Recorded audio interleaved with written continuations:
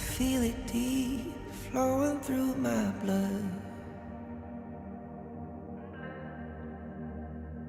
Rising up to become someone,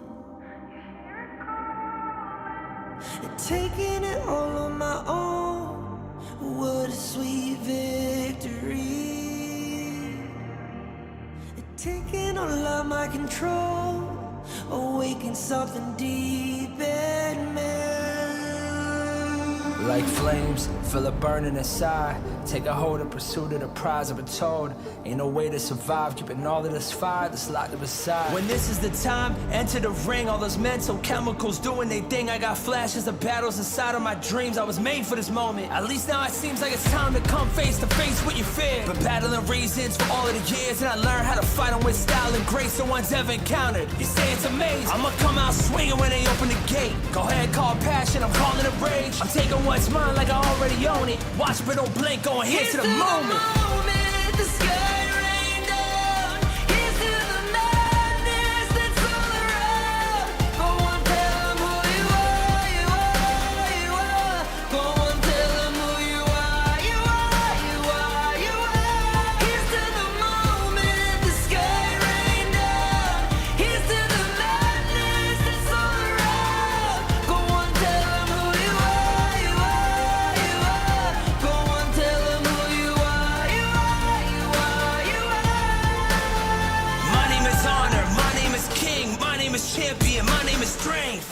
Tell them who you are. My name is Pentakill, you think it's strange? My name keep ringing inside of your brain. I hear it every night. Here's to the moment the sky rain down. Here's to the madness that's all around. So tell them who you are, you are, you are. Go and tell them who you are, you are, you are. Here's to the moment the sky rain down. Here's to the madness that's all around. Go on, tell them who you are, you are, you are. Go on, tell them who you are, you are, you are, you are. Here's to the moment the sky rain down. Here's to the madness that's all around. Go on, tell them who you are, you are, you are. Go on, tell them who you are, you are, you are. Go on, tell them who you are, you are, you are.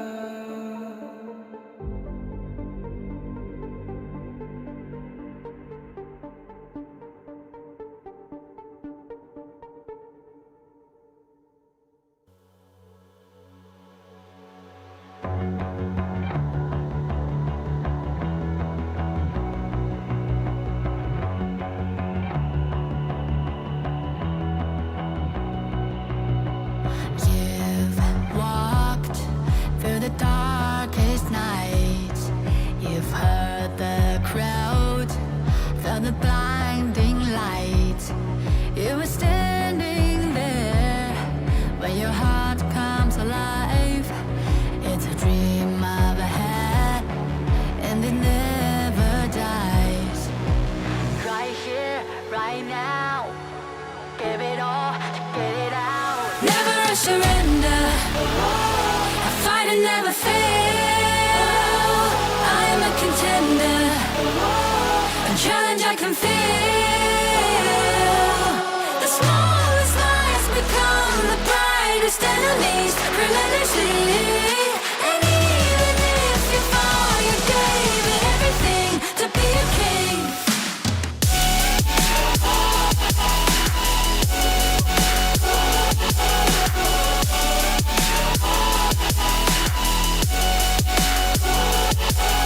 The smallest lies become the brightest enemies, relentlessly.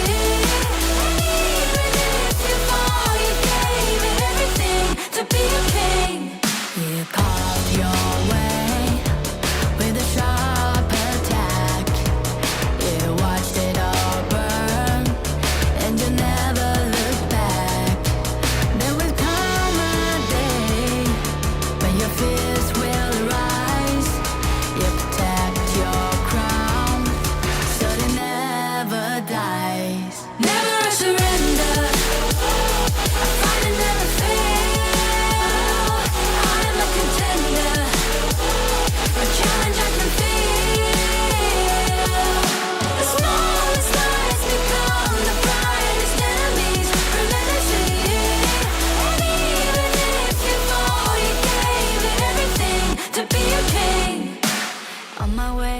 on my way, find my way, find my way, on my way, on my way, dream my way, dream my way, never a surrender.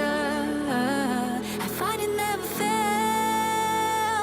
I'm a contender, and challenge I can feel. The smallest lies become the brightest enemies. Criminality, and even if you fall, you gave it everything to be a king.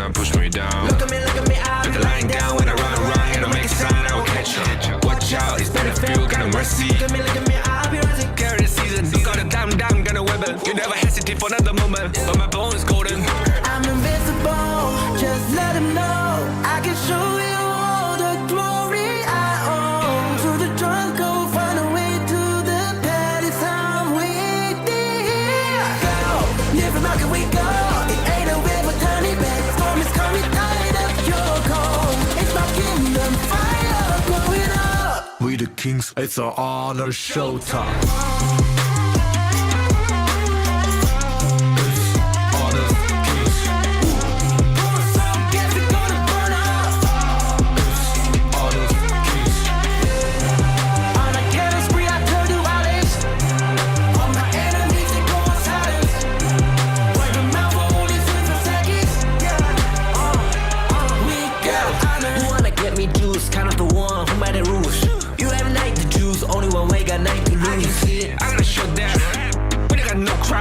We barely five as one, crashing pieces you can cheat. First blood, double trouble, then I take a pen, I kill.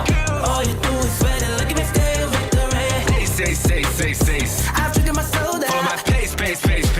We the champions, screaming, I'm invincible. Just let them know I can show you all the glory I own. So the drunk go find a way to the palace I'm waiting. Go, live from how can we go? It ain't a river, tiny bit. Storm is coming, tired of your cold. It's my kingdom, fire, blow it up. We the Kings, it's an honor showtime.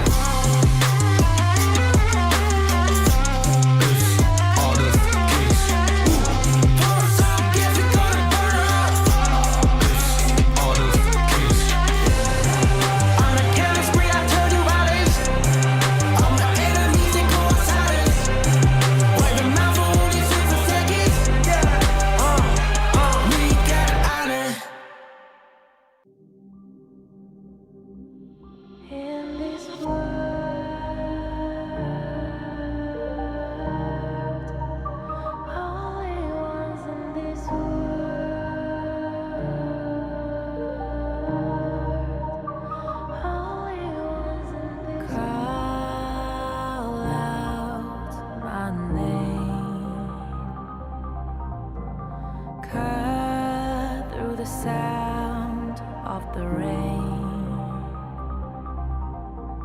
No matter how I feel the flame, you know I feel the darkness and the pain. All of the ways we try.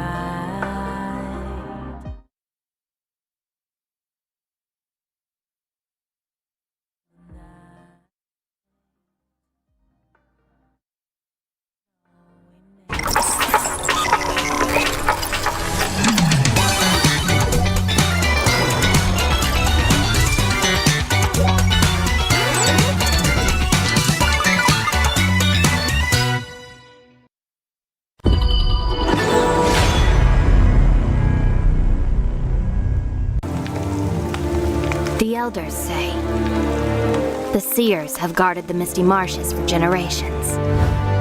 We are losing everything, just as I did. Sinking into darkness. My old self is already buried. How amusing. This eternal, blissful heaven. What a beautiful little bubble. I can't wait to pop it with my own hands.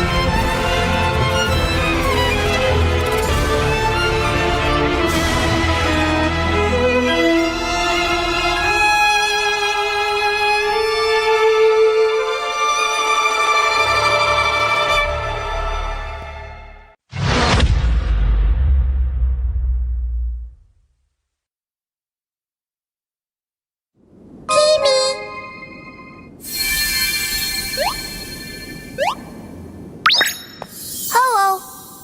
I'm a spriteling. This world is so strange. Happy people are colorful. So beautiful.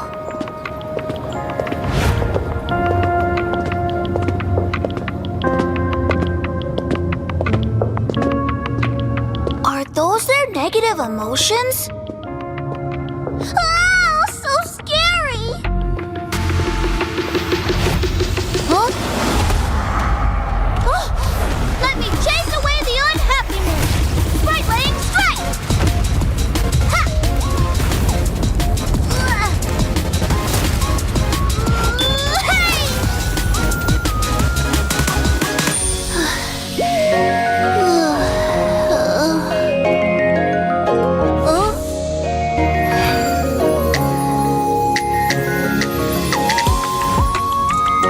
I'm a spriteling. With me around, you'll never be unhappy. Ow, that hurts. Thank you. Let's be friends. Get him! Get him! It's fine. Let's play another match. Charge! Welcome to the world of spritelings. I'll take you to our annual Spriteling Festival. Enjoy HOK and release your unhappiness. The world can't be without spritelings.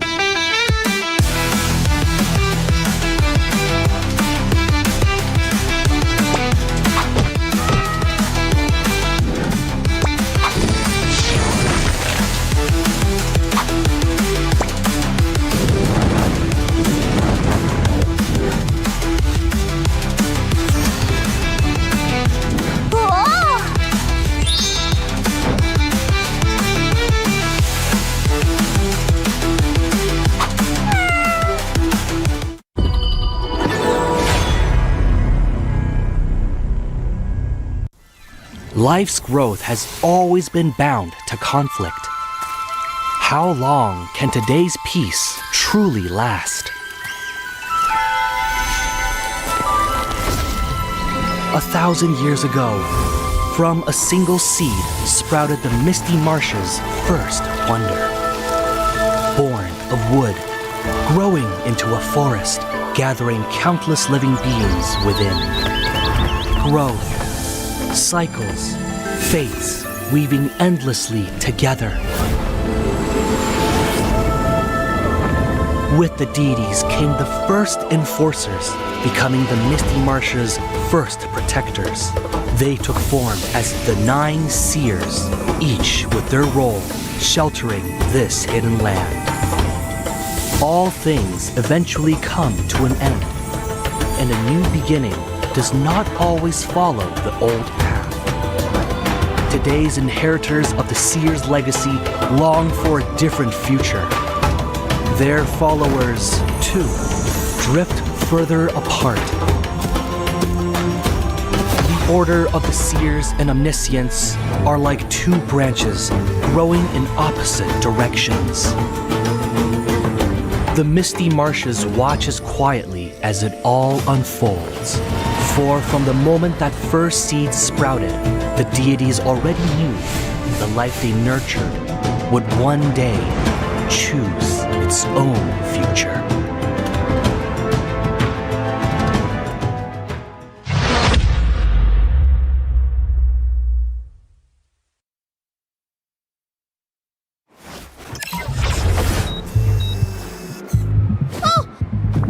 I'm definitely late! Woo!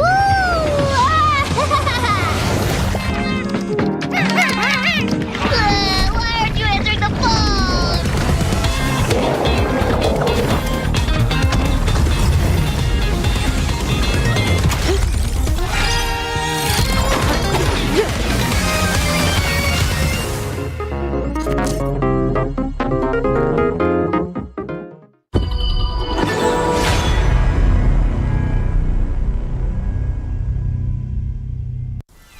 Life's growth has always been bound to conflict. How long can today's peace truly last? 1,000 years ago, from a single seed sprouted the Misty Marsh's first wonder. Born of wood, growing into a forest, gathering countless living beings within. Growth, cycles, fates weaving endlessly together. With the deities came the first enforcers, becoming the Misty Marsh's first protectors. They took form as the 9 seers, each with their role sheltering this hidden land. All things eventually come to an end, and a new beginning does not always follow the old path. Today's inheritors of the seer's legacy long for a different future. Their followers, too, drift further apart. The Order of the Seers and Omniscients are like 2 branches growing in opposite directions. The Misty Marshes watches quietly as it all unfolds. For from the moment that first seed sprouted, the deities already knew the life they nurtured would one day choose its own future.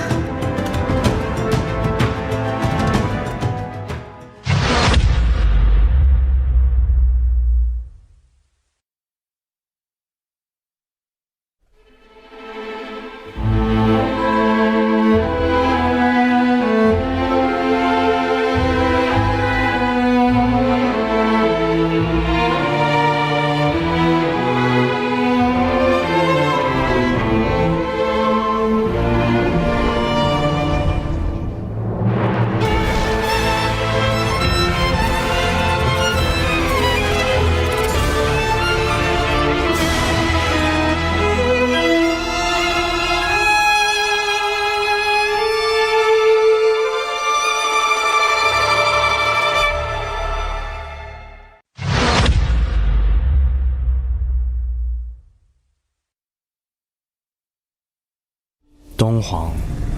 Recently, a mysterious stranger has been seen about the Misty Marshes. Oh, her. She's an old friend of mine. And she was once the seer, Austrin. Austrin, the seer who once led the bird tribe to repel invaders and protect the Wonder. But didn't she fall in battle back then? Yes, but it seems she's somehow returned from the dead, and she's given herself an interesting new name, Umbrosa. It's exciting, isn't it? Returning back from the dead. What will she bring to Misty Marshes? After all, her current self is completely different from before. The bird tribe girl I remember was pure and proud, forever bathed in light. But now, even from far away, I can sense the darkness and death clinging to her. Looking like this, it's no wonder no one recognizes her as the Austrian of old. Even the weapon she wields now is unlike those bird tribe past. Feather blades dyed in blood, sharp beyond measure. It said the bird tribe are born war dancers. In battle, they move with a dancer's grace and agility. But from her, what I feel is madness? That's right.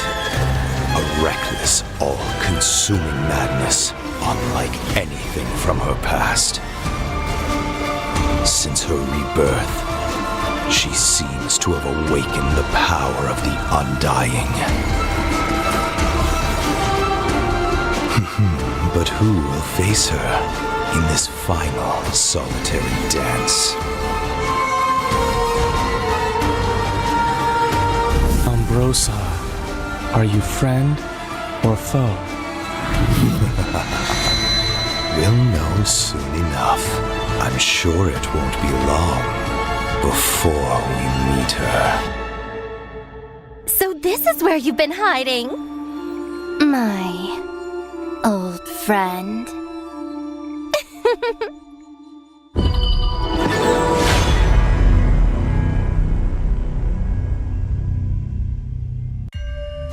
This is her passive ability. Each basic attack applies a mark on the target.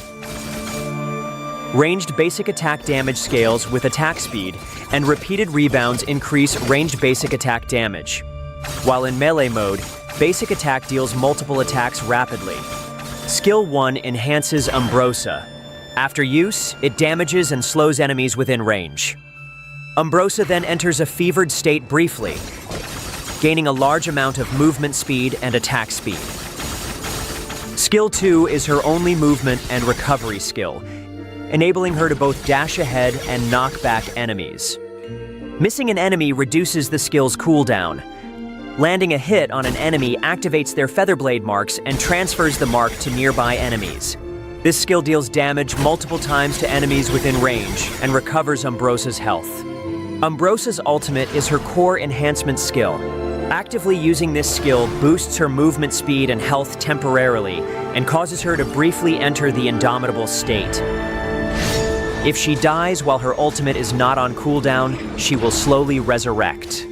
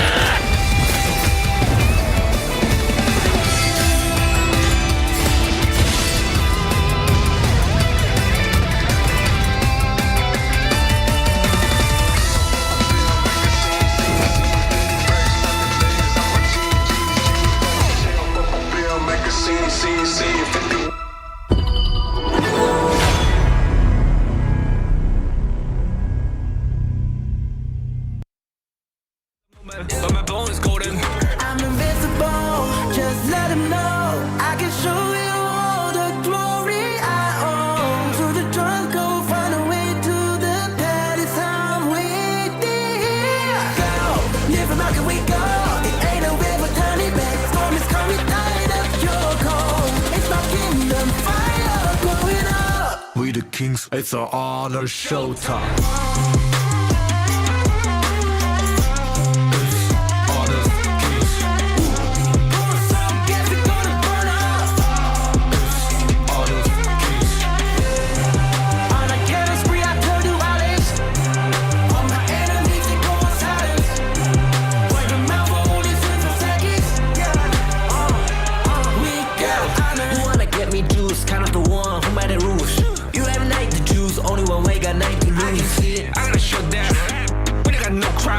We bout it, 5 as 1, crash in pieces, you can cheat. First blood, double trouble, then I take a pen, I kill. All you do is sweat and look at me still victory. Say. I've triggered my soul down. For my pace. We the champions, screaming, I'm invincible. Just let them know I can show you all the glory I own. So the drunk go find a way to the pad, it's time we did. Go, live and rock and we go. It ain't a river, turn it back. Storm is coming, tired of your call. It's my kingdom, fire, blow it up. We the kings, it's an honor showtime.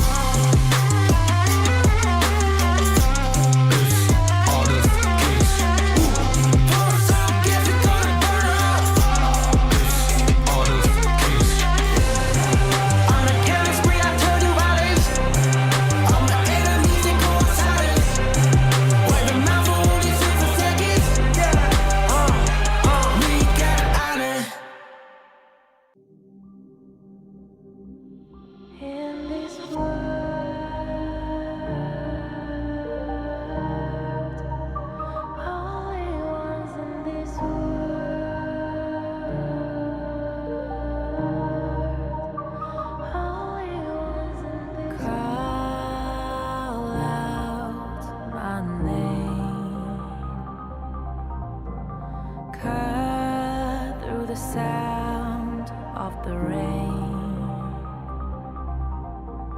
No matter how I feel the flame, you know I feel the darkness and the pain. All of the ways we tried to break free from the night, you know we made it out, we found the light. I fly so high, light up the skyline. Let's do it this time, like it's a whole new vibrant world.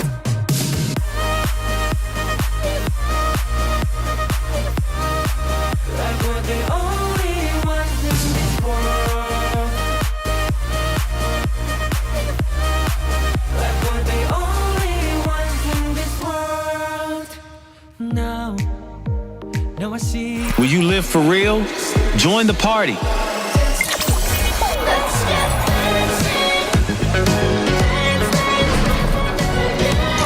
Make the whole street a party and add disco balls.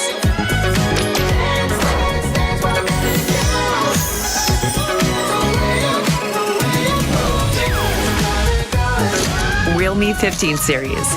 Live real in every shot.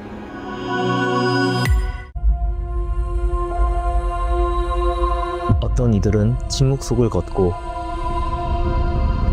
또 다른 이들은 천둥을 뒤에 이끌며 걷는다.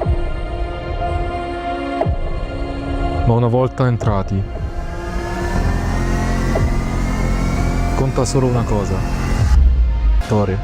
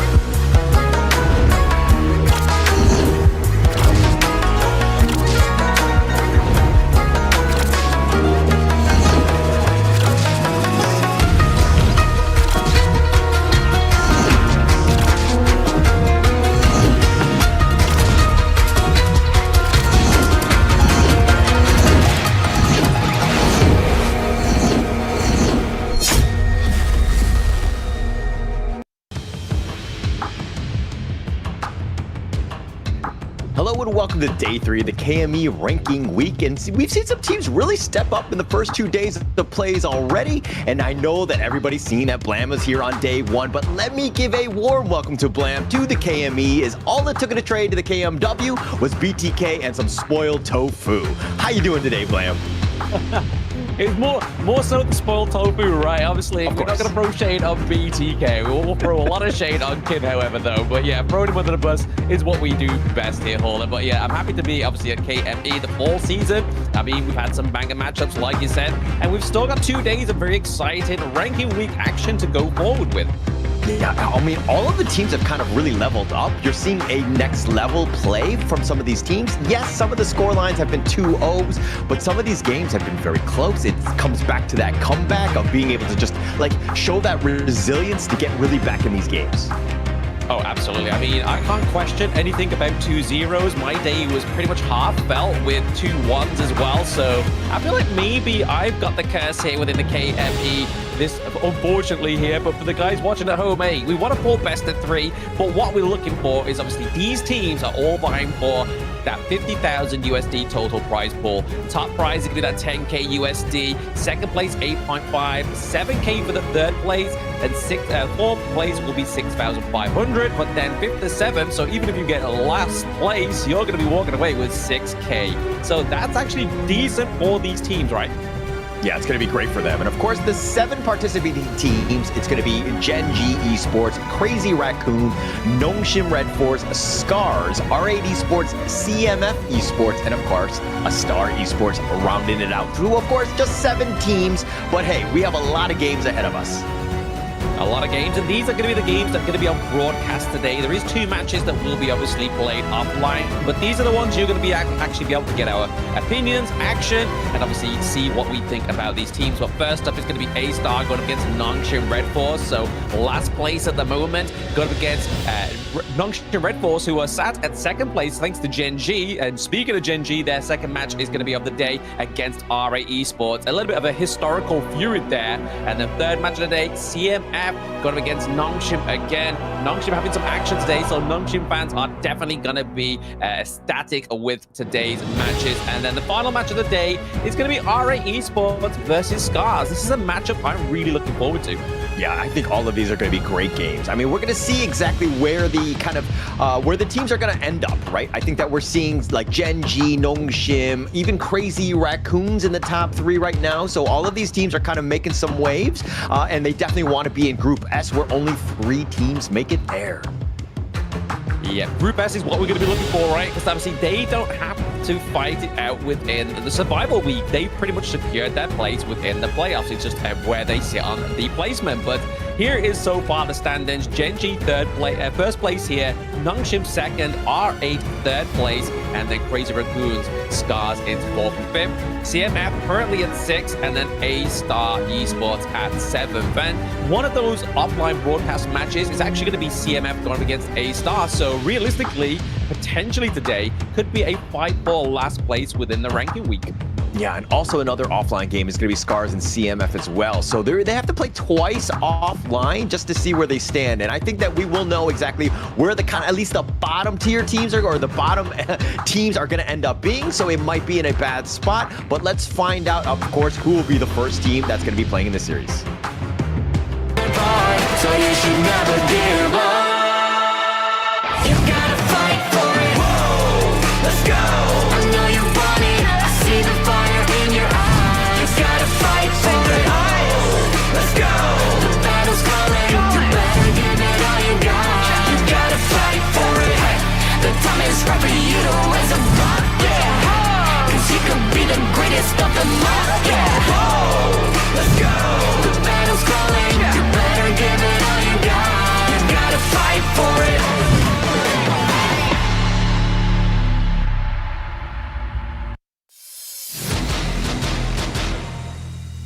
So this is the first team today, guys. It's going to be A-Star Esports, the Astromancers, and they are played with by Abdo, Jingtian, Vio in the mid lane, Mirage in the far lane, and Zug Zwang into the bot side of the map. He is their roamer.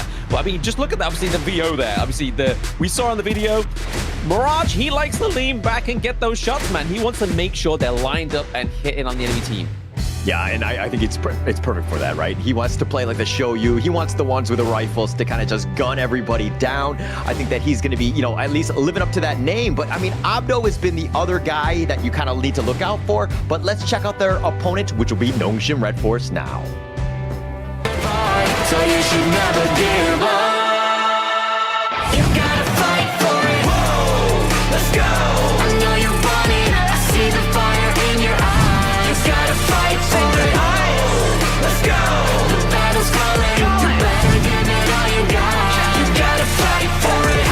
The time is right for you to raise a bar. Yeah. Cause you could be the greatest of them all. Yeah. Let's go. The battle's calling. You better give it all you got. You gotta fight for it.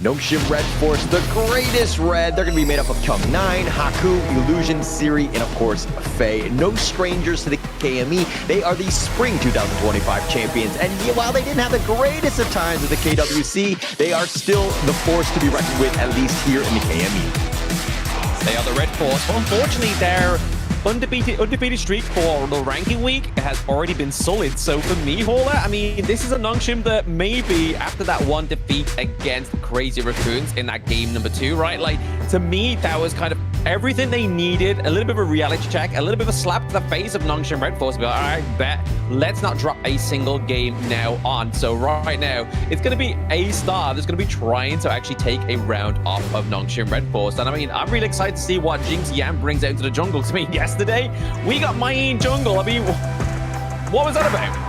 Yeah, that was all about the Fade. They were trying to use it in a weird way. I mean, some people might have said that they might have, like, maybe drafted incorrectly, pressed the wrong button. I think that there was some logic to the pick. I mean, Witsaki was talking about it yesterday about being able to pull it off the ledges, and then you can kind of play around with, you know, the Fade that he's, like, bouncing all over the place. You need that control, and then definitely add that. But unfortunately for Star Esports, not able to really hit their stride, and they've kind of been struggling throughout the KME. And again, they didn't really win out that game, but I mean, the potential is always there. The potential is always there, to be honest, because I mean, they did actually go blow for blow against Gen.G as well, right? Like, they actually managed to bring Gen.G to a 2-1 scoreline, so the only defeat that Gen.G has actually had is from this team. So realistically, there is still a potential that Nongshim can actually falter here to A Star Esports. But we're going to get onto the BP of game number 1. So Dharma, Mai Shiranui, typical bands we're going to be seeing here. More than likely, the Ali coming through, as well as potential to pay. Yeah, the Dharma right now, the third most picked hero in the KME thus far. It just had so much control, and it's definitely one of those things that you kind of want to just get rid of, right? Especially to start things off. A Star also doing a little bit of research and realizing that actually Illusion, his hero, is going to be the Mai. So they definitely respect ban on that one.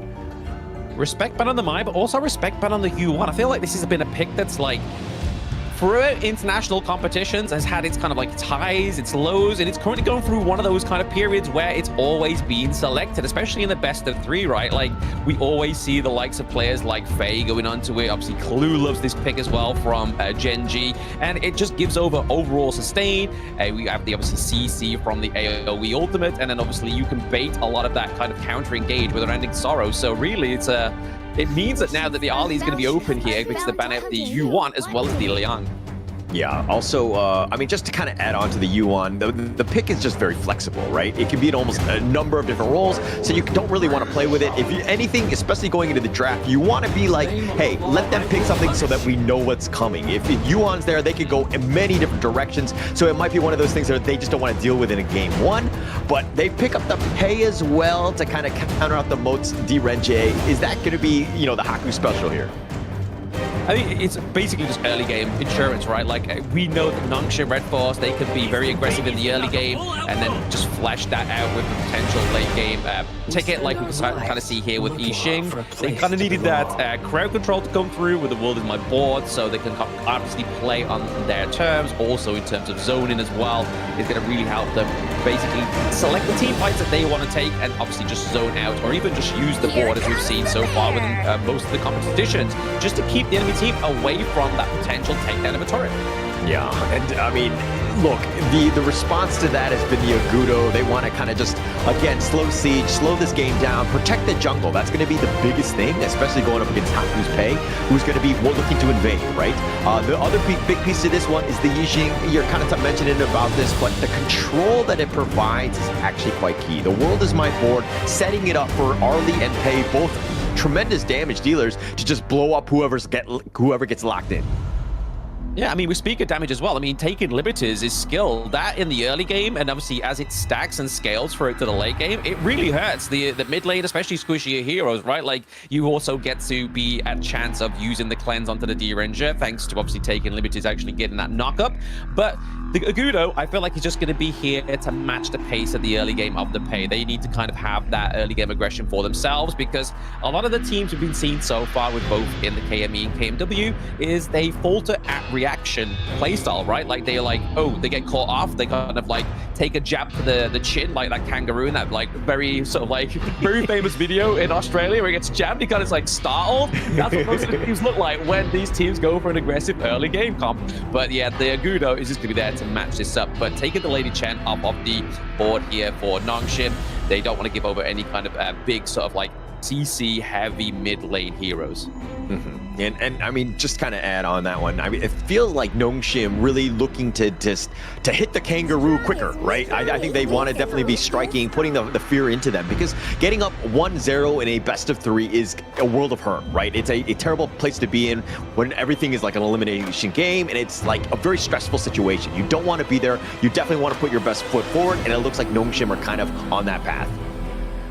They are exactly right. That, I mean, they've definitely got the late game now with the Charlotte as well as the Yixing, but they've also got that great pairing. I mean, it's not quite the Zhongfei and Yixing kind of like team fight combo we used to see, but the Lianbo with the Tremor Smash means that you're going to get that massive AoE knock up into these team fights. And I mean, if you're going to be committed into a team fight and you have Lianbo there, it's going to be a good thing for the side of Nongshim, right? Of course, but not only that, Lianbo, great kind of brush checker as well. So if you've got kind of squishy heroes like the Ali, like the Pei, you're just going to send Faye into it. He can get it with a burst ramp, get back out, and kind of get that check on the intel for his teammates.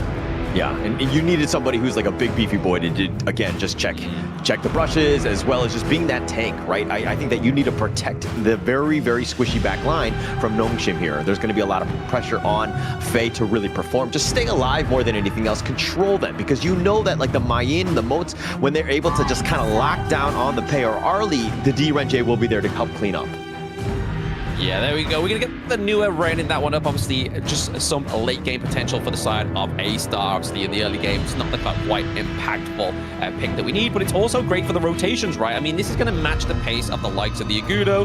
Agudo has a very good, fast wave clear into the jungle. You have the emergence from the newer, so we're potentially going to be seeing VO try and give a lot of pressure down to the bot side of the map, trying to stop the curve of the Ali as well. Yeah, the biggest thing about A-Star, though, is that they have wave clear. Like, they could indefinitely extend the game. As long as they're staying alive, they're not getting caught out, they'll be able to just slow the game down, give time for, you know, the VO to get that farm, right? I think that it's going to be that one. But, of course, this is the first series of the day, the first game. Like, looking at these drafts, though, Blam, who do you give the edge to? I mean, early game, definitely giving the edge over to Nongshim here. We're going to be seeing Haku probably very aggressive, maybe even go for that kind of like level 1 invade into the enemy jungle. Potentially we'll see a counter maybe here, because obviously Agudo, we'd like to go for the blue buff, the Azure Golem, to get obviously the cooldown reduction. But speaking of cooldown reduction, we have the official gaming phone, which is the Realme 15 Pro.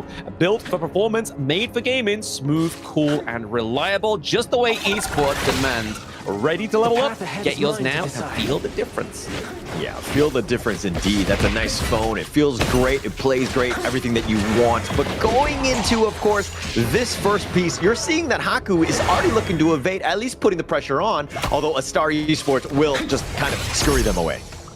Yeah, this is what I was talking about, right? Like, Agudo normally starts off at the Azure Golem, looks to obviously take that, but knowing the intel, the experience of Nongshim, they were going to go and invade the red, so he had to go up there anyway, so he made sure he claimed that for himself, and now he can go back to obviously just going back to that same kind of mojo into the early game jungle, just getting that clear, nothing contested, nothing being taken away just so yeah. Yeah, just kind of a little bit of a scouting expedition more than anything else. Seeing what's there. Are they going to rotate? Star Esports actually have rotated in. So again, Nongshim, they were just like, okay, we're not going to risk it. There's really no point. Let's just go back and play conservatively. But that was a little bit of wasted time by Haku as he had to move around the map a bit.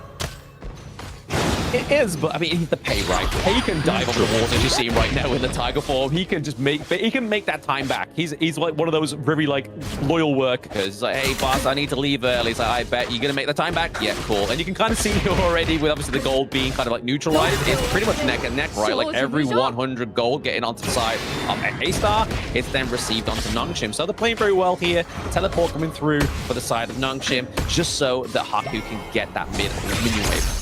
Yeah, and Mirage here just by himself, at least for now. Zugzwang is joining the fight, but VO was potentially looking to kind of, make that rotation. But here's the emergence. They're going to go right on top. They're taking liberties right on top of him. He's actually going to have to flash away. Abdo does get to safety, but now a Star trying to protect their jungle. These are Arbors. Yeah, I mean, they committed quite a few ultimates there. Obviously, we saw Illusion use the wall in my board. We obviously had the degradation from the Charlotte as well. But really, that was the job of Abdo, right? Like, this is the Mayin. She's very slippery. She has that CC immunity. She can just backflip out of those sticky situations. Because really, we're looking at the lockdown from the Yixing to keep that Mayin in place. But Abdo played that very well. Yeah, Abdo, man, for me, he's been very impressive the past few days. And I mean, they don't have the score line or the wins to really kind of showcase what he's done. But Abdo has really been playing next level. He's really kind of picked up this team, so to speak, because of his play. So he's the guy that you always need to be careful. Sometimes he gets ambushed 2v1. He comes out on top. Yeah, I mean, he is in, right? I mean, he is the key player of A-Star Esports. This is a player that's had experience since 2022, being part of, obviously, Yala Esports as well. So he's got the time on the gorge, right? So he's definitely showing that he is the stand-up player within A-Star. So really, we're going to be looking towards him to give his experience over to some of these younger players that are currently on the gorge, like Jing Tian, right? Like, we know nothing less about him than he's got 350 stars within ranked, right? I mean, that's 250 stars more than Kindo Fu, but is it going to be enough to get a victory against Nongshim? Yeah, I mean, we're going to have to find out. I think it's not all about stars at the end of the day, but it's all about that team playing well with one another. I think that's the biggest thing we've learned is that some of the teams individually, mechanically sound, right? They're completely solid. They understand how to play the game, but sticking together and playing with timers, understanding where you need to be as a team has been really the biggest differential. But they go in and they try to go for Mirage. It takes a lot of damage. He's going to be fine.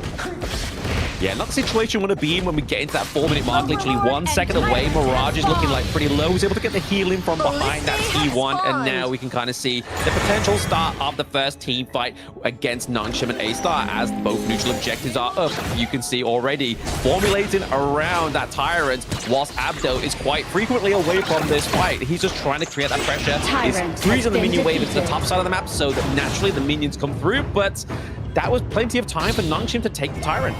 Yeah, plenty of time. And I mean, Nongshim even took their time where they wanted to get the red buff before, but now Haku in the probably the worst spot you could be, but he's looking to get the gank onto Jingtian. He's in a bad spot. He pounces away, and now Abdo's on the chase, wants to get him. They have the board set up, and they find Haku. He's going to give up first blood. Abdo with that nice rotation gets that kill.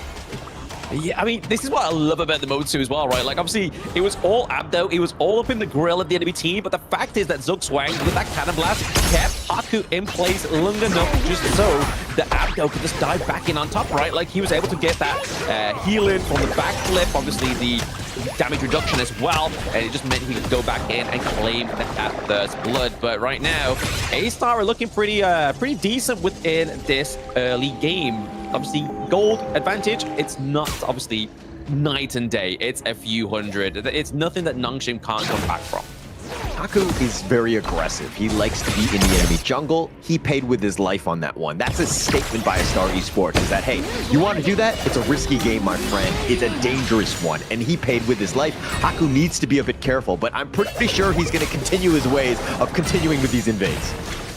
Yeah, I feel like definitely A-Star, thanks to the Agudo, thanks to obviously the way that they're setting up these team fights and getting these kind of like prime pickups onto Haku. Obviously, in the early game, they managed to kind of like halter his farm rate. They've got the first blood onto him. And it's really nice to see that Jing Tian's actually picked a jungler that's quite meta, right? Like you can see here, Agudo is still one of those top picks, and it's proven here for A-Star. Wolf being committed.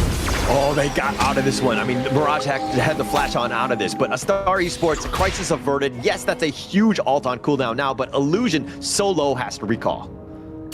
Yeah, exactly right. So T1 up to the top side of the map was taken by A-Star, but it was actually reflected nicely down to the bot side. So farm lane T1 being taken down there. So really, we're going to be seeing Mirage have a little bit more of a different positioning onto the Gorge right now. So he's no longer got that safe space into the bot side of the map where he can farm up.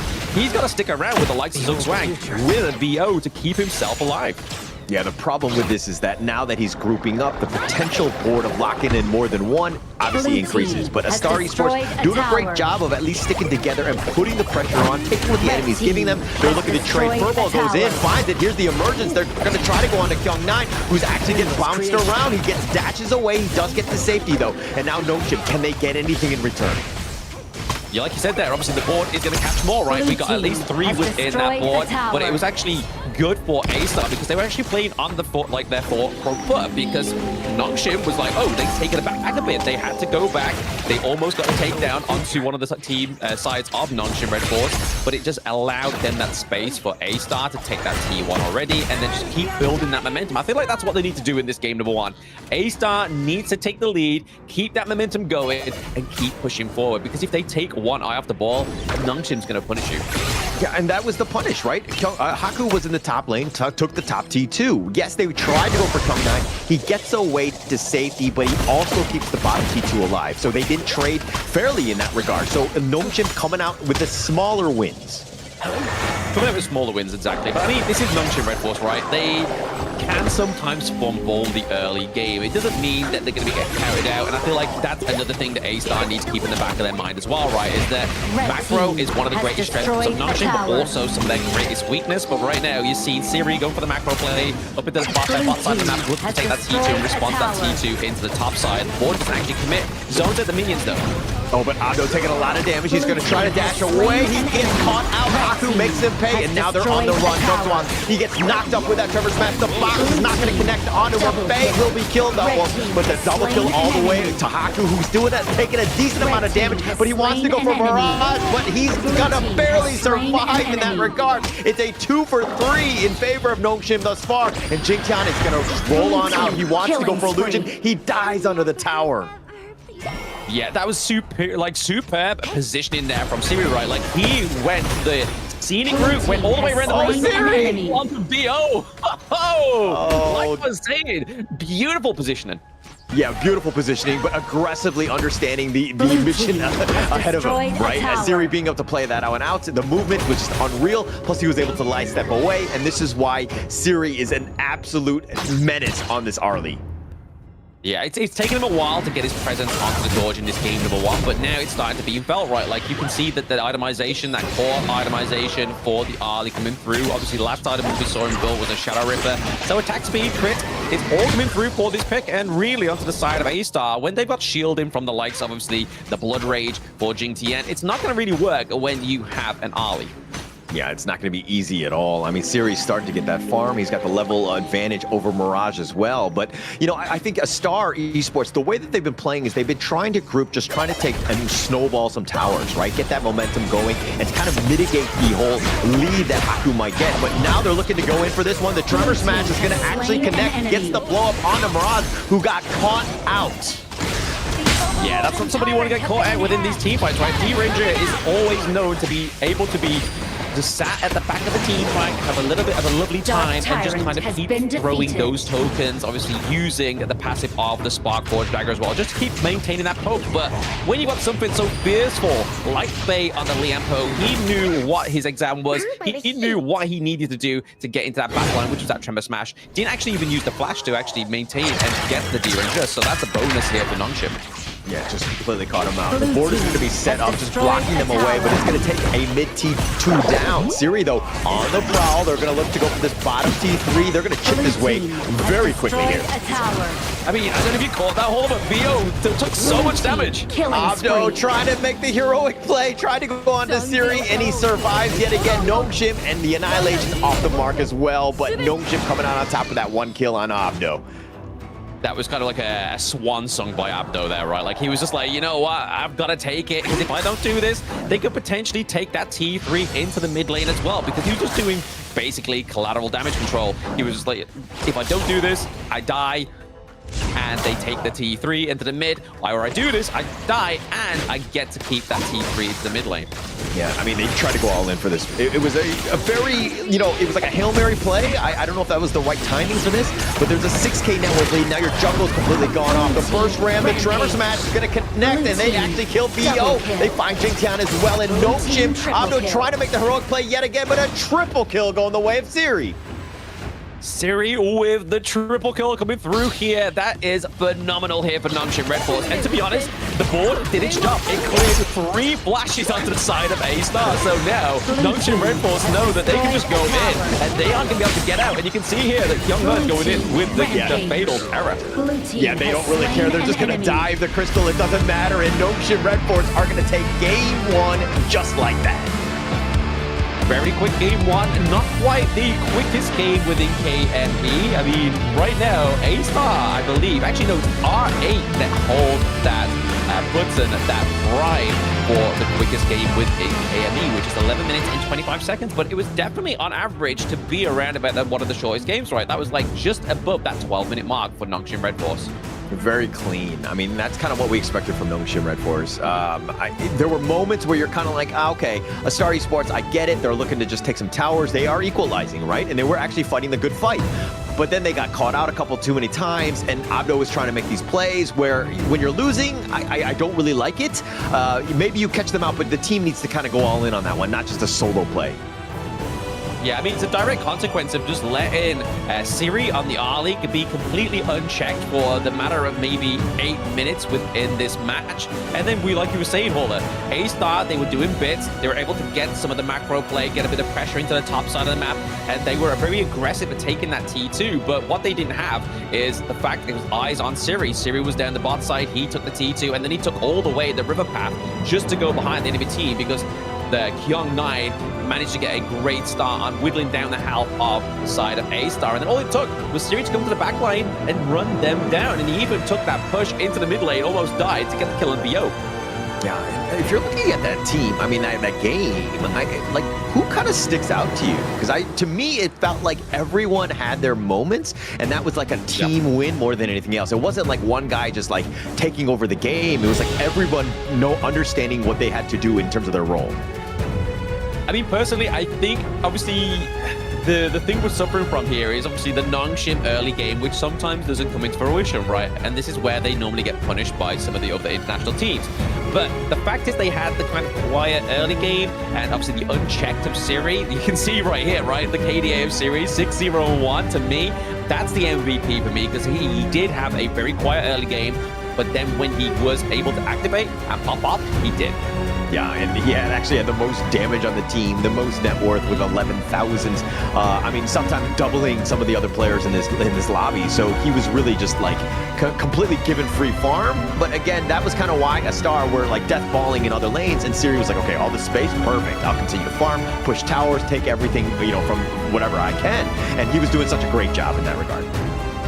Absolutely. I mean, Gold Digger with that 11.5k gold lead, right? I mean, that's a lot of gold onto your enemy's marksman, right? Mirage suffering there with 7k. I mean, especially with DRNG when you're looking to build those defensive items. But you can kind of see here, there was little glimmers of hope for A-Star. You can see that the gold graph ever so small. I mean, you need a magnifying glass at certain points within this game past that 4-minute mark to see that lead. But they were still maintaining around about that 100 gold lead ever so and then. But it was just that fight towards the top side of the map that really just opened it up. And you can see here, there was not many neutral objectives actually being taken. It was only one Tyrant, one Shadow Tyrant. The Overlord got no action.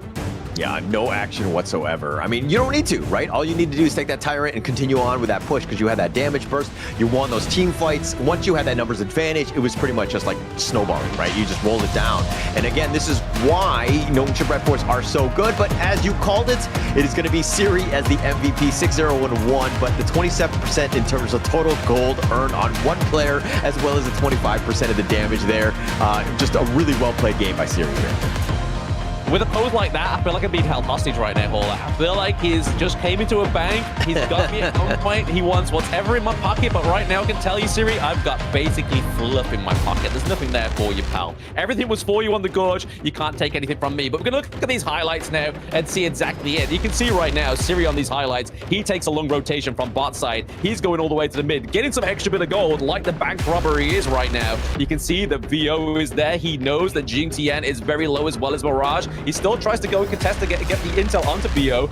Almost takes a lot of damage there, but uses the paracel over to the wall, gets the takedown. But it was just these beautiful moments where they would exhaust so many common skills from the side of A star that it just meant that Nongshim had the intel and they could click green light go. Yeah, green light go. I mean, it was once you had that board set up, then you were like trying to hit with the wombo combo with the tremor smash. Like it was just like go at them. And again, Star Esports were just on the run. You know, it's a very scary moment when you see all of these big ults being used on you, and they really didn't have any answers for that. They didn't really want a team fight because they were a death ball lineup and they don't want to be grouped up, which is a very weird thing to be in. Yeah, exactly. It's the one weakness they had, and they found themselves falter into that weakness towards the end of that game. But Nongshim Red Bull has taken that first point onto the board, looking very decisive, especially that mid to late game. I mean, we say late game, it got to 12 minutes. It was borderline late game, but it was the right time. It's all about timers. Like the comment you said earlier, Hauler, is that some of these teams, they are good at obviously getting the scraps. They like to have the team fights, but they don't take into mind and consideration these timers onto the enemy team, so they're not really playing to their full potential, which is a big learning curve for some teams. Yeah, but how do they extend the game? They need to slow it down. I mean, we're going to have to see exactly how they bounce back. But first, let's take a little bit of a break. We'll be right back.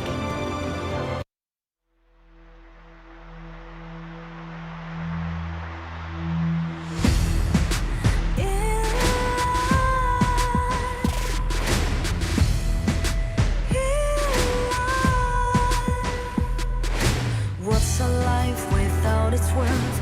Compromising with what hurts inside. When you let fear decide your fate, you don't choose which path to take in life. In life, I'm finally letting go of everything that still holds me. I'm against the odds, but I won't give up, 'cause it's my time to shine. Standing in the spotlight, and no one let me down. Destiny is calling high. I'm not afraid to fight for everything I love. Victory's on my side.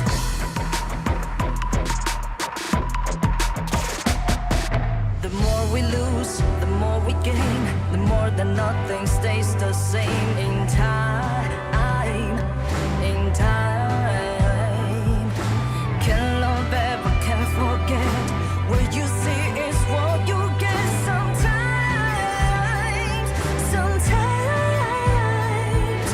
gonna show the world tonight. The light that shines inside us. We're against the odds, but we won't give up, 'cause it's our time to shine. Standing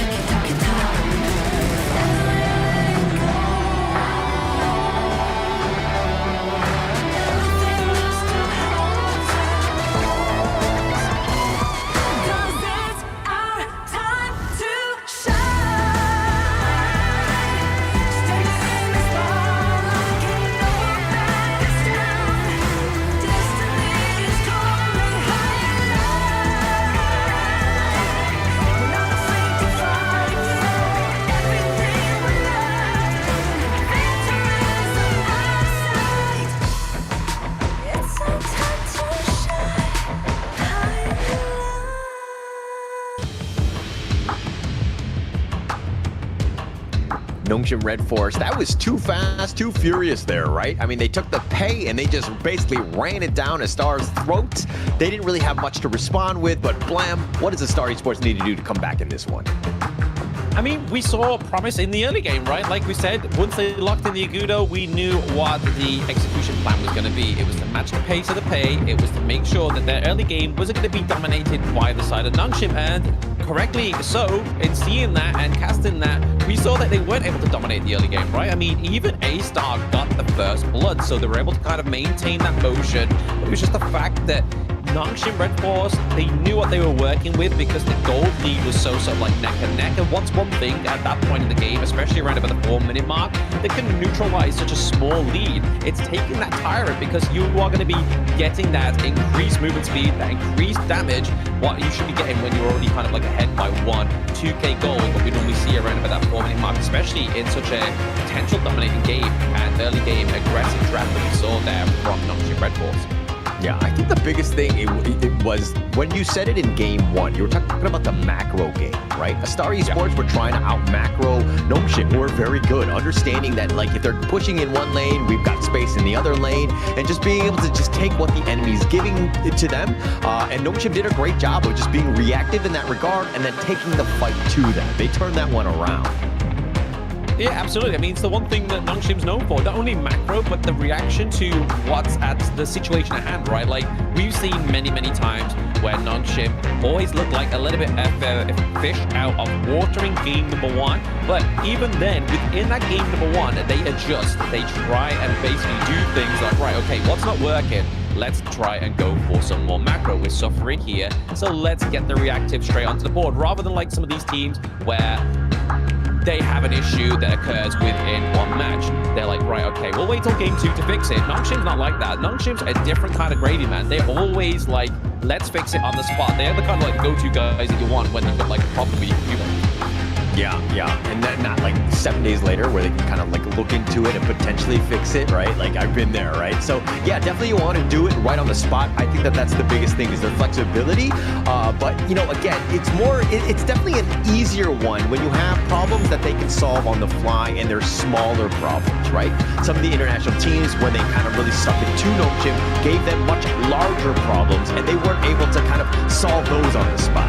It took them 7 days. Yeah, exactly. Yeah, it was a 7-day turnaround. They asked if you turned it up and on again, and many times we tried turning it up and on again. It just didn't work.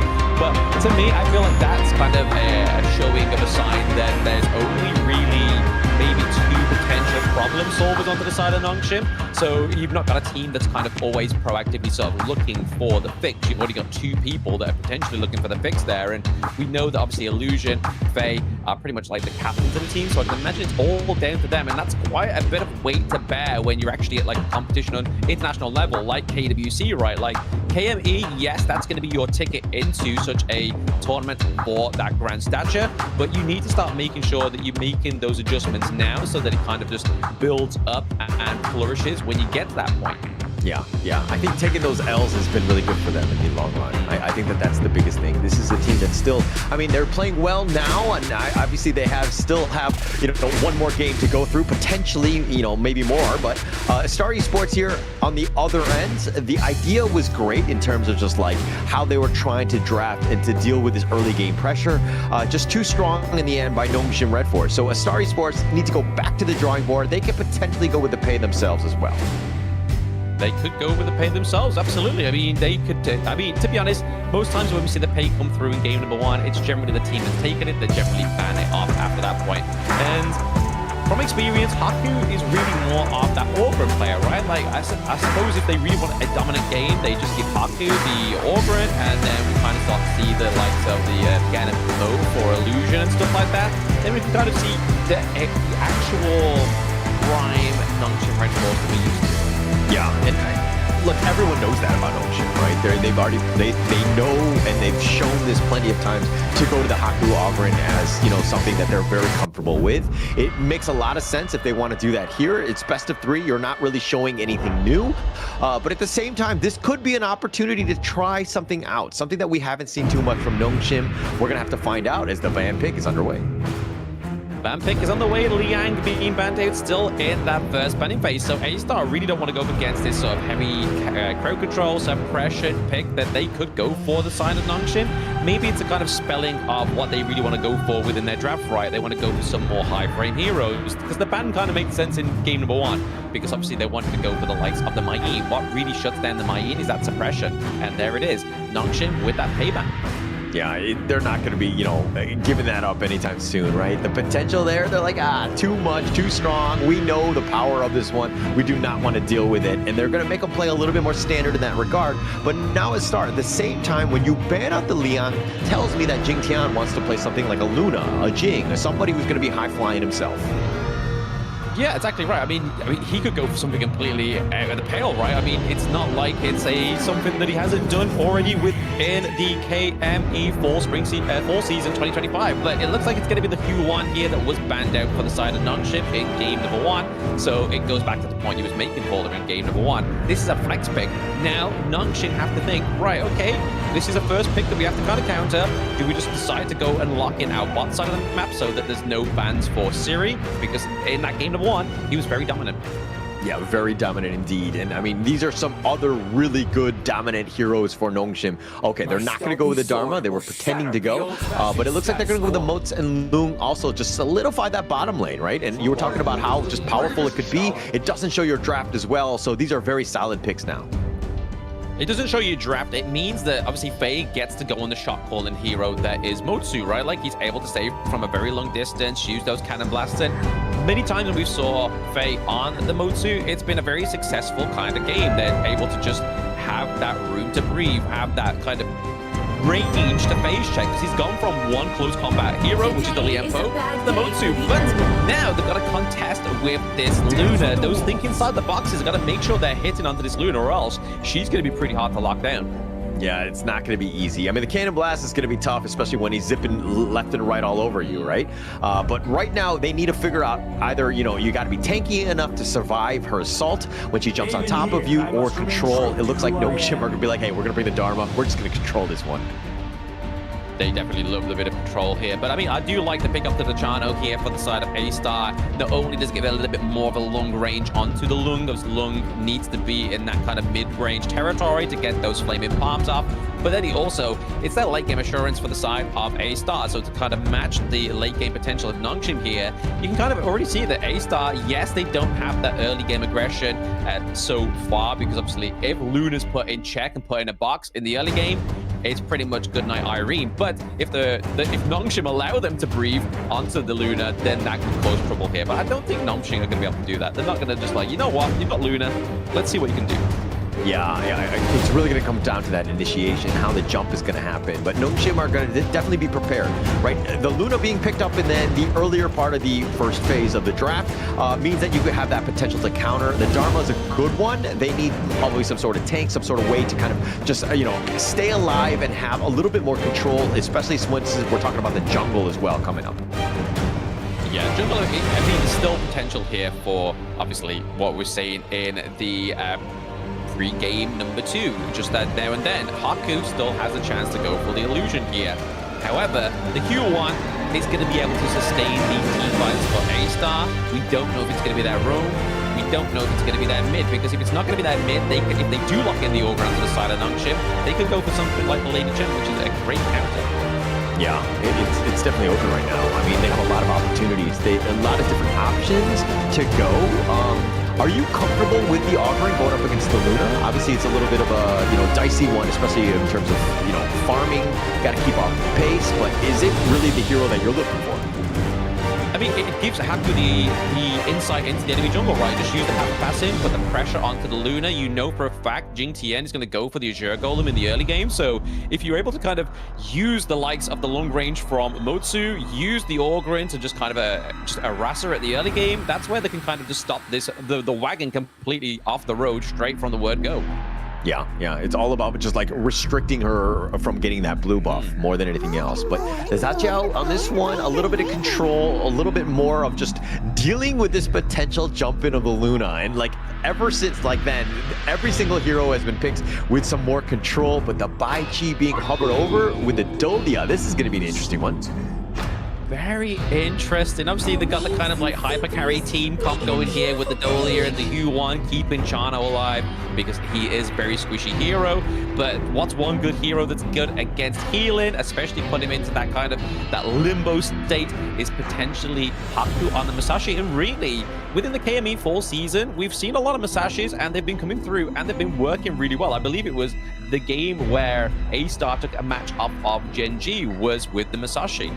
Yeah, they had a great time with that one. I mean, that's the biggest thing, right? The Musashi is just like a homing missile, and plus Luna trying to get away might be a bit of an issue, considering Haku will be looking to prioritize as much as possible. If we're looking at control, it doesn't really have too much. I mean, Baichi, yes, but it's not the easiest one to hit.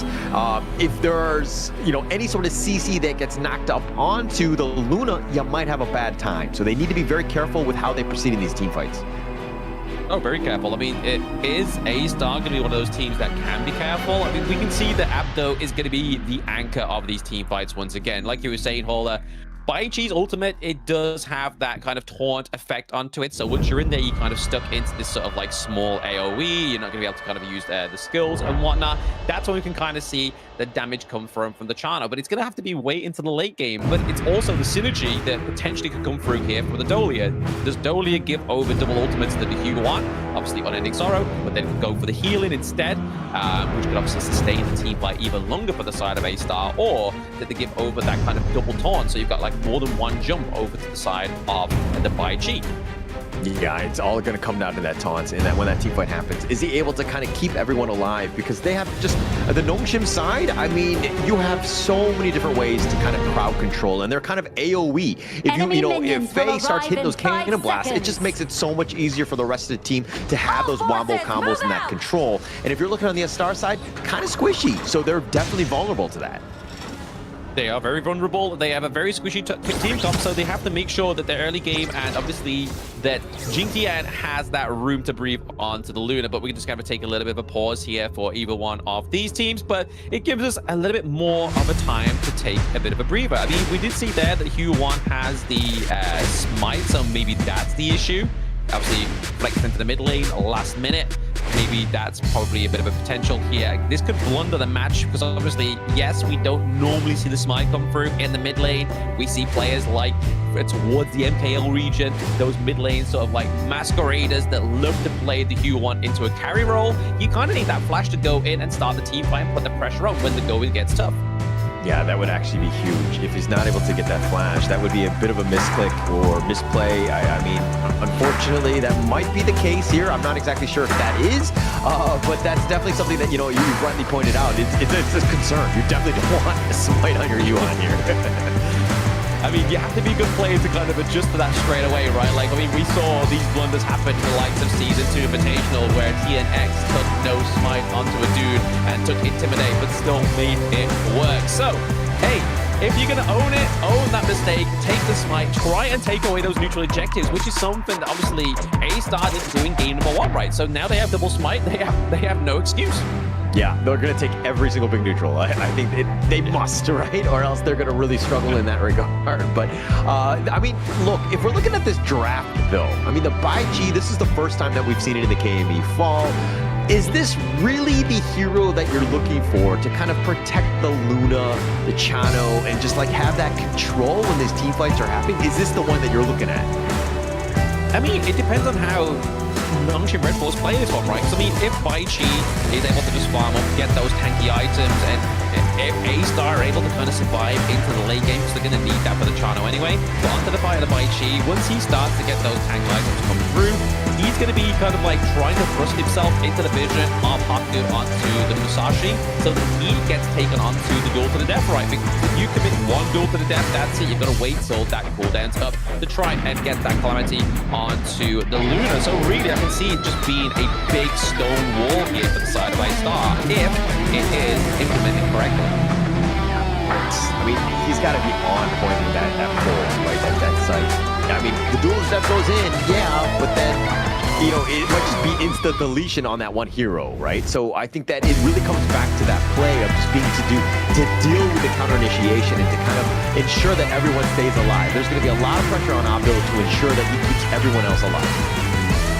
Yeah, definitely insurance on Abdo to keep everybody alive, because he's going to be kind of like not only the bricks and mortars to this house that is a starring game of the two, he's also going to be kind of like the anchor to try and bring down the side of Nongshim Red Force, because you can kind of see a little bit of synergy here, right? Especially if it's implemented correctly. You can have obviously the dive in, or you could all start off with a moving piece that is U1, right?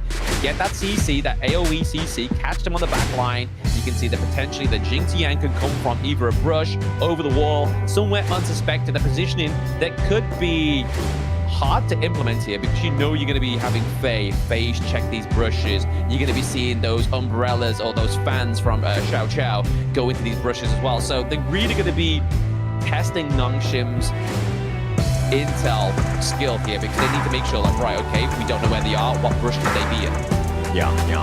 It's going to be the vision game, super key, right? So it comes back to more the roamers for me. Really, Faye, is he going to be able to kind of keep off the pace with Zugzwang, ensuring that they, again, have that intel up for that initial jump, because it's a huge advantage being able to just kind of get in and to get onto one of those squishies, because if we're looking at both sides, they're kind of vulnerable. They need to play very carefully and ensure that they stay alive and just, again, cycle their spells as much as possible and to stick around.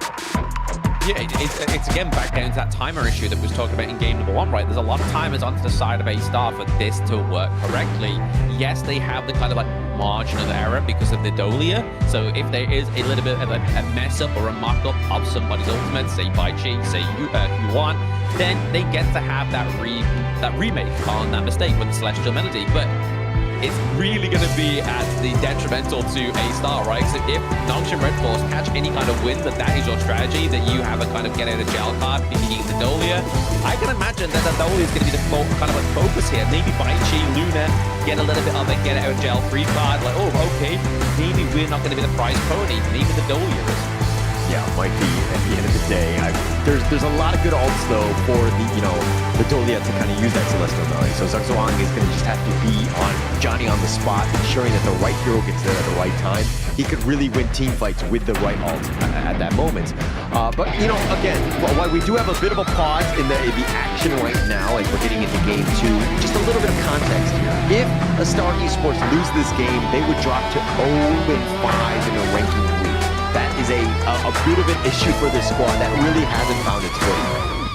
Oh, massive issue. I mean, to be honest, like I did name them the ragtag team of the KME. Yes, they showed a little bit of kind of like promise in game 1 where they took that round from Genji, but like you were saying, Hola, that's the only round they've taken from a team this far. So they've really been kind of like actually no, they got the second round from somebody else, another team here. So it's not like they aren't trying their best. It's kind of like you're seeing a new team, you're seeing the synergy potentially sort of coming through and seeping through. But within the format of the Major East League and the Major West League, obviously we only really have those the 3 weeks, right? We have the ranking week, we have the survival week.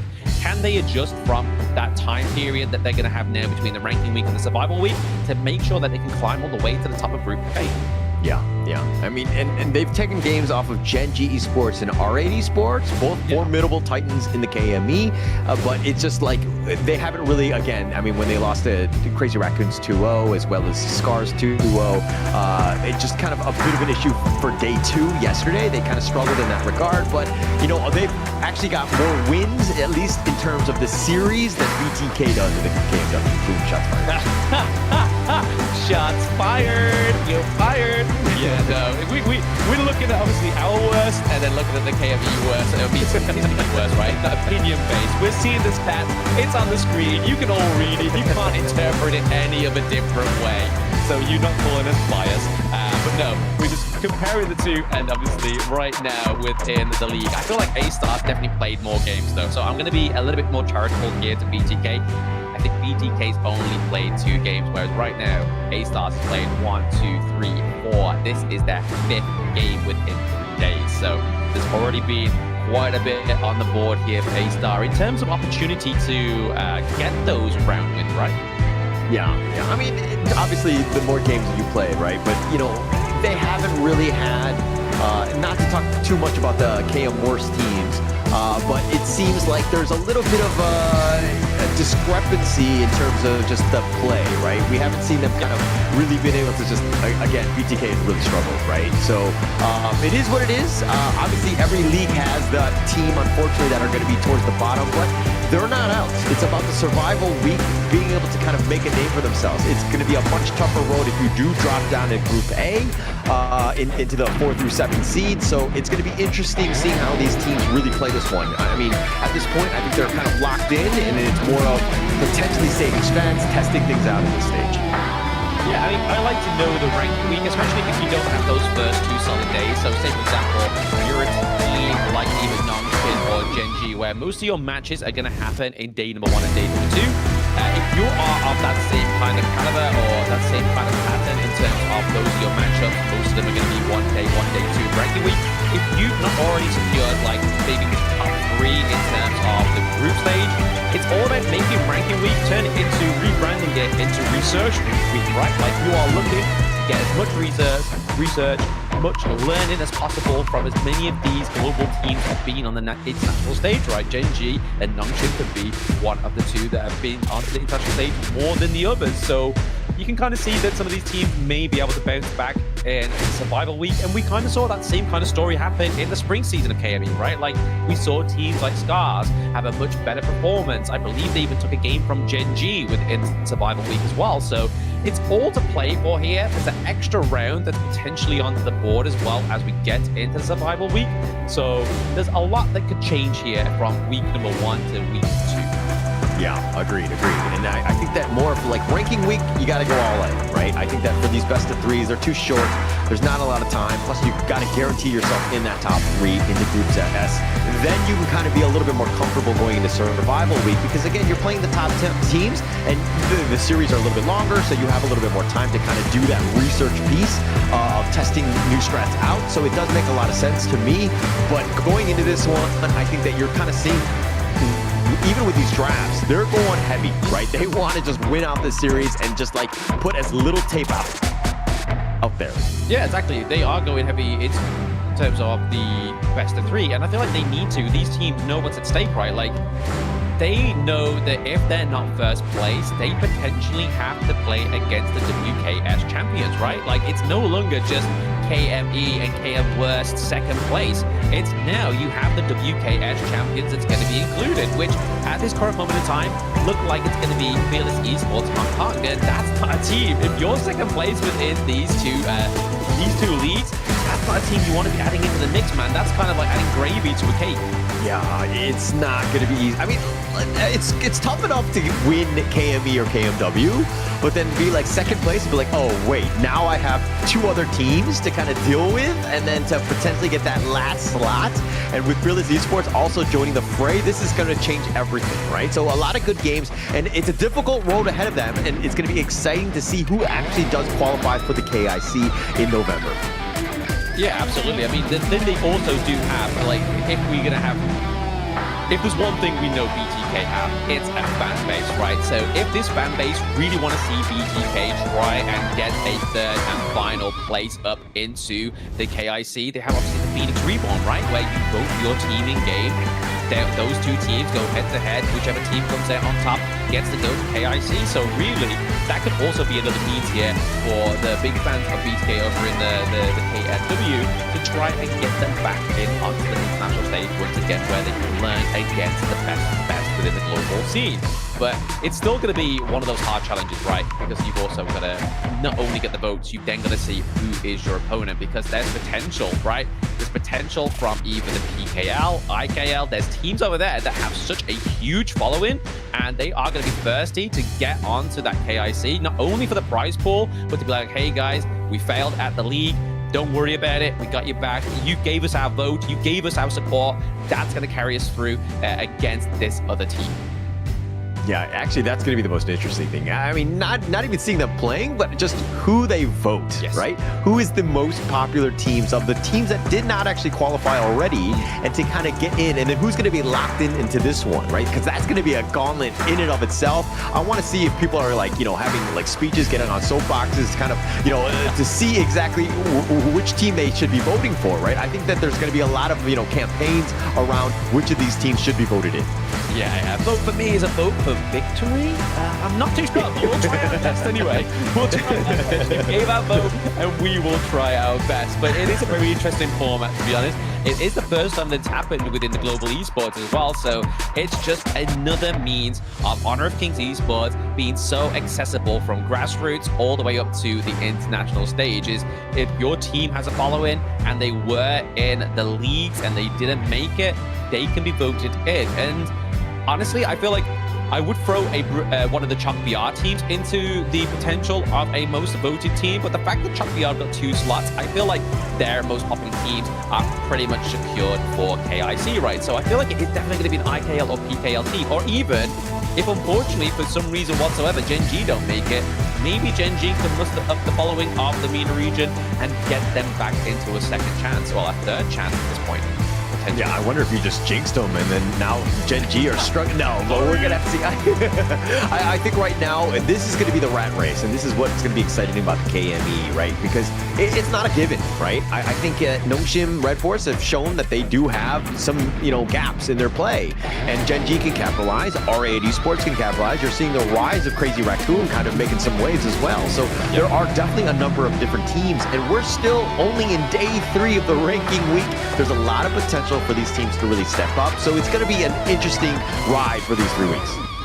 Yeah, day 3 of the ranking week, we're literally still match number 1, right? Like, this is still the first game of the day. We still have some bangers to follow in and shoot. And I mean, definitely the next game is going to be an absolute banger. This is a rivalry that's sort of like, seems to be older than time itself within Honor of Kings esports. You got Gen G going to be its R8. I mean, every MENA qualifier, every MENA championship that's happened, it's always these 2 teams that are at the top, right? And now, with obviously the likes of Yushing being onto RA Esports, you kind of see the step up of Ryuchi as well as Xenon as well into the mid lane. So it's going to be really interesting to see who comes out on top of that. But after day number 1, I probably would have said that RA Esports may actually have it over Gen G. But yesterday, seeing Gen G not only batter Scars, but then batter Crazy Raccoons, I'm like, you know what?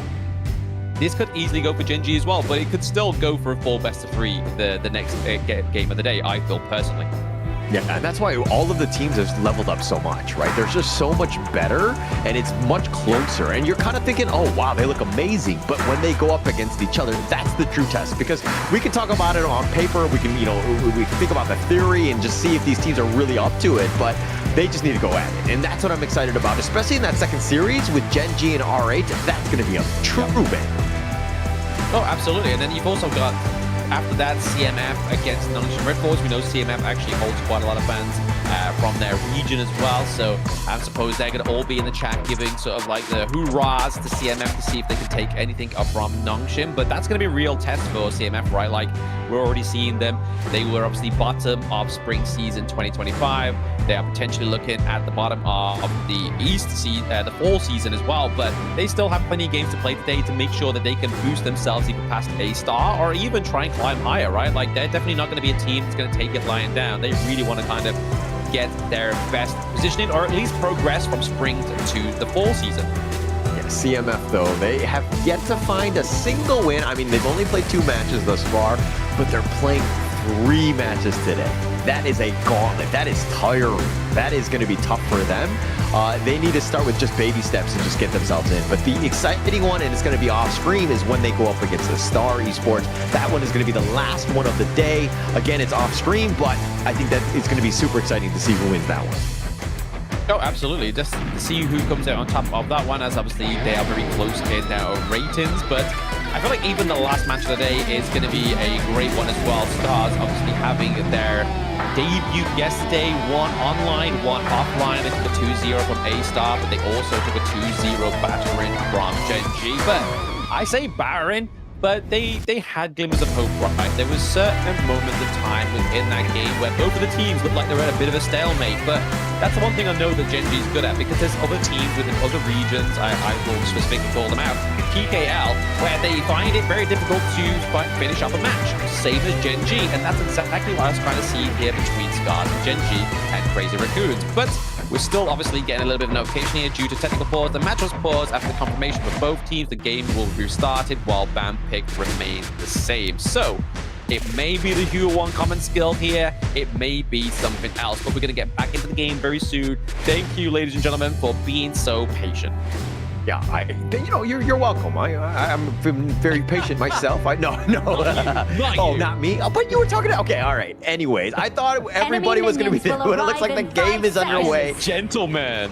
Oh, how dare! I am definitely a gentleman. Was my mom wrong?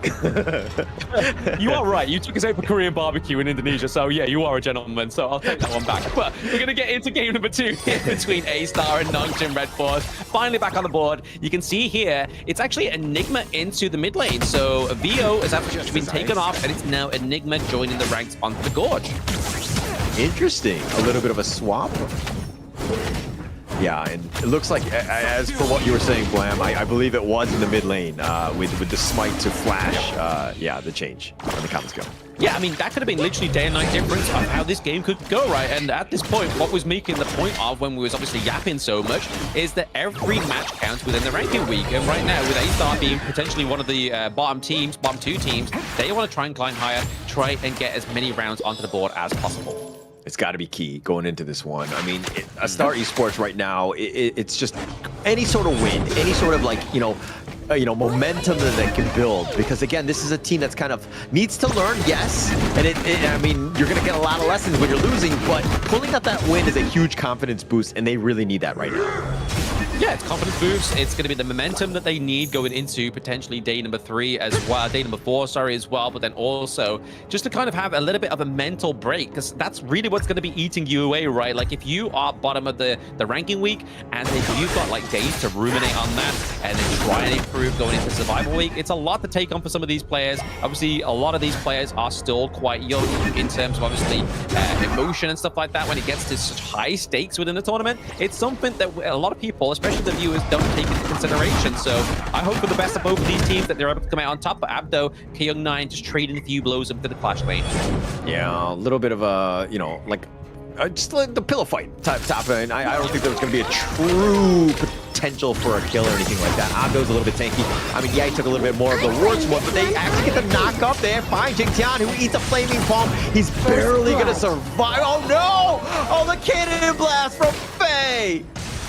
Faye was like, Illusion, you got a great knock-up, but let me just do this. Let me take the mic for a second and landed that cannon blast. That was so nice there from Nongshim Red Force. A bit of a progress from game number 1, right? They were obviously the victims of that first blood, but maybe Faye here.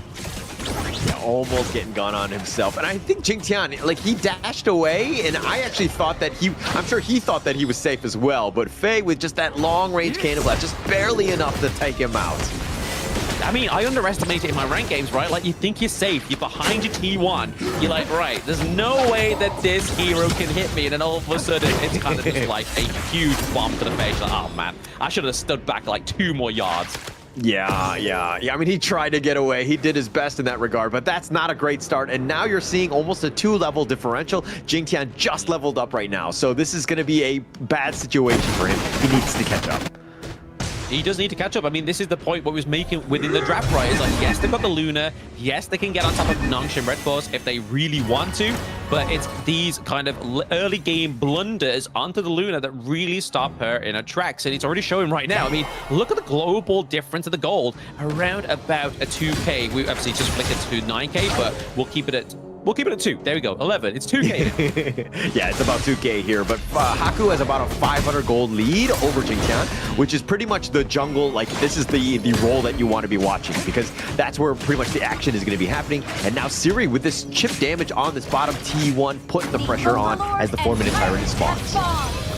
Yeah, I mean, it's a beautiful position for Nongshim to be in. I mean, Siri may get caught out in the rush there. He's just taking the wave breaker, maybe just trying to get a little bit of the aversion away from that tyrant. Yeah, but look at how they're wrapping it around. The Tyrant is about half life. Jingtian potentially looking to go in, gets the Snary Stab, gets the take, and it looks like they're going to get on out of this one, and no kills on this. Abdo looking to join, not able to find anybody, as Siri had just dragged on out of there.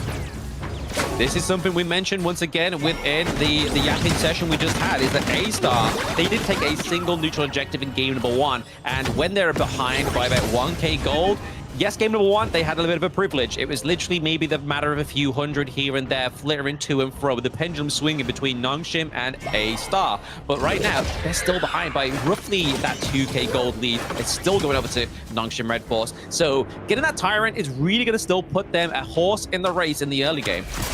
And with that, I mean, Nongshim still has a bit of a lead. I mean, it could have been really disaster had Nongshim picked up that Tyrant and taken it away.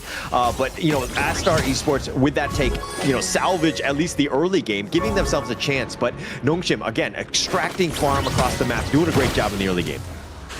They're doing very well right now, Nongshim. Definitely playing the early game better than they were in game number 1, sorry.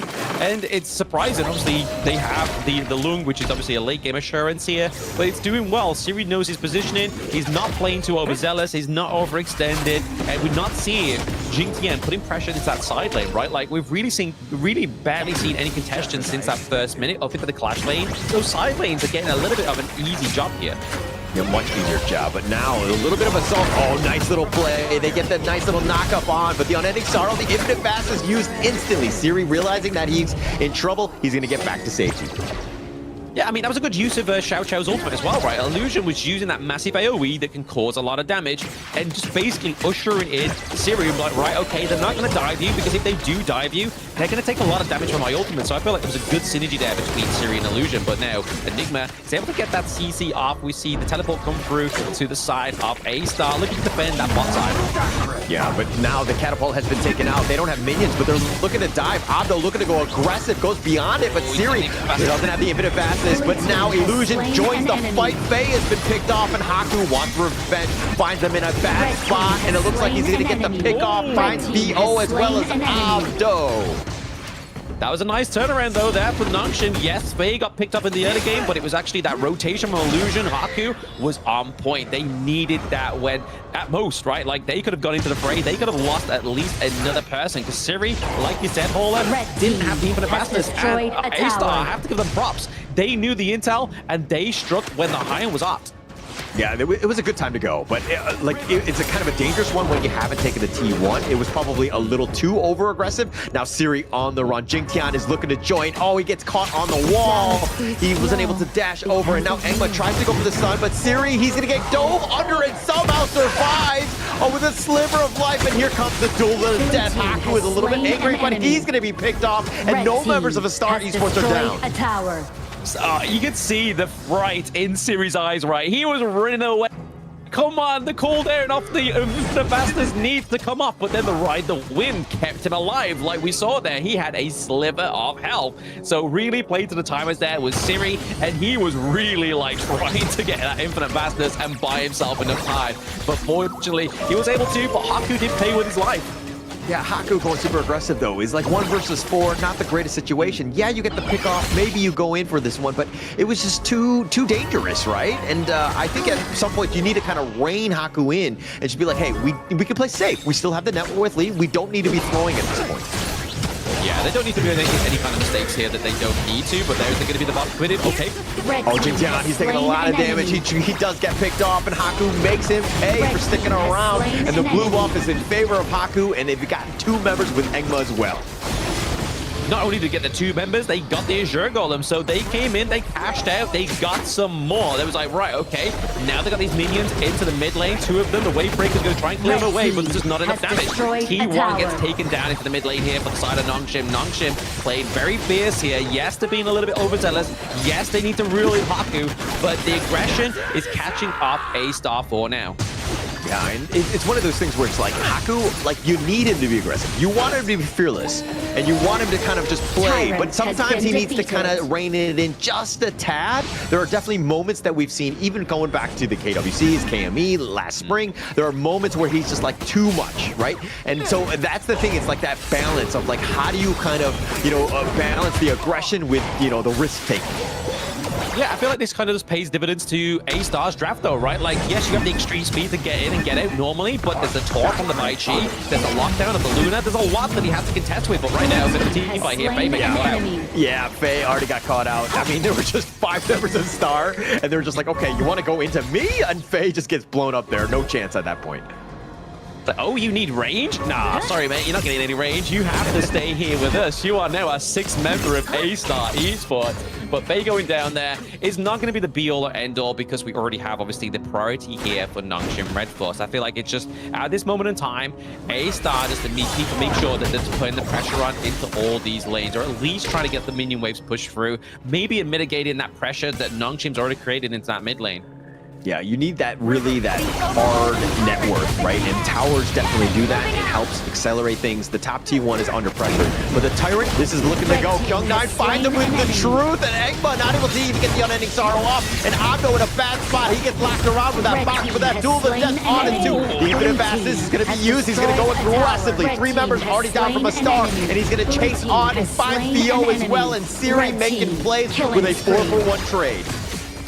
4-for-1 trade there for the side of Nongshim Red Force. That is going to be the team wipe as well. That is an ace as they approach that T2 into the mid lane. They're looking to back off here, looking to go for a neutral objective because, like we were saying earlier, Hola, they just need to rein it in a little bit more. But they're not just reining it in. They're going 0 to 100 in 2 seconds. They're going for both neutral objectives here. They're looking to put that final nail in the coffin. Yeah, taking everything, right? I mean, Mirage actually thought he was safe yet again, just like Jingtown was earlier in this game. But just being able to get caught out, Kyung9 found him a little out of position, was able to flash and enlighten mid right on top. He was a little bit low, so it made an easy one. But that ace, turning it into the Shadow Overlord, just a huge win for Nongshim Red Force. Again, in the driver's seat and just doing a great job right now. Yeah, it's going to take a lot of defense here from the side of A-Star. It's not impossible, because nothing is impossible and Honor Kings onto the Gorge, but it's definitely going to take a very hard beat here, a very hard defense, hard-fought battle as well, right? So you can kind of see here, the gold jar, top 3 was Nongshim until there, but GTN, he's just trying to get the chip damage onto Kyung9, but it's going to be Faye here, just putting the pressure on, gets a lockdown. Yeah, a little bit of lockdown. Kyung9 had it, and then Faye right on top with that Cannon Blast. Those combos can do quite a lot. Barrage so low, has to run away. They're looking to cover this one. They get this one with the duel to the death, and Haku chases them down, gets that kill. They don't care that they haven't taken the top T2 yet. They want kills. Just look at the damage that Illusion's doing at this point of the game. Like, Enigma had health.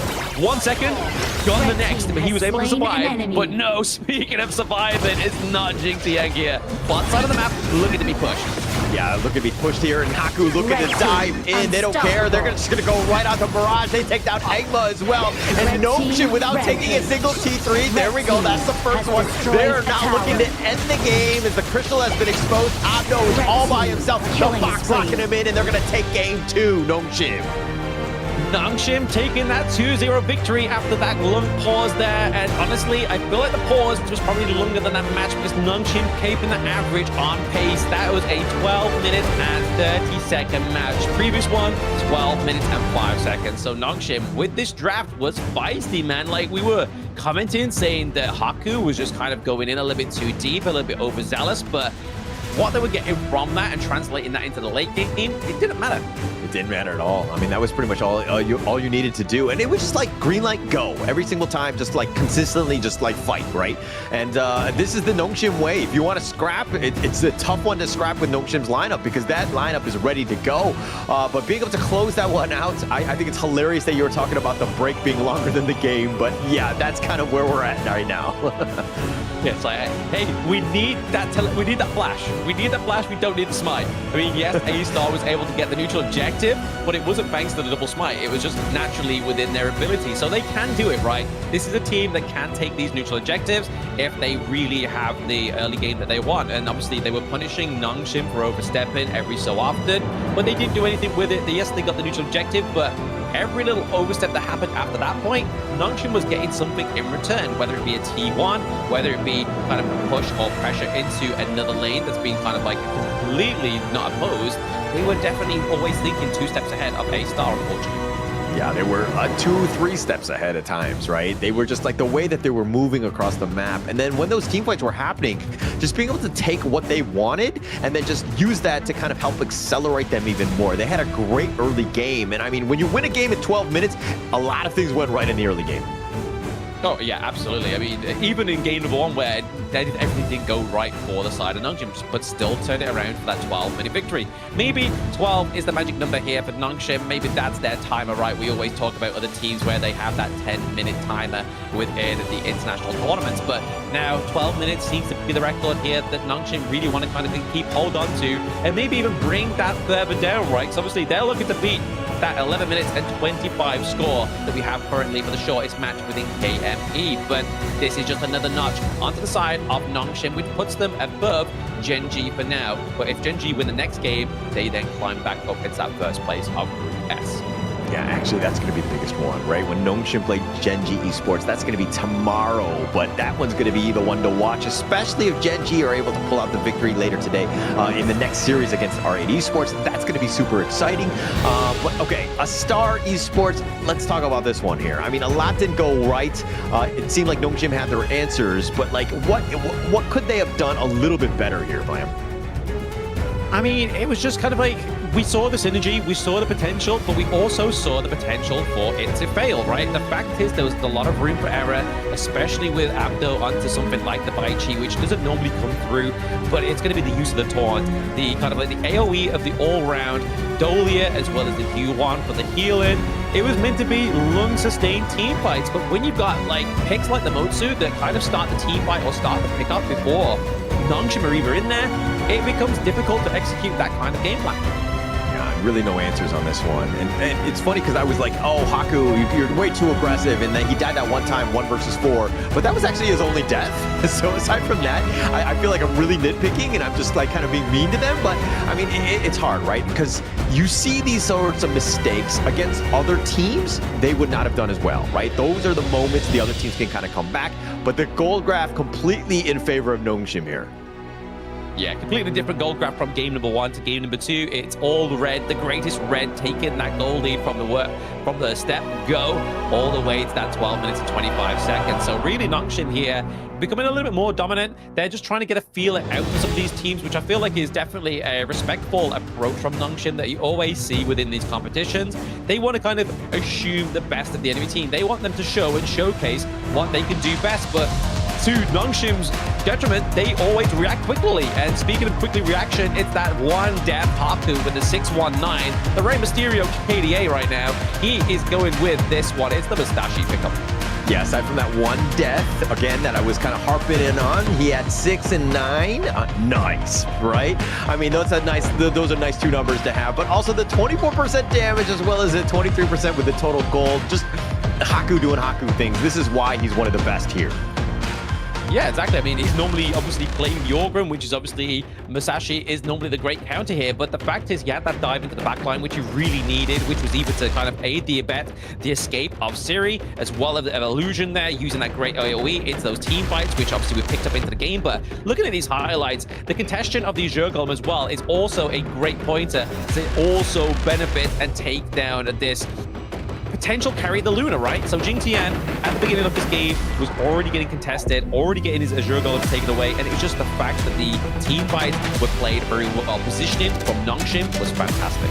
Yeah, positioning. I mean, they had the numbers advantage, and the target prioritization, when the hero's going down, it was like the right one at the perfect one at the right moment, right? Having that time and just being able to take down Jing Tian, Engma, Mirage, all these guys that needed to die at the right time. Everybody was there together. So the calls are on point, and this is why this team is, it took a bit for them to get going, but they're a very strong, formidable team because of the comments right now and the priority that you're seeing.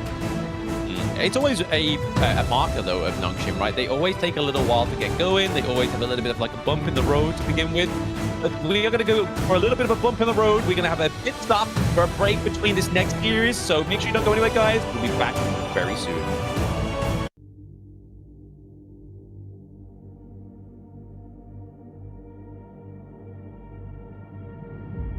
I feel it deep flowing through my blood. Rising up to become someone, and taking it all on my own. What a sweet victory. And taking all of my control awaken something deep in me. Like flames, feel it burning inside. Take a hold of pursuit of the prize. I've been told ain't no way to survive, keeping all of this fire that's locked up inside. When this is the time, enter the ring. All those mental chemicals doing their thing. I got flashes of battles inside of my dreams. I was made for this moment. At least now it seems like it's time to come face to face with your fear. Been battling reasons for all of the years, and I learned how to fight them with style and grace no one's ever encountered. You say it's amazing, I'ma come out swinging when they open the gate. Go ahead, call passion, I'm calling it rage. I'm taking what's mine like I already own it. Watch but don't blink, going here to the moment. The sky rained down. Here's to the madness that's all around. Go on, tell them who you are, you are, you are. Go on, tell them who you are. We go to the second series, Genji Esports, second place in the KME Spring, going up against the third place team. It's going to be R8 Esports. I know that there's a little bit of bad blood in going to these ones, but Blam, your thoughts on this series here? Like I've already said many times, I mean, this is a rivalry as old as time will tell with Honor Kings, right? Like, they always go up against each other. They're always in the same kind of competitions, but it's always Genji that comes out on top. So really, R8 Esports is looking to make sure that they can make progress. Maybe with their new import, Guxing, they're going to be able to get this win for themselves, or at least take a round from Genji Esports. I think that that's going to be the biggest thing, right? The eyes are going to be on Guxing. Is he able to kind of be able to play to the level of Rock, who's been literally there? I mean, for lack of better terms, he's been the rock of the team in the sense that he's just really solidified it. He's been that core. He's been very solid. And now Guxing has been stepping up, and we've seen him play very well thus far in the past 2 days. But is he of the same level of Rock? Only time will tell, right, once we get onto that gorge. But obviously, Rock, we haven't seen him play his Nutsa yet, which is obviously one of his big picks from the KWC. It was one of the picks where he likes to lock it in with the likes of the Dolia for Kalu, so he gets that double starfall as well. It's a great pick, and we've seen him time and time again perform on this, so maybe this is where it kind of has to be busted out, because they know that R8 Esports, they're obviously time-old rival, could be the potential ones that dethrone them from that top spot as well. Because if they lose this game and then lose against Nongshim tomorrow, then it feels like Genji may potentially even go down to third place. Yeah, it might happen, right? I think that right now, Genji Esports are 3-0. R8 Esports, there are 2-1. If they were able to kind of draw blood in this series against Genji, that would be a huge statement. Obviously, Nongshim Red Force are kind of like, hey, R8, you know, I kind of need your help a little bit. Maybe you kind of stick it to them. But again, I think Nongshim Red Force actually don't really want to face either of these squads right now. Right now, no, definitely not. Especially when they've kind of saw like little glimmers of hope for A-Star Esports in that one, especially in the early game where they try and punish Nongshim, able to obviously make the greatest red lead as well. And then not only that, the Crazy Raccoon in day number 1, they also made them lead, took a round of them, blemished their ranking week undefeated streak from spring season in day number 1. So this is a Nongshim that are either kind of like a little bit more unstable, there's still work to be done, or the teams are just catching up to them. But we're gonna go check on the first team, which will be Genji Esports. So let's look at the guide. So you should never give up. You gotta fight for it. Whoa, let's go. I know you want it. I see the fire in your eyes. You gotta fight for it. Let's go. The battle's calling. You better give it all you got. You gotta fight for it. The time is right for you to raise a up. Yeah. Cause you could be the greatest of them all. Yeah. Whoa, let's go. The battle's calling. You better give it all you got. You gotta fight for it.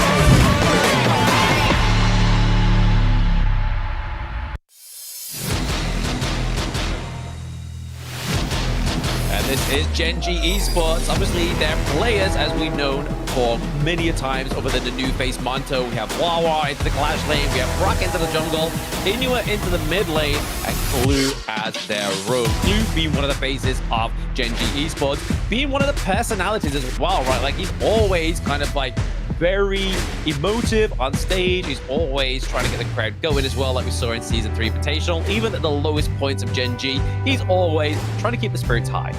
Yeah, he's one of the most fun guys to watch. He's just very passionate about the game. And every time, they're winning, he'll let you know, right? I think that's the biggest thing. I mean, the emotions that he kind of shows is very, dare I say, it's amazing to see. But let's see R8 Esports, their opponent here. So you should never give up. You gotta fight for it. Whoa, let's go. I know you want it. I see the fire in your eyes. You gotta fight for it. Let's go. The battle's calling. You better give it all you got. You gotta fight for it. The time is right for you to raise a rock. Yeah. Cause you could be the greatest of them all. Yeah. Whoa, let's go. The battle's calling. You better give it all you got. You gotta fight for it.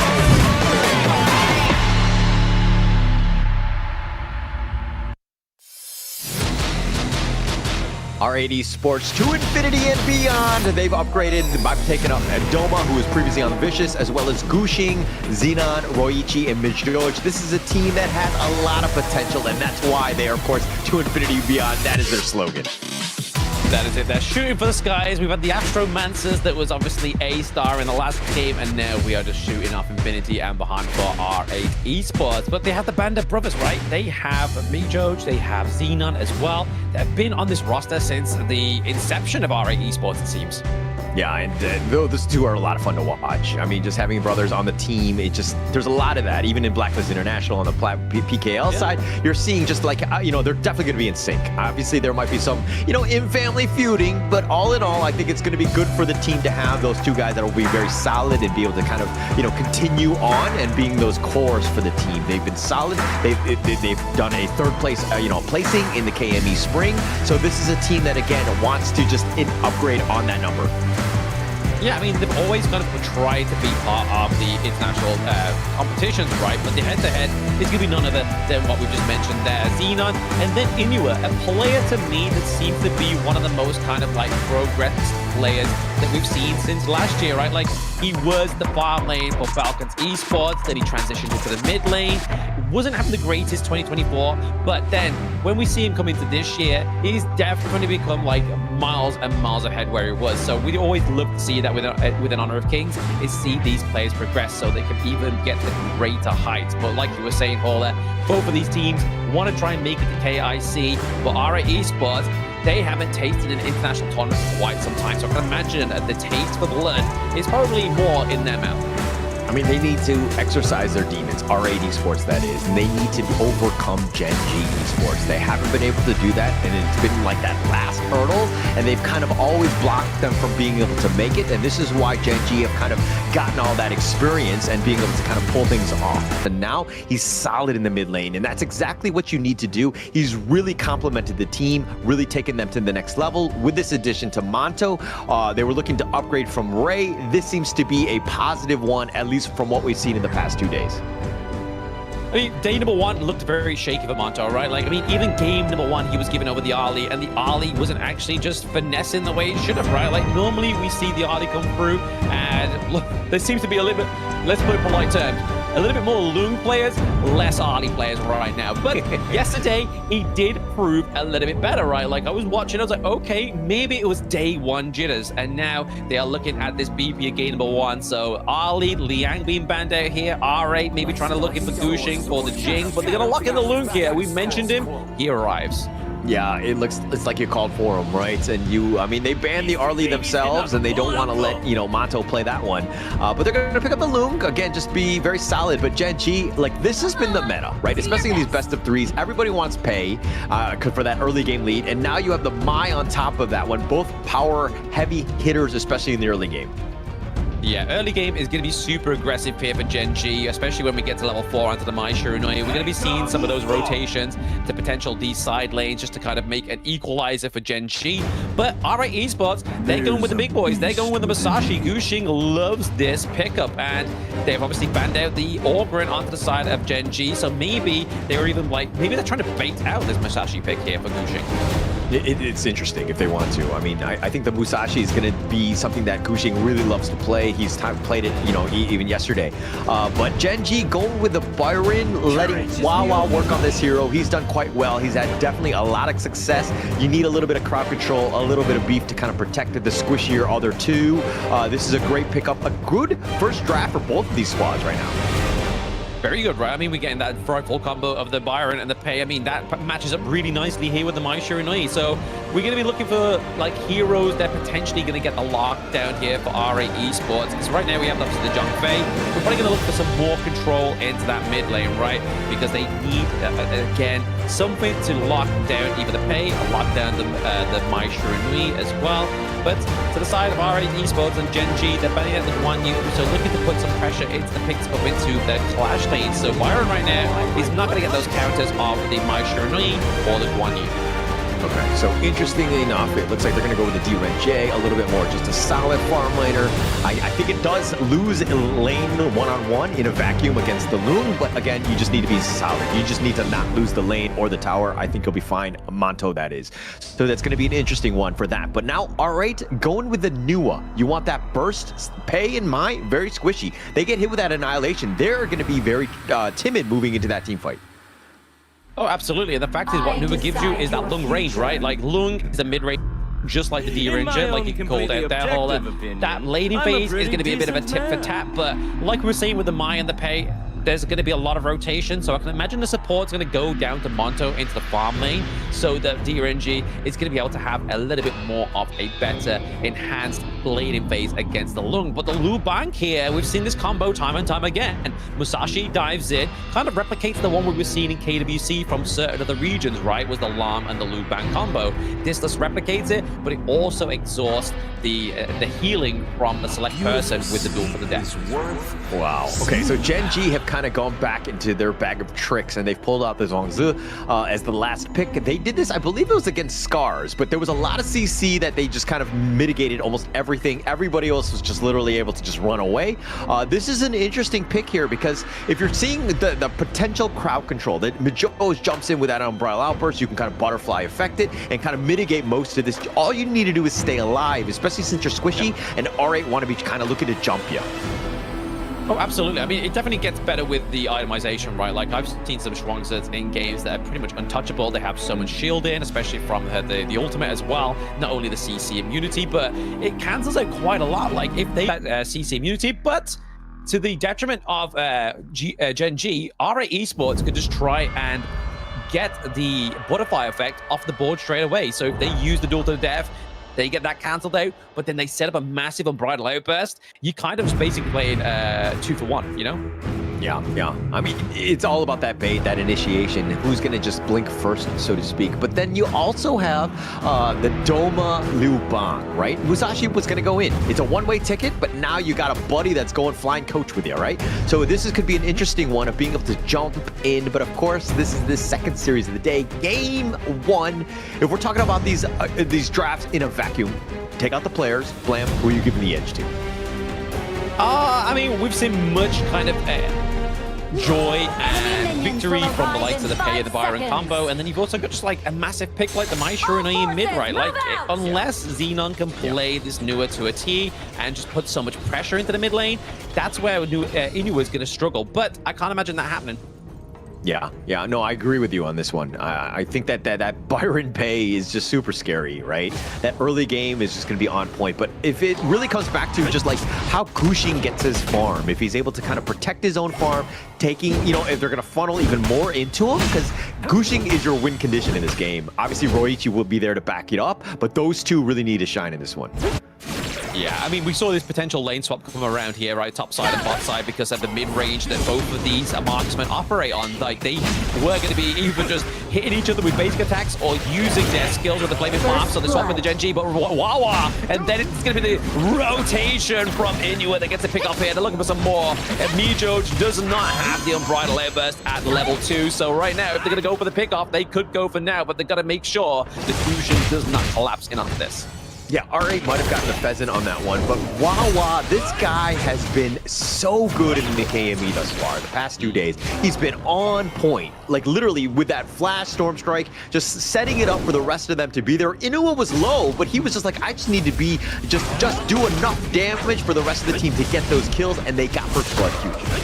They got first blood. They're looking to go for some more. Gushing goes in with the duel to death onto the backline. Emergence comes through as well, pushing away. It's going to be that pay, and Rock goes down. So what was looking like it's going to be a Genji outcome is now being turned around to an R8 blitz. They get a 2-0 trade into the top side of the map. Gushing was that target. Genji were like, he's so low. Let's try to stop him. They would try to focus in on it, and pretty much they just got baited out. The perfect emergence by Xenon. The reinforcements were right on time and ensure that they got those 2 kills. Huge win for R8 Esports there. I mean, I felt that panic from Genji, man. Like, when you see that emergence come through, when you're thinking you're taking a team fight and Nua drops in on top of you, you're like, oh, man, they've just completely killed my vibe. And that's exactly what they wanted to go for here for R8 Esports. Kill the vibe of Genji and then go for the top. So look here, Mijo's pretty low, but then into the backlines, give the Gushing there, just trying to get the impel and stay on to the pace so no healing comes through. It was just enough to get that takedown. And then Wawa was already pretty low within that one, and he didn't have his ultimate for that sustain. Yeah, no sustain at that point, no force field suppression at that point. I mean, Wawa was going all in. It was kind of like because I complimented him, and then now he's like, oh, okay, it's in my head. I can be this, overconfident guy. And he got caught out on this one. He did get baited out by Gushing, who just played that one perfectly, kited them out. Really well played by Gushing there. Yeah, exactly. It was kind of like battle as a junglers, but surrounded by everybody else. But to be honest, even though that team fight went into the favor of R8 Esports, the gold lead is pretty much neck and neck here between both of these two teams, which is rare. You're going to be, if you're either of these two teams and you're kind of losing in the kills, is where you're going to want to be, right? Yeah, definitely where you want to be. I mean, look at how Wawa he's looking to bait them out. He knows that Gushing is there, but here comes Rocket. Oh, Rock is coming with us for help on Inua, but there's going to be the Battle Command as well on top. It means that he's going to stay alive to get the takedown onto Wawa. Maybe they'll get the Dharma here, and they get the kill onto Gushing. So 2-for-1 trade is a definite good trade here for the side of Genji. And especially at this point in the game, right? Like, we've seen Gushing spend too much time into the top side of the map. That's going to be a lot of gold being taken off for now when he was being down with the death timer. But now, obviously, he needs to get in a more healthy position when these neutral objectives come up in a moment of seconds. Yeah, Wawa right there. I think he'll be more than happy trading his life away for those top 2. Checking this replay. I mean, he was baiting it out, but Rock and Inua, the perfect timing, understanding that they need to be staken alive. The battlefield command just barely enough. Yes, Wawa did die first, but getting Gushing and Doma, that's a win in the books of Genji. Oh, huge win. Yeah, absolutely. I mean, even the annihilation there, like, it didn't hit anybody, but it did the job. It zoned them out. It's like, guys, we can't overstep, or we're going to get hit by some great magic damage coming through from the bottom side of the map. But it's not going to stop Genji here. The right left burst is going to catch onto the side. Oh, okay. R8 Esports do get the tap onto the Tyrant. And now Mijo Beast Mode is able to get it alive, so they don't lose anybody. They get the neutral objective as well. And while the net worth lead is slightly in favor of Genji, they have to pay. So you're thinking, hey, I mean, that was going to be called in. They were definitely going to take this, but the duel to death. Duel to death is committed, but they do get the usual goal as well. But that's not going to be it for the side of R8 Esports. They get the pick up of Ray. They get the pick up of Rock, Inua, as well as Rock, and Wawa is looking a little bit Wawa worse for wear at this point in the game. He gets the Pure Sky, which is going to obviously mitigate some of that damage reduction as well. Yeah, Wawa just running for his life, but with Rocket and Inua both down, I mean, this is R8's game to lose. They are definitely in control. They put the pressure on Genji right now, are trying to just hold on. Yeah, Genji definitely looking like the passenger's princess right now in the car. Like, R8's got his foot to the gas. He's going down like the highway. He's not stopping at this point. And they take the T1 into mid lane. They look to put that pressure into the bot side. All it takes is just for that natural mini wave to crash through. Madama looking a little bit worse than where he is able to get out. The annihilation is just doing so much damage, especially on Ponto there. Lost like what, 1/3 of health. We see the Gushing extreme speeds over the wall. Mijo just being that stone wall, gets the leap onto Rock, denies the access onto Gushing, but now Ryuchi is in a little bit of a bad situation. Into the backline, he gets a takedown onto Pain, but now it's going to be the takedown onto the Dharma. But the Lubang Dharma, though, it is now Genji. They have to kind of formulate and get something from these kills. While R8's Doma died on that one, R8 played that one perfectly. Majoj did such a great job of sacrificing himself, understanding when the stuns needed to be been high at. Just did a great job of keeping it alive, but Wawa getting very low. Oh, very, very low. I mean, Gushing here, he doesn't only just have the one dive with the Luban, right? We completely forgot about this. Like the immersion coming through and the help of the Xenon onto the side of R8 Esports. Like, that's going to be damage. It's not going to be the defense that the Luban gives over, but it's going to be the pressure that's really going to be able to get that lockdown to Wawa, because we've commented it already that Byron is such a 1v1 sustainy fighter. It's sustainy for sure, but if he's getting outnumbered, that's kind of where he struggles, right? And I think R8 have done a great job of being like, hey, if we want to fight him, we need to have those numbers, and they've had most of the time. And Wawa's been getting caught out. Yes, he had that amazing first blood in the first minute of the game or something, but now he's kind of been grouped up on, ganged up on, if you will. R8 have answered almost all of the calls right now. They are doing well, right? But I mean, I don't want to kind of like count out Gen G. They look to go endless, like kind of give us a false sense of security there. But the Battlefield Command is going to bait them off of the side of Gen G. They forced at the top side of the map. They do have the pressure, so they could really push. But it's their mid lane and bot side that's getting pushed right now. Yeah, nice little play just to stay alive. But it's a huge ult that has a long cooldown, and it looks like Rock he's on the prowl. He is on the prowl. Armor getting slowed there. He has to force the flash over the wall. Gets into the safety of the T1. Oh, right left burst not connecting onto none, but there's the lead. It's going to keep them in place. Rock not looking too good here. He just needs to get the damage from Wawa. It's going to be that saving grace to the backline. And speaking of backline access, it's going to be Inua onto Mijoj. Doma down. That's the tanks of the side of RA Esports being dissipated.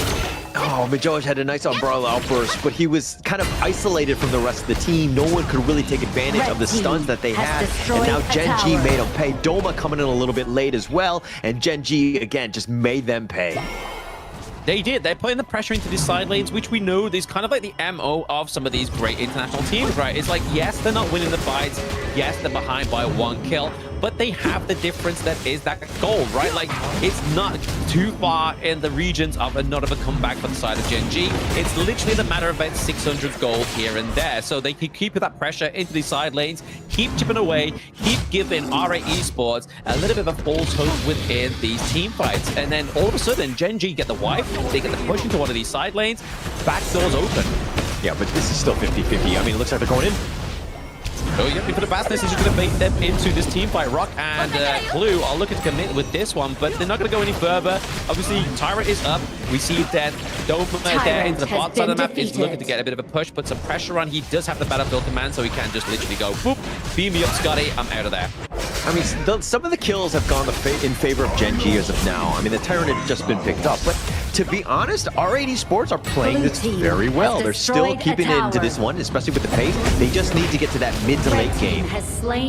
They do, and definitely that's not how you get to that mid to late game if you are Xenon, right? You're going to get taken down there by Rock, but this is the typical Gen G, right? They get together as a unit, they then dominate as one, which we see from other teams. They like to scrap, but they're not scrapping like how Gen G do it. Gen G at least tend their farm before they tend the fight. Yeah, that was a nice little pick off here. And I mean, converting it into this potential mid T1, that's going to be a huge favor, but they're contesting, making everything uncomfortable. Red team has trying to get the access there. I mean, forcing the flash there for Wawa to try and get the knockup back. She didn't get anybody onto the side of RA Esports, was just kind of push them away from this Crimson. I don't even feel like Gen G even got it. No, it went over to Gushing. Yeah, it didn't go in his favor in that sense. But Xenon is back up on the table, so this is going to be huge. But the Azure Golem, this is the one where RA Sports need to do a better job of protecting their buffs. They will take that one. But Gen G now still on the prowl, man. Yeah, I mean, it's definitely a crucial thing for a pick like the Musashi, right? Especially having that extreme speed on a little bit more of a lower cooldown. It just means that you're able to get in, zip around team fights, and just obviously stacking passive. But there it is, Dalton Death in the backline with the help of the Luban gets to take her down onto Inua. But now, Clue just putting the pressure on, just trying to force them away, slow them down. As we can see right now, the Umbrella Outburst can be proc, hits onto none. It's just the beast mode is coming through. Mijo just needs a little bit more sustainability to stay in this team fight. For 4v1, try to climb in onto the beast. It's only going to be Ryuchi here. He does not have the ultimate. He's about to be taken. Actually, he hasn't even advanced this, but Mijo gets taken down. But now the damage goes through. Duranji goes down. Gushing is now getting taken down by Rock, and Clue is here to stay and try and keep the pain alive. I mean, Gushing right there, just kind of going back and forth a bit on that one. Mijo is just barely staying alive, but Gen G kind of made him pay in that regard. But Monto dying was the biggest one. Rock is still alive, obviously done great. Oh my God, he got picked. He picked off Roichi as well. He thought he was safe. He was just like, nah, no one is safe when Rocky's on the board, right? Well, especially when Pei. Let me just look how frightful this hero is. Just dashing off the walls. You can think you have nobody around you, and then the moment's notice, it's a dark alley. You're getting your pockets picked, and it's Rock taking the kill onto you. But Wawa just putting that pressure into the top side of the map here. So they're just trying to pay back that early game aggression that RA Esports had, especially the pressure into these lanes. It's now slowly but surely formulating over to Gen G's favor. Yeah, this is why I don't walk down any dark alley, right? Especially by myself. I come in with, friends or, other people, accomplices, if you will, because I think I need that help. And they need the buddy system, right? They need to stay alive. They need to ensure that they don't let Rock just blow you up. You cannot get caught out like that.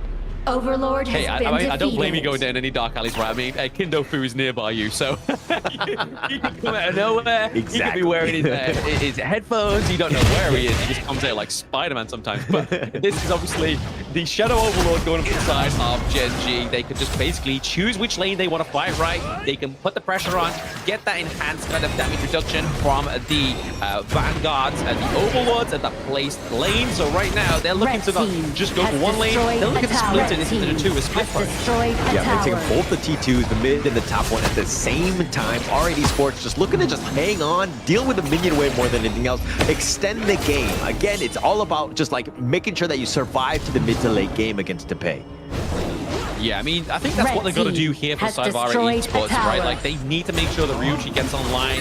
He has had a good game so far. Xenon's been picked up a little bit too much for my liking at this point in the game, but Gen G are not going to take the foot off the gas. They need to make sure they get at least one high ground turret and make the most of that Vanguard being put down to the bot side of the map.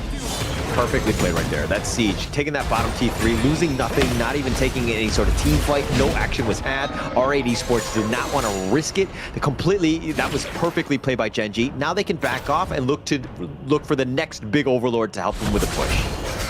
Yeah, and all these perfect plays have now transitioned into almost about a 6k gold difference right at about the 13-minute mark, which, as we still start building itemization, that gold lead makes more of an effect right now. And I mean, you've already seen into the jungle itself. You're looking at a 1.4k gold lead just between the Masashi and the Pei at this point, which is going to be crucial, but we all know that Pei falls off around about this point in the game. Yeah, which is going to be a problem, right? And he needs to understand that. And this is probably why Gen G are looking to push. They're looking to push. He's going to get a collapse here, but he's obviously forcing the flash off the Xenon. He's able to try and get out. The Battlefield Command is just not enough. He dies. He gets taken down in an instant. Same with Mijoujin now. T3 to the mid lane, getting taken out, as well as that top side of the map being taken out too. They're looking to usher these minions into this crystal. It's going to be down to the light star Magushing as well as Ryuichi to keep this alive. Minions crashing through. Can they wipe it out? But Wawa's making work onto the crystal as they take down Gushing. And game number 1 goes to Gen G. Very well played, and being able to close that out and just understanding the timer, right? Like understanding the objectives and how we need to play this to close that game out. Very well played there. I think towards the end, Doma trying to go for that Battlefield Command onto Xenon to keep him alive. He was just instantly deleted. Did not have that Battlefield Command for later when Gushing was looking to go in with that duel of death. So it was like, wasted ults, if you will, and Gen G just made them pay and were able to close that one out. It's those little spontaneous mistakes that make the difference, right? Like, if you are going to expand an ultimate that has such a massive cooldown on it, then you kind of if you commit that mistake, you then got to own it, and that's exactly what happened there in this game number 1. But you have to give props over to RA Esports. That early game was looking like they were very dominant. They was putting the pressure onto Rock. Rock probably died way too many times than he thought he'd need to within this game number 1. But it was just back to Gen G. Gen G, we know, don't always have great early games, unless, especially when they're kind of paired up in terms of the performance against their opponents, but they still manage to turn around an early game kind of blunder. But it's all thanks to the fact that the gold is always neutralized. If the gold wasn't neutralized and RA Esports had that 2k gold earlier on, I think we'd be seeing a different result here. For sure. I think it's all about that early game. I mean, it was closer than I expected. RA Esports really took the fight to them. And you saw there were moments where are they able to kind of just slow this game down just enough to take down Rock on that Pei? But in the end, they were able to find those pickoffs. Gen G finally able to kind of formulate that choking style. Once they have a little bit of a lead, they get the pickoffs, and then they take towers for free, and that's pretty much all she wrote. all she wrote there. But I mean, they still have a potential 2 games comeback, right? RA Esports are only down 1-0 at this point in the game, but is it going to be Gen G looking to clean out another 2-0? Because they've been dominant since day number 2. Day number 1, like I said earlier, was looking very shaky, but now we're starting to see the resemblance of the Gen G that we all know and love, and you can kind of see the experience of these band of brothers that they have for quite some time now formulating onto the Gorge. Yeah, and look at this one. I mean, KDA's straight I mean, Rock was 7-3-6. Yeah, he died 3 times, and that was kind of, you know, uncharacteristic of Rock. But he did get focused quite a bit, but he definitely made the comeback with those 7 kills. But Monto, let's give a shout out to him as well. 4-1-5. I mean, you just need to be that solid farm laner and ensure that if Rock's not having a great game, you're taking advantage of that farm so that you have the damage. And again, he was kind of babysat by Clue, who did a great job, not even dying himself, but just sticking around and ensuring that the team is, you know, alive and well and not stun locked. Yeah, exactly. They didn't make sure that it was stun locked, but it got to that certain point, right? I mean, if you look at the itemization there of Rock, he built the Demon's Bane towards the end, right? Like, you can see the amount of magic damage coming from the side of RA Esports. You've got the Nua, you've got the Lu Bang, and obviously it's quite an explosive bit of magic damage that can happen with that Battlefield Command on top of you, right? So, getting the Demon's Bane, building that magic resistance, thanks to obviously scaling with how much physical attack damage you build, was a good call for Rock, and obviously you saw his survivability in that mid game. So it just transitioned and it brought the results that the side of Gen G needed. Definitely what they needed, right? And Rock, of course, like, dying so many times early, but then still doing 104,000 damage, like the most in the game. I mean, just speaks volumes about him as a player, right? Being able to just the resolve of being like, okay, I'm not having the greatest time, but I'm going to be able to come back. It doesn't matter. Yes, I'm on the pay. I'm still able to find my damage. And this is why he's super scary. And, you know, Gen G, like any team that's going up against him, you got to be super careful about giving up the pay in the draft. Very careful about giving the pay up in the draft, but also being very sort of like mindful of, like, I've already spoke about this like time and time again, but I feel like this is the main difference, right? Just look at the gold graph. It was never all like in the favor of RA Esports massively, right? Like, we're still kind of peaking below that 4.1k gold lead. So looking at that, I mean, realistically, we're lining up around about an 800 gold lead at max that they ever had off the side of Gen G Esports, which was always going to be an issue because 800 gold is a team fight. It's a shutdown. It's a neutral objective. It's a wave into 3 lanes. It's not a lot of gold to try and like make that gap up. But speaking of gaps, the gap was definitely into that jungle, right? Especially towards the latter part of that game where Rock came out on top with that 736 KDA. Yeah, that's pretty much all you want, right? From the pay, just being able to do that damage as like that, you know, the damage dealer, just being able to burn people down. 35% of the damage. We talked about the fact that he capped 100,000 in you know, the time of this game. Just had a great time. But 26% of the total gold as well. You know, being able to just take some licks early, dying, but still able to out-farm everyone. Again, yes, you have a lot of mobility on this pay, and we'll see most of the highlights here on just how he did that. I mean, I think it's all down to the thanks. Obviously, Monto is going onto the D-Ranger. D-Ranger, as we know, yes, obviously, as a marksman, as a farm lane, you want to go for the resources to give him the itemization he needs. But once you get to a certain point, once you get a few items onto the board that's going to keep and aid and abet the D-Ranger, you can just focus everything over to the Rock, right? Like, over to the pay. And you saw it in the formation of Gen G. They were always going around with the buddy system. After a certain point in that game, there was always 3 of Gen G rotating around. It was Clue, Rock, and always Inua. And that's what they're doing, just funneling all those resources into the Rock. Yeah, they know he's the win condition. And this is that fight where I was like, oh, they were doing such a great job of just ensuring that they mitigated as much damage as possible. They did a great job. Majoj gets caught out here, got, you know, paid with his life. And Gen G was able to kind of run it down once they had a certain moment. Like, Monto dying was a bit of an issue here, but this is the last fight. They really didn't have the ults to really fight for this one, and Gen G were able to close out game 1. Yeah, I mean, Monto on the Ranger was kind of like a silent assassin, right? Like, his whole point and shtick within that team fight was to find the positioning, use his ultimate so the damage reduction would go on top of the Zhongfei, right? So Mijoj had a lot of a hard time when he went beast mode. He got so much damage that he didn't know what to do with it. So he was licking wounds, but wasn't licking fast enough. We're going to go and lick our wounds. After this, we're going to go into game number 2 between Gen G and RA Esports. Make sure you come back.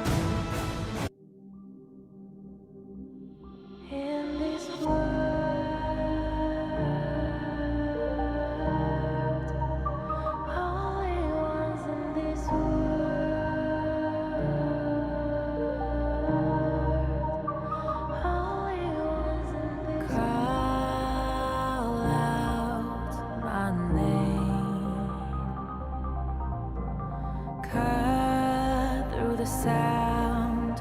the rain.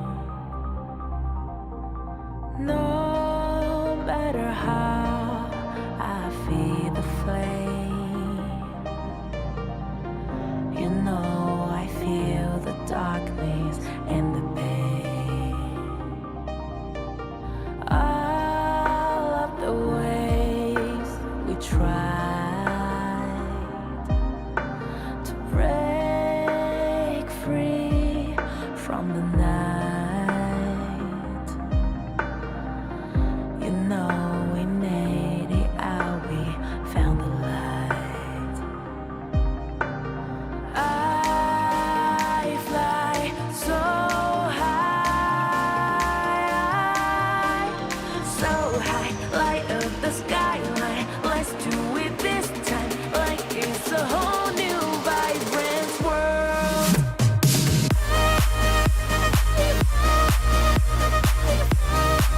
Like we're the only ones in this world. Like we're the only ones in this world. Now I see that I got everything I need. It's alright, I'm on fire, I'm alive, 'cause now I fly so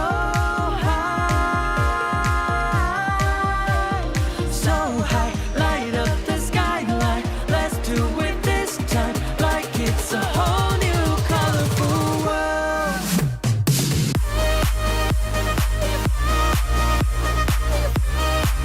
Like we're the only ones in this world. Like we're the only ones in this world. Never thought we'd get this far, burning like the stars. How we get this far, like we're the only ones in this world.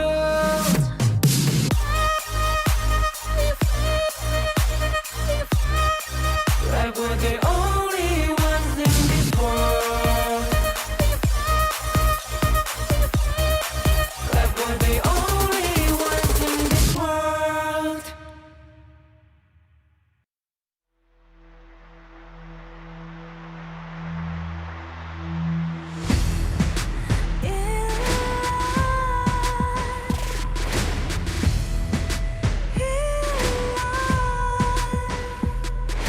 What's a life without its worth?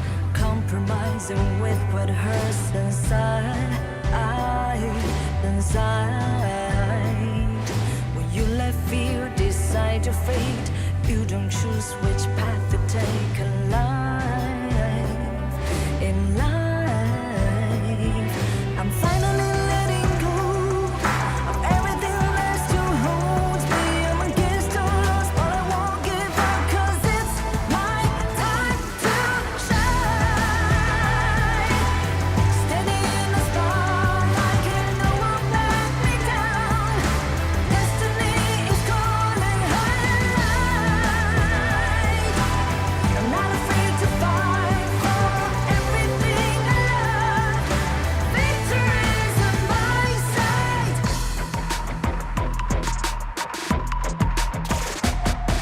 The more we lose, the more we gain. The more that nothing stays the same in time.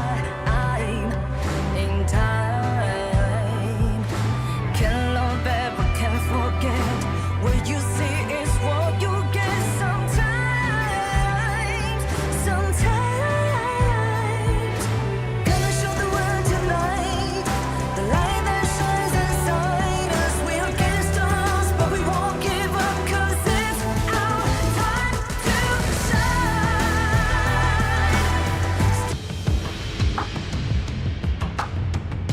Genji Esports strike first off the play, the MVP play of Rock. Just an amazing game by him. But Blam, okay, is this pretty much over? Is it just too much momentum at this stage? Like, what is R8 Esports doing here? I mean, to be honest, I feel like it's going to be the saving grace of the global ban pick as well, right? Like, they can't draft this draft once again. Byron, expensive pick. Pei, expensive. Mai, expensive. DRNG, technically expensive. And then Shuangzi was probably like the least expensive pick here.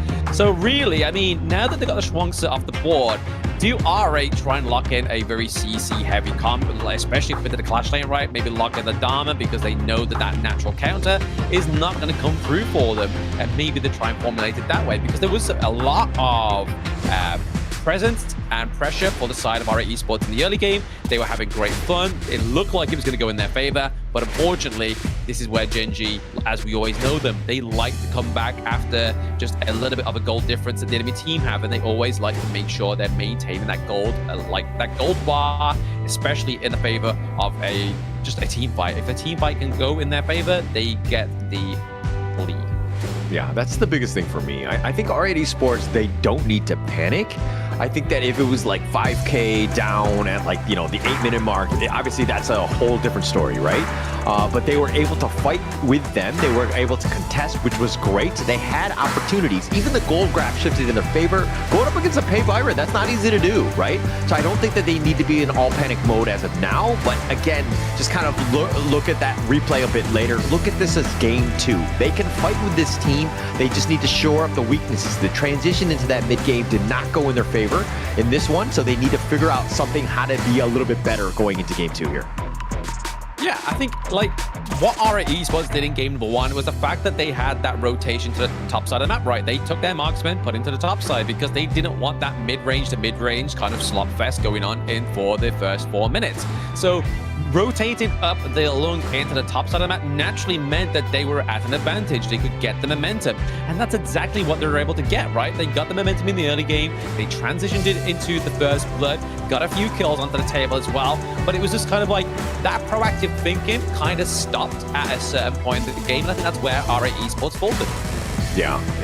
I mean, the early game was great. It had an opportunity, but, you know, it's just like, again, just those minor little mistakes. It's not huge. It's not a big panic moment. So that's the biggest thing. And I think that going into this one, I think draft-wise, they need to be a little bit better. I think that we're seeing that, especially in these best of threes, these early game monsters like the Pei are, you know, something that you need to worry about. You need to be picking up. You want the tempo. That's the biggest thing of just putting the pressure on the enemy team. That's going to be key in game 2's draft. Yeah, exactly. It was another game draft that they needed to put the pressure on, but it's like I was saying about the Lung transition to the top side. That was kind of like the almost like a little bit of a break there for the side of Gen.G. Like maybe they were anticipating it, but weren't able to kind of like actually commit to it or even change their draft. Like, right, okay, we need to put pressure on the top side, which they did, but then it was the fact that Lu Bang and the Musashi did a great combo, right? Like they was always into the back line. They was always making sure that Rock was going to pay within those little kind of like 3v3 skirmishes. Actually, it's funny that you bring up the Liu Bang. I think that of that entire draft, that was the most, I'm thinking that they could have picked a better one. Just because, yeah, he was there and he saved himself a couple times, but I'm wondering if you just had like, I mean, if the roles were reversed and then they had like the Byron, right? I think that would have way more impact, the control to kind of help the Musashi just lock the guy down, and so they had that burst damage. That probably would have been more beneficial for them. It would have been more beneficial, absolutely. But again, I feel like it's just the ban draft, obviously, towards the end of Gen.G's draft, the ban phase, they banned it, obviously, like the likes of Guan Yu, the likes of the Mayin, so it kind of became very strapped for them. But game number 2 BP here, we're seeing the typical victims into the first part of the banning phase. Lung, Ali, Pei, and the Mai Shirunui, both of those been picked. But there it is, the Dharma that we're speaking about in the early parts of the post-game, the pre-game of number 2, right? This Dharma's coming through because he knows he doesn't have a Shuangzi that's going to counter him. Yeah, very good here with Dolia and Dharma, dare I say, the double Ds, right? This is going to be a great little combination. It's going to be huge for them because they need to really set things up. I mean, plus you're taking the Dolia away from Gen.G, which could potentially have looked at it because of the Yuan right there. Yeah, absolutely. They need some kind of sustain already. They know for a fact that maybe, like most of the teams, are always kind of trying to guess, like, where's that Huan going to go? We know that Clue, we know that Inuit have played the Daolia and the Huan combo originally, but with Rock getting another carry jungle, R8 Esports needs to put the pressure on even more for this Luna. Wow, Luna. I mean, this is great, right? Because you know that you've seen the Dolia. They don't have a Liang. They're not going to lock you down, right? Which is kind of like the hardcore counter to the Luna. So being able to just understand that, opens up the door. Genji drafting very intelligently, and they're going to pick up the moats here to kind of just further lock someone down for the Luna to just clean up. Exactly so, right. I mean, right now, RA Esports, they lock in the Lady Chen here, so they're obviously going to get the crucial crowd control from the Destructive Deluge, but also the damage from that, right? Like, if you can have a Luna lock in, or even if you have the Motsu try and, like, use the think inside the box to lock down one of your members of RA Esports. You drop the Destructive Deluge down on top of that, and thanks to the Dolia, you don't just have one, you've got two, so you can use one offensively, use one defensively as well. But being able to hit the Luna at the right time, I mean, obviously Xenon is up to the task on this one, but when you have multiple ways to kind of deal with that, especially with Celestial Melody, it's going to definitely help out. Then you have the Doma Dharma just coming in with the truth, potentially setting it up, right? Everything needs to go right, but it's all about this initiation and how, if in fact you do get jumped, how the counter initiation happens. I mean, they could kind of try and maybe use the wave breaker to obviously slow them down. Obviously, I think that's a great kind of like speed stop, a little bit, a bump in the road there for Rock on the Luna, just making sure the wave breaker hits her every time so she doesn't dive in before you even get that. But yeah, it's going to be hard for them to try and stop the jump, right? But they do have the Lady Chen. Lady Chen can obviously have her own kind of splendor, her own status as well, thanks to her skill. So if she tries to get the jump on there, she can use that. She goes, basically stops the marks, right? Kind of completely stops that tempo of Rock on this Luna. Yeah, and it looks like Flowbone Marksman is going to be picked up for R8. Interesting play, and just ways to kind of just, you're looking for a great range dealer that's definitely going to be bringing that one, and the amount of burst that you have. And Genji instantly counter with the Chano and the Mayin, just looking to jump on this squishy backline. Ooh. Okay. Yeah, they're switching it last second. They're going to go for the Lady Soon here, so they want to go for a little bit more of a late game assurance.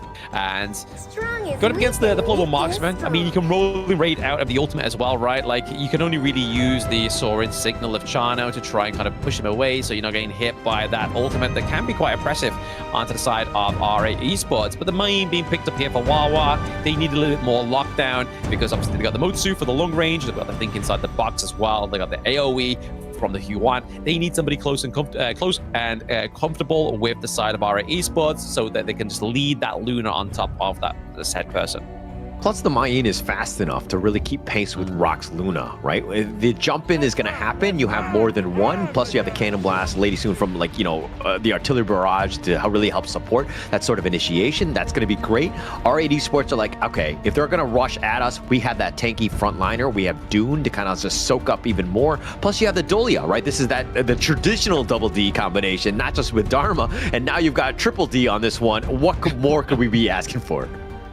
I'm gonna say, what's more livable than a double D? A triple D, man. Like, this is what we need. We got the Dharma, the Dune, and the Dolia. There's a lot going on here, but like you were saying, we have the double sort of unruly blade. So in terms of trying to sort of like bait the enemy team, you can use the unruly blade in there. Maybe they try and dive in on top of you. Maybe they try and use and exhaust the Think inside the box a little bit prematurely, and then you're able to kind of dart out thanks to the Celestial Melody. But that was definitely what was needed on our esports side, right? They needed a lot more frontline. They needed that tank to be the kind of like the anchor for their side. My concern, though, is that Gushing, he flies high on like assassin style. That's like his play style.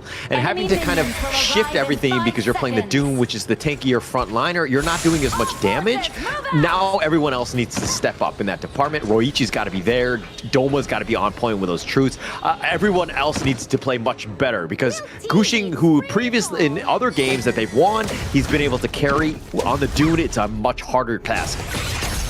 Oh, it's a very hard task, right? Like, you are there to try and maybe get the setup and then allow your teammates to get that damage. But I feel like that's where it's all going to come down to, right? It's trust issues. Does Gushing have the trust of his team to actually be the carry that he normally is? That, obviously, time will only tell in this game number 2 between Genji and RA Esports, but they're already cleaning out the mid-wave here, obviously giving over a little bit more resources over to Monto, and obviously having the access to the enemy's boars as well. They're already kind of hindering the growth of the Dune and giving over the growth to the Lady Soon. That's actually a question that I would love to ask Gushing. Is like, how much do you trust these guys? I mean, he's like been the latest addition to it, and obviously it takes some time to kind of gel with the team.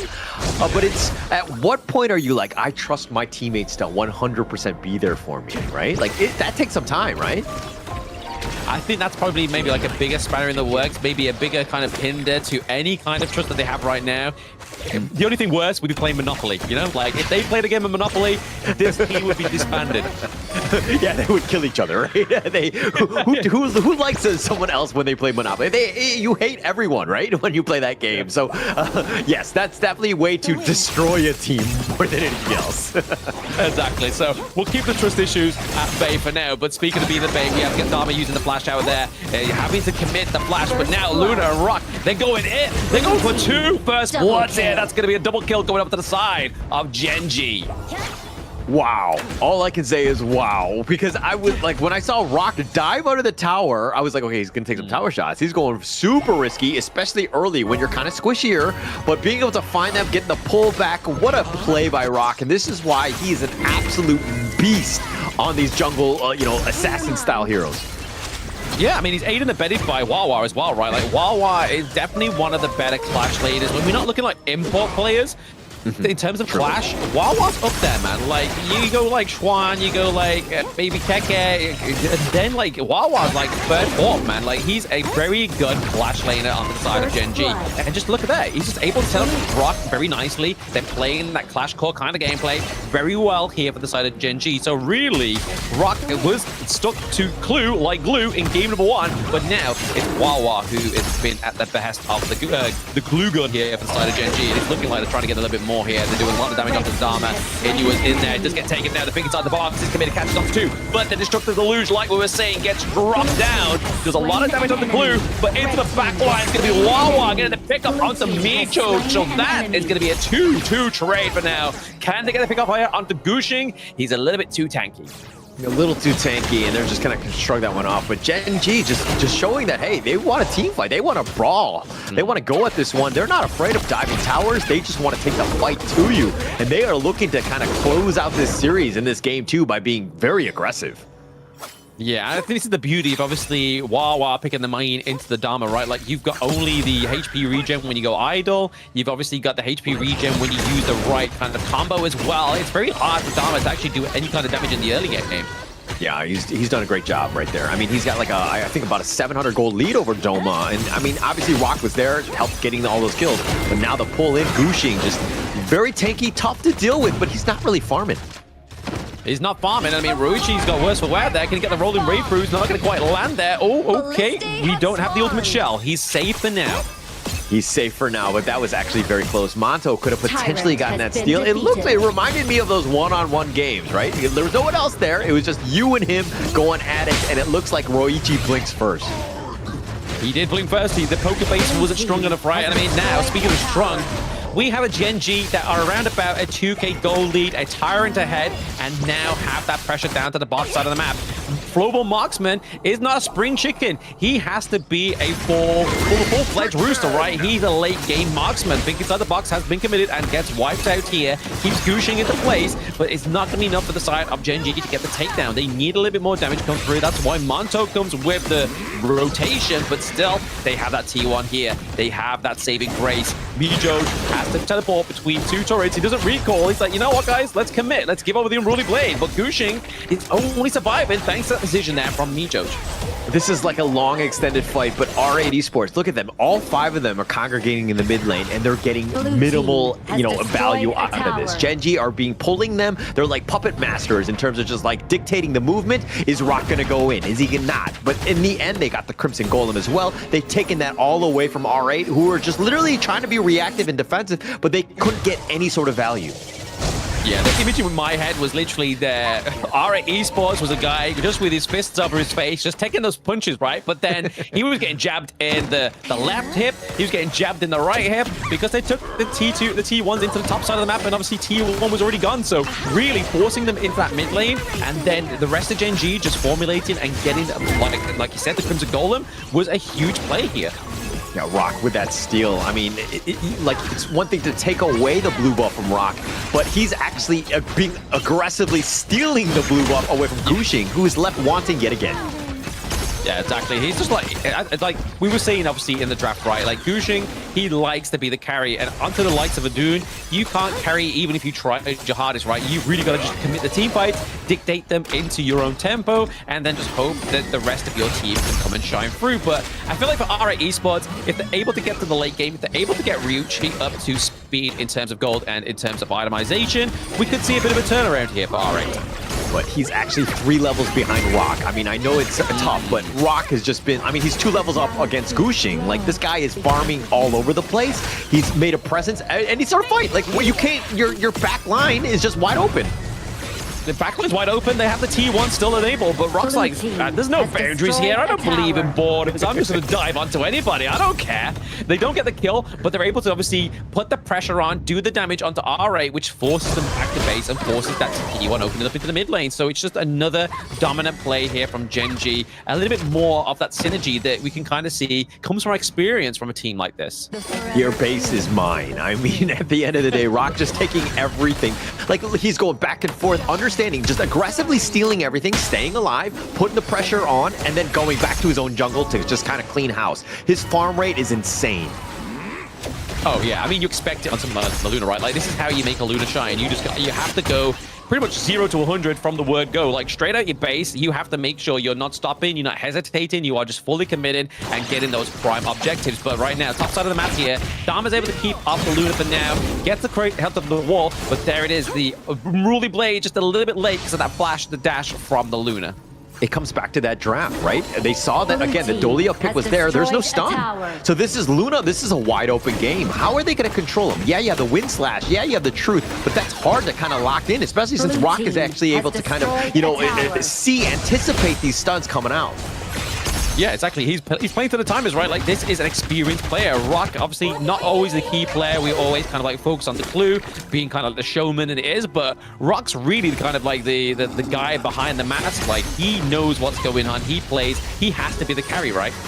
Yeah, and all that space that's being created, look at this, the free Tyrant. Yeah, Gen G are going to kind of like take their time. Inuo and Monto are going to slowly take this, but because they don't know where Rock is, he's going to jump in. Boom. Oh, careful takedown there for Xenon. I mean, that's going to be a lot of crucial crowd control, as well as the damage being taken off to the side of R8 Esports, which, when we look at their draft once again, damage is not going to come from anybody but Ryuchi at this point, and he's not quite at that level, right? He's only got the Shadow Ripper. He's only got the Doomsday. He needs a little bit more gold in the bank. I mean, 8.1k net worth for Rock versus 5 to Gushing, right? And Wawa is also doing very well as well. He's kind of keeping on pace with Rock as much as possible. So Gen G right now rolling in the dough, finding ways to just extract so much money on this map. They can do extract so much money, right? I mean, they're always into their mid-jungle. I don't think I've seen them once into their own jungle. We do see the actual Azure Golem being stolen there, actually given over to Gushing. So that's probably like the first successful attempt they've stopped to the side of Gen G. But at around about 9 minutes, is that a little bit too late?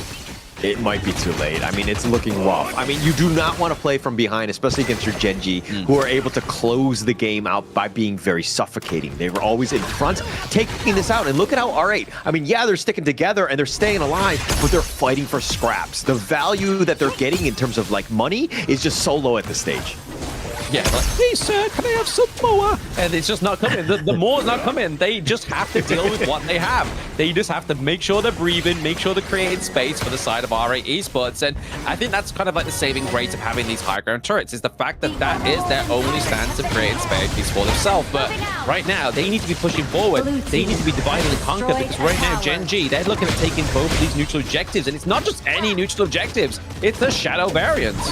Yeah, they're going to take that one for free. I mean, essentially, Gen G, like, cutting off the supply lines of R8. They are literally struggling to find any sort of farm. But they're taking the Overlord and the Tyrant at the same time. I mean, that's as greedy as you get, but they are so far ahead that they can do whatever they want in this game.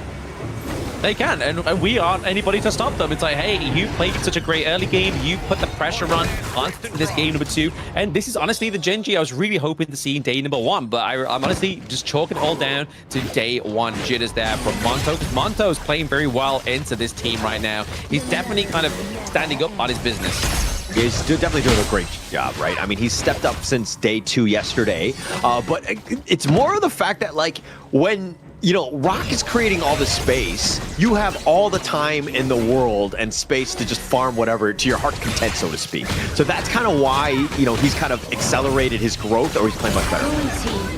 Yeah, play much better into the backline. We're going to take that onto Xenon once again. The Micho looks pretty low, but I mean, they commit the think inside the box into the backline, which means that Doom gets locked down and cannot go back to base. He has to go to jail. He cannot pass go with the Vanguards pushing this high ground turret into the bot side of the map. They're able to take it. Gen G maybe looking to put this final natal top in here for the side of RA Esports, putting them back at the 3rd place, but they go for some more. Ryuchi is at back at base, trying to put the damage on, but it's not going to be enough. They're able to get the Vanguard, but there's still being pressure applied.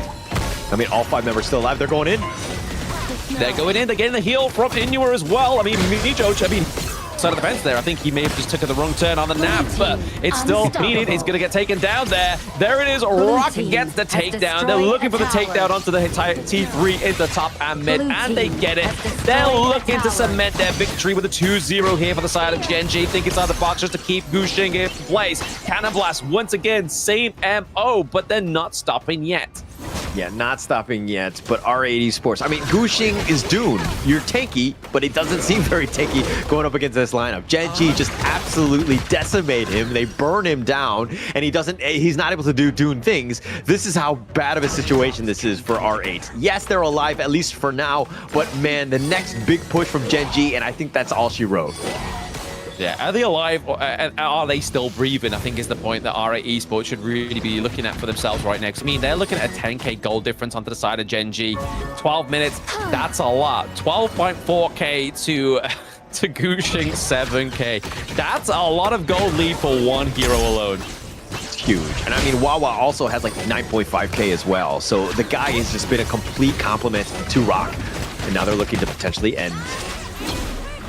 They're able to defend the base, right? I mean, they're definitely doing something well here for RA Esports. Game 2, not looking as like hot as game number 1. They're defending the base here. The minions are coming through sort of like very slow and steadily, but they are going to be at the behest of 3 minion waves coming through soon. Rock actually might get shut down now. So this could be the coin to pull. They have to get the takedown onto Monto goes down, Wawa goes down, and now they have to save their base. This is where we start to see RA Esports breathe out and just get that pressure. Just claim a little bit of gold. Just try and mitigate that goal lead because they need some more.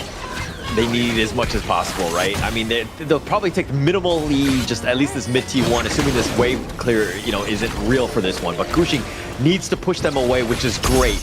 Potentially turning this one to a Shadow Tyrant. They need to work quickly, but Rock is up in 5 seconds. I think that gap is already closed. Yeah, I mean, they got the T1 into the mid lane, right? I mean, at least they were able to get something. RA Esports being a team that some of these teams within Honor of Kings Esports don't even get past that crystal state. Once that's laid bare, your enemy team takes it for the granted. But it goes back to the point that I made pretty much before even game number 1, right? Gen G, like PKL teams, they struggle sometimes to finish off the match. And this is where it started to show. For that fight, it would seem like Rock went in, that Sage of Sanctuary was used haphazardly, right? I think somebody else needed to have initiated first. Oh, absolutely, yeah. It was used a little bit too early, a little bit prematurely, but maybe there's like a bit of a fault in the comms there, but into the back line, maybe Wawa looking to get the pick up onto Xenon. He does get the pick up there, but it's going to be at the behest of Inua going down as well. Monto is now on the roll. He gets Ryuchi, he gets Mijo, but they have any minions at this point in the game for the side of Gen G? And the answer is no. Yeah, no there, but I mean, Monto getting that triple. This is kind of how this story has been played out. Rock created all that space, bought so much time for Monto to get going. Now Monto needs to be there to just finish out the game, and it looks like he's about to do that. Oh, the thing inside the box there being committed to take down Lady Chen, and that is going to be it. Game number 2 for Gen G against RA Esports. It looked like there could have been a potential comeback there after Gen G's little mistake of using that Sage of Sanctuary a little bit too aggressive. But Monto, the prodigal son, comes back with that triple kill and gets the victory for the side of Gen G with 2-0. That's the perfect way you want to do this, right? Just being able to close it out at that last moment, right? Monto had given all the time and space in the world. Rocket created that space for you, that fortune. Now you need to just invest it. It was all into Monto's net worth, and he was able to close that game out finally in the end. Yeah, closing the game out, another 2-0 fashion for the side of Gen G. They've definitely kind of upped their game since day number 2 and day number 1 as well. So that's already a very quick 2 series that we've already witnessed here. But these are 2 series from both of the teams of the spring season 2025 that were top 2, right? So we were expecting nothing less than a really fast series from these 2 teams. But Gen G really stepping up to the task, right? They've kind of leveled up. I mean, you were talking about day 1, they had a little bit of the jitters, right? They weren't so, smooth. But right now, they're starting to hit their stride. This is starting to be a very scary team. I think if you're a Nongshim Red Force fan, you're kind of a little worried because Gen G is starting to level up. They kind of outplayed R8 Esports. They played them very well, and now I really think they can take the fight to Nongshim at this pace. I mean, those words were spoken by Nongshim's #1 fan, right? Like, I was about to ask you, hey, how does it feel? I mean, you are Nongshim's #1 fan, so, but you gave me the answer. I was just like, this guy's laying it all out for me. His heart's on his sleeve. He's worried for Nongshim Red Force, but I'm going to give you a little bit of reassurance as a good friend does, right? Like, the thing is, as we just saw in that game number 2, Gen G struggled to finish off that game, which is at either a mistake or communication or whatever it may be, and that's when Nongshim really pounces and can come back. Yeah, they can't do that against Nongshim. And it's one thing to call it out. It's another thing to ensure that they, again, know that they're making these mistakes, right? Because they cannot do that against any of the top tier teams. This is why they lose, and they need to fix these mistakes and not let that happen. But if we're talking about the KDAs and things, I mean, Rock had an amazing game. The only time he died twice with the Sage of Sanctuary, but 5-1 and 4, only one of them is going to count. But Wawa had an amazing game as well. His net worth was on point, really setting it up. He plays an amazing Mayan, but Monto was there to really help them get over that hump. Yeah, I mean, it's just one of those things that Gen G have, right? That's the one thing they do have going for them. It's not like you have some of these teams within other regions where they just have one star player. Yes, Rock does probably bear the load more than Monto or Clue, but he's able to then be like, right, okay, guys, I need you to take some of this load. I need you to be the carry. And that's exactly what happened there, right? Like, Wawa was the key component for a lot of those setups, and Monto was the reason why they're able to finish that game. Yeah, and Wawa, again, I kind of want to see the stat of just like how much control he had, how many stuns, because him and Clue were just like locking him down. It made it so easy because Rock, yes, he's squishy, but if everyone is being stun locked, it just makes it very easy. And this is the gold graph. We saw that giant rise by Gen G. They were looking to just end the game, and then they were like, oh wait, we lost that one team fight. There's this giant dip, and they need to work on that one. They cannot let that happen especially against like Nongshim. Yeah, I'd say it looks like a kind of hill that I'd like to roll down, but I mean, you see that kind of very sharp sort of like flat surface, that would hurt, man. My ribs would be broken, but maybe the other kind of little hill there where we see the little dip. But no, Gen G knew they made a mistake. They knew they needed to come back from it, because if they didn't, if they made that mistake again, R8 Esports from that one mistake was able to take not only the T1 to the into the top side of the map, the T1 in mid, but also the Shadow Overlord. But the only Overlord onto the side of Gen G within that game number 2 has to be Rock here, right? That 5-1 for KDA. Very impressive play by Rock himself.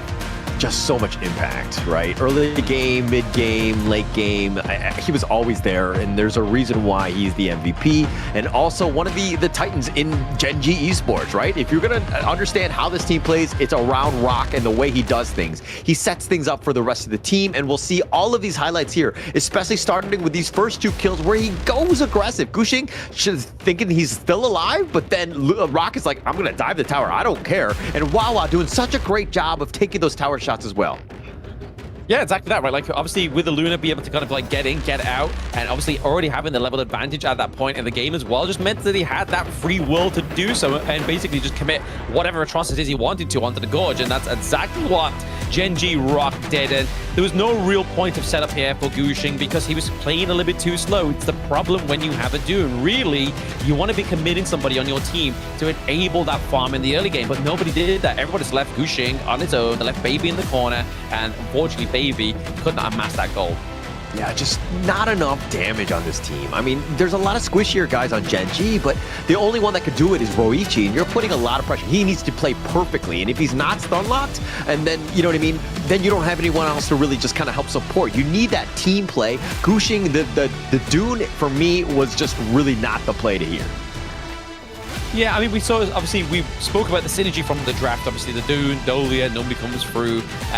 But like you were saying, it just never really was able to come through because of the pressure into the bot side of the map, and there was just too much going on for the side of RA Esports to even try and, like, counter the rotations into the mid, right? Like, already starting Monto in mid to get those farm resources, take away the boards, was already spelling the sort of, like, means to the end that we saw there towards RA Esports.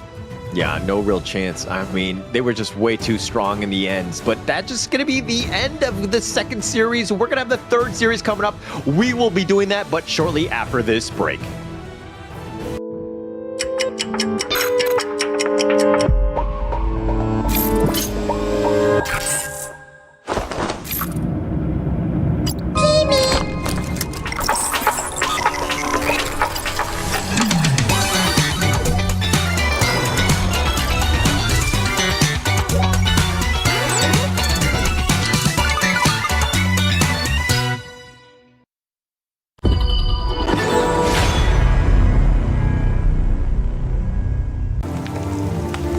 The elders say the seers have guarded the misty marshes for generations.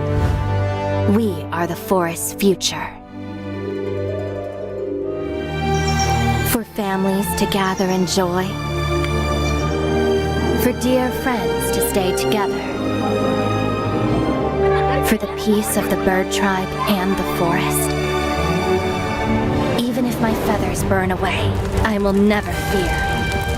Even if the sky falls and the earth shatters, as long as we stand together, as long as we endure, we will surely,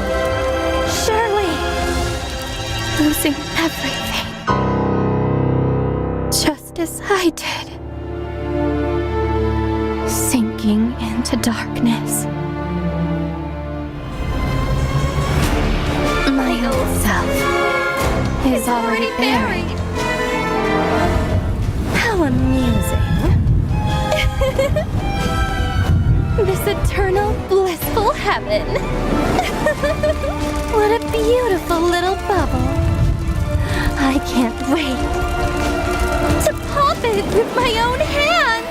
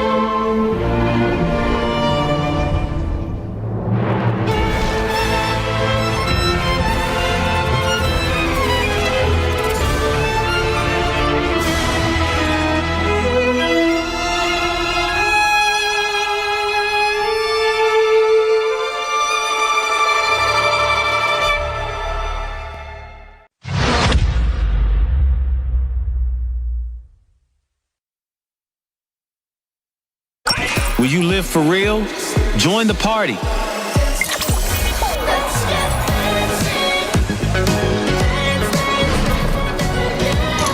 Make the whole street a party. And add disco balls.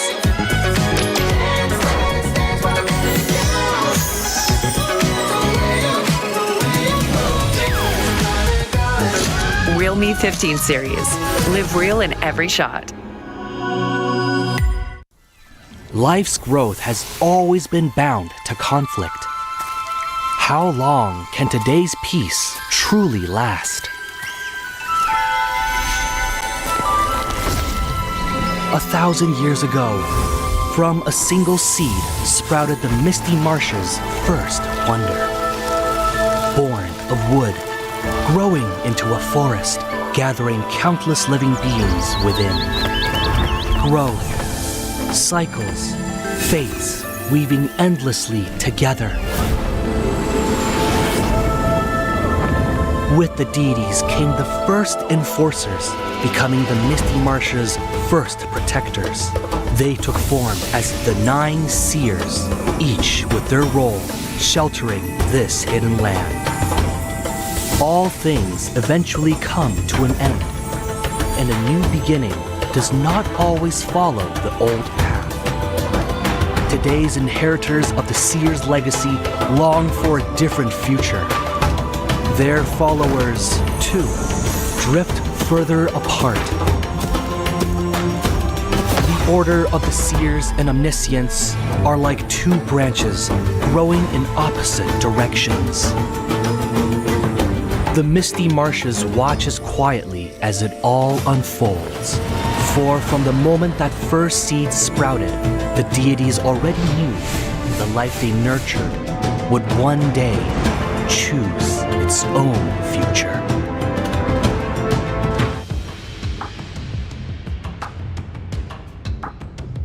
How's it going, everybody? Welcome back to the Honor of Kings Major East Fall Season 2025, and I am Blam, and with me once again is Hola as we get into the third series of the day. It's been quite a quick day for these two teams. So far played, we've had obviously Genji go up against RA Esports, that was a 2-0, and then Nongshim going against A-Star, which is a 2-0, but now Nongshim are back up onto the plate and have to play again against CMF.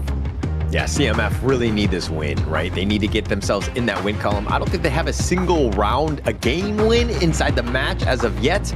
But I mean, they've only played like 2 or so games, so 2 matches. So it hasn't been that many, but this is one where, again, they're going up against Nongshim Red Force. What a statement it would be if they were to take at least a game off of Nongshim here. It'd be huge, right? It'd be just as huge as when Crazy Raccoon took a game off of Nongshim as well. But to be honest, Crazy Raccoon did beat CMF 2-0 as well. So obviously CMF lost to the 6th place team. They've lost the 3rd place team of spring season. Now they have to go up against the 1st place team. But obviously we talk about CMF, but let's look at them onto the screen now. So you should never give up. You gotta fight for it. Whoa, let's go. I know you want it. I see the fire in your eyes. You gotta fight for it. Let's go. The battle's calling. You better give it all you got. You gotta fight for it. The time is right for you to raise a bar. Yeah. Cause you could be the greatest of them all. Yeah. Let's go. The battle's calling. You better give it all you got. You gotta fight for it.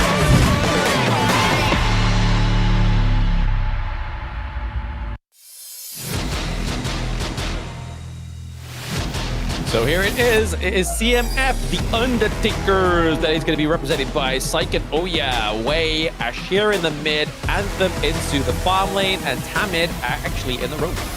Yeah, some of these players, Ashir and Tamid, both previously from Venomous, they participated in the KME Spring 2025. They have a lot of potential, right? And they were able to kind of hit that mark. Obviously, they picked up Wei here, which is going to be huge, an import player from Malaysia, which will help them along, and Anthem and Psychonoa as well. So this is a team that's really they need to have a little bit more time to kind of figure where they are. But let's check out their opponents in Nongshim Red Force right here. So you should never give up.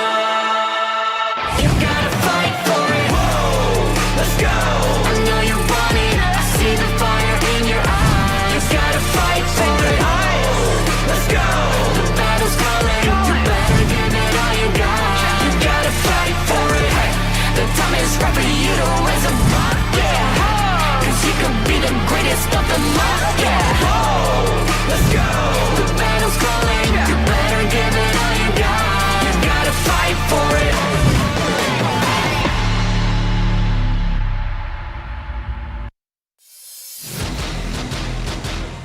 Nongshim Red Force, the greatest red. They're going to be made up of Kyung9, Illusion, Faye, Siri, and of course the finals MVP of KME Spring 2025, Haku in the jungle. This is a team that's, dare I say, the favorite going in. Yes, they've drawn some blood. They haven't played perfectly thus far, but they're starting to hit their groove. And playing up against CMF Esports, I think they're going to have a decent time.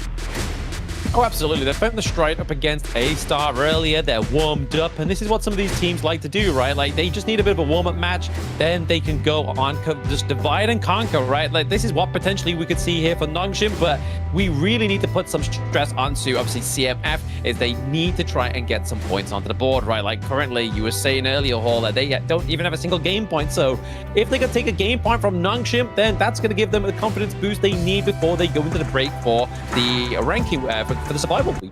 Yeah, I want to see that, actually. I think that it would be huge for CMF going in. I mean, they've only lost 2 matches. They're not completely out of this one. They have other games ahead of themselves, and especially with today and tomorrow to kind of round that one off. They have a total of 3 matches today, so they have a lot of games ahead of themselves. And the biggest thing right now is to make it competitive and to not lose your head, because it will affect you throughout all of the other series as well. I mean, the way I see it, they've obviously got 3 games today, but their hardest contender is this one, right? So if you can learn from the hardest contender, your hardest opponent, and then translate that through to the next 2 series, that's going to keep you up. That's going to hype you up. That's what some of these players here need to do on the side of CMF. But we get into the game number 1, a ban pick here for CMF versus Nongshim. And again, it's the same old dance, same old Sungri. It's a country western one. It's the Liang ban. It's the Mai Shirui. Yeah, I mean, like, CMF are going to pick first. They're on the blue side. I mean, they're not going to be given access to the Mai, but it seems like right now they're kind of focusing on Fei's hero pool right now, especially with that Liang and Zhang Fei. They don't want to have to deal with that team fight and that potential lockdown here. Maybe they're just trying to give Anthem the Ali, right? I mean, you can see here that Ali hasn't been banned. They do have the likes of obviously Pei or even Dharma if they really want to go for it. So it's really depending on who they want to give this massive prio pick over to, because there's so much on the table that they could go for, right? Wei could get Pei, Anthem could get Ali, Psycho could potentially go and get the Dharma. Yeah, looks like they're going to go with that Arlie, as you rightly pointed out. Very open, and again, it doesn't give away your draft. You're not like showcasing like the Pei right away, because you have the Pei, and the other team could be super smart because you have literally 5 picks to counter pick it. But it looks like Nongshim are going to go a different direction. They're going to go kind of flexible themselves in the sense of the Dharma and the Yuan as well. Yeah, Huon flex wherever they need to go, right? But it's going to be over to the side of CMF. They're going to lock in the Byron. They're going to go for the Lady Chen. So not as much deliberation on those 2 picks there. They're looking to obviously give over Byron, just basically one of the sort of like tier 0 picks up into the Clash lane. Does very well up against those 1v1s, but Nongshim Haku gets that Pei. Yeah, opened it up, right? I mean, you're not going to pick it yourself, and this is a great opportunity for it, because, I mean, when you go with the Byron and the Lady Jun, and you still have that Pei out there, you still need to be thinking, what happens if they did pick the Pei? Is this going to be enough crowd control? Yes, they have crowd control. Not the easiest to hit, especially against a mobile Pei, but you still have some options. You do have options, but like you were saying there, it's not the easiest to hit, especially when the likes of Nongshim have the Huon, which you know is going to be there to bait out those skills. So if you're already using and already been put under a lot of pressure by the Huon and you haven't dropped your Destructive Deluge yet, you're already at a bit of a loss there. You have to make sure that you're using it very sort of like timely. I mean, they could try and go for a Dolia here so they get 2 of those Destructive Deluges, but Nongshim here banning at the Agudo to not match so CMF cannot match that early game pace. I think that you would go with something a little bit more team fighty, a little tanky, and like the Dolia for me, it was kind of like what happened in that last series, right, with the R80 Sports. They tried that themselves, going up against like a Luna, right? It was really hard to hit that, you have the Celestial Melody, but then now you have 2 chances like a Destructive Deluge or some way to kind of potentially go, but you might miss twice now, right? So you need a little bit more consistent CC and some way, again, to just kind of be able to just survive the onslaught of the Pei. Hey, it's not the Dolia's fault that you missed twice, right? That's more down to you, but true. Nongshim says like, we're not gonna let you do that. We're not gonna let you do that on live television. You can't miss 2 Destructive Deluges, and we're not gonna let you. Yeah, I think it would be best case scenario. I mean, that's ideally what you're looking for. And even as like a Dolio player, when you're giving away the Celestial ability, you're like, bro, come on, man. How many more times do you need to potentially get this stun? And I think it's going to really come back to this of just CMF being a little bit more consistent. Maybe like a Lian Po, something that's can be, you have that hard lockdown, you have a little bit of tankiness. I mean, yeah, the Tremor Smash is going to be on point, but I think it just kind of rounds out the draft a little bit better. I mean, it's less of a melody, it's more of a loan, right? Like, you want to give out a loan to your teammate, you expect some rate of interest to come back, and nothing comes back. You're like, bro, you're not good for this. I'm not giving you over another Celestial Melody. I'm not giving you over another Ultimate, so no, it's done for us. We're done. But CMF here actually rounding out the draft very nicely with a lot of CC, thanks to the Liempo. Has a good amount of frontline as well, paired with the Byron. And Luna on top of you here. Wei could be in for a good game here if he's not being contested by the side of Nongshim Red Force. Yeah, and now we're looking at the other end. Like, how do they deal with the Luna, right? So you have the Yuan, this obviously a little bit sustained, the Truth, even from the Dharma. The Imperial Order from D-Red J, Zhao Zhao, you have the Honey Sweet Breeze, so not the easiest ones to hit with, so it can kind of play to their favor. Now, CMF, if they're able to get going, Wei is able to kind of pop off on this Luna, they might have a real good chance here.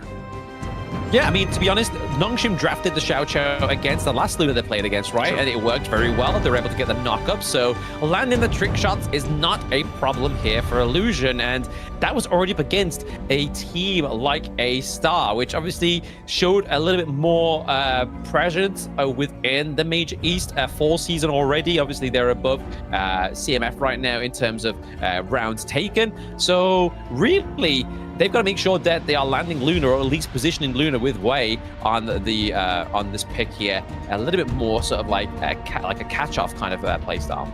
Yeah, I mean, looking at both of these drafts, though, I mean, in a vacuum, I like them both, right? I do think that the CMF esports definitely can be played. You know, it has a lot of potential. It's really going to come down to execution for me and able to kind of play this one out.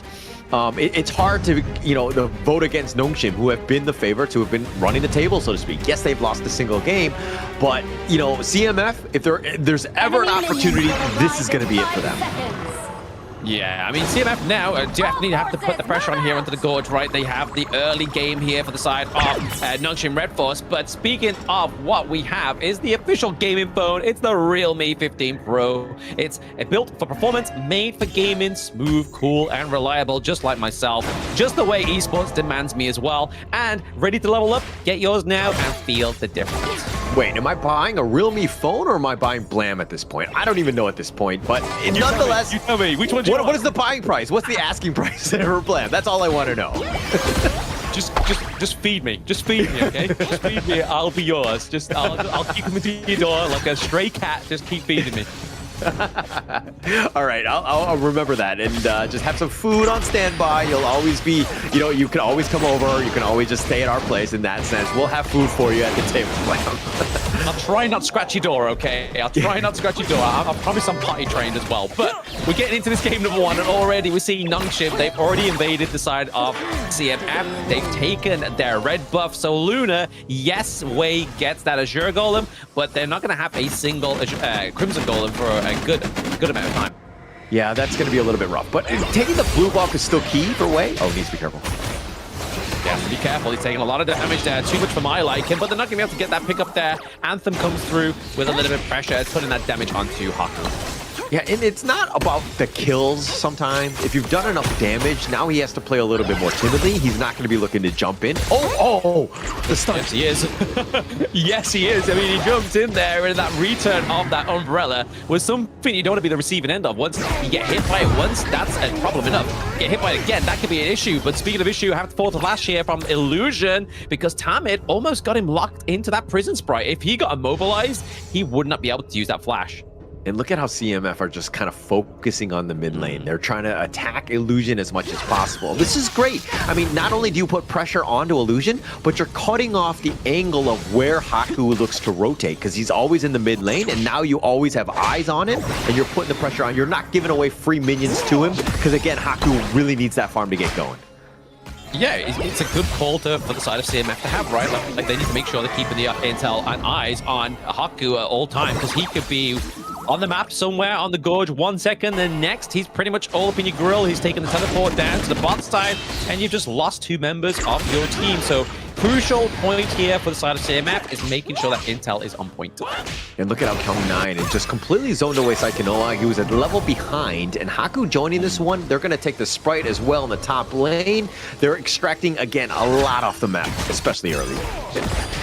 A lot of the map, a lot off the gold resources as well, right? Like, you're going to see Illusion committing the ultimate here, maybe trying to get the burst damage onto the Luna, gets a takedown onto Wei. Are they going to get Tamid as well? That's another one as well. So 2-0 trade for the side of Nongshim Red Force. We do see Faye and Nashir battling it out here, but there's not going to be much damage coming through for these 2 majors.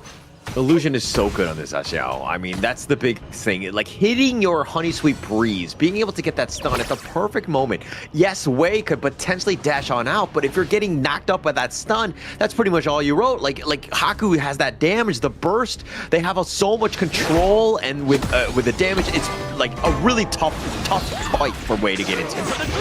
Oh, very tough fight. I mean, we pretty saw it in that last game that they played against A-Star. Like, Illusion on the Xiao Qiao, especially towards the kind of like mid-game, that umbrella is going to hurt, man. That skill is just going to keep freezing you. It's not going to be Honey Sweet. It's more like going to be like hot sauce at that point. But no, speaking of hot sauce, it's going to dive in for Wei. He may have committed a little bit too early. He does take a lot of damage, but they do get the pick off here onto Illusion. Can they get Faye? Faye gets out alive.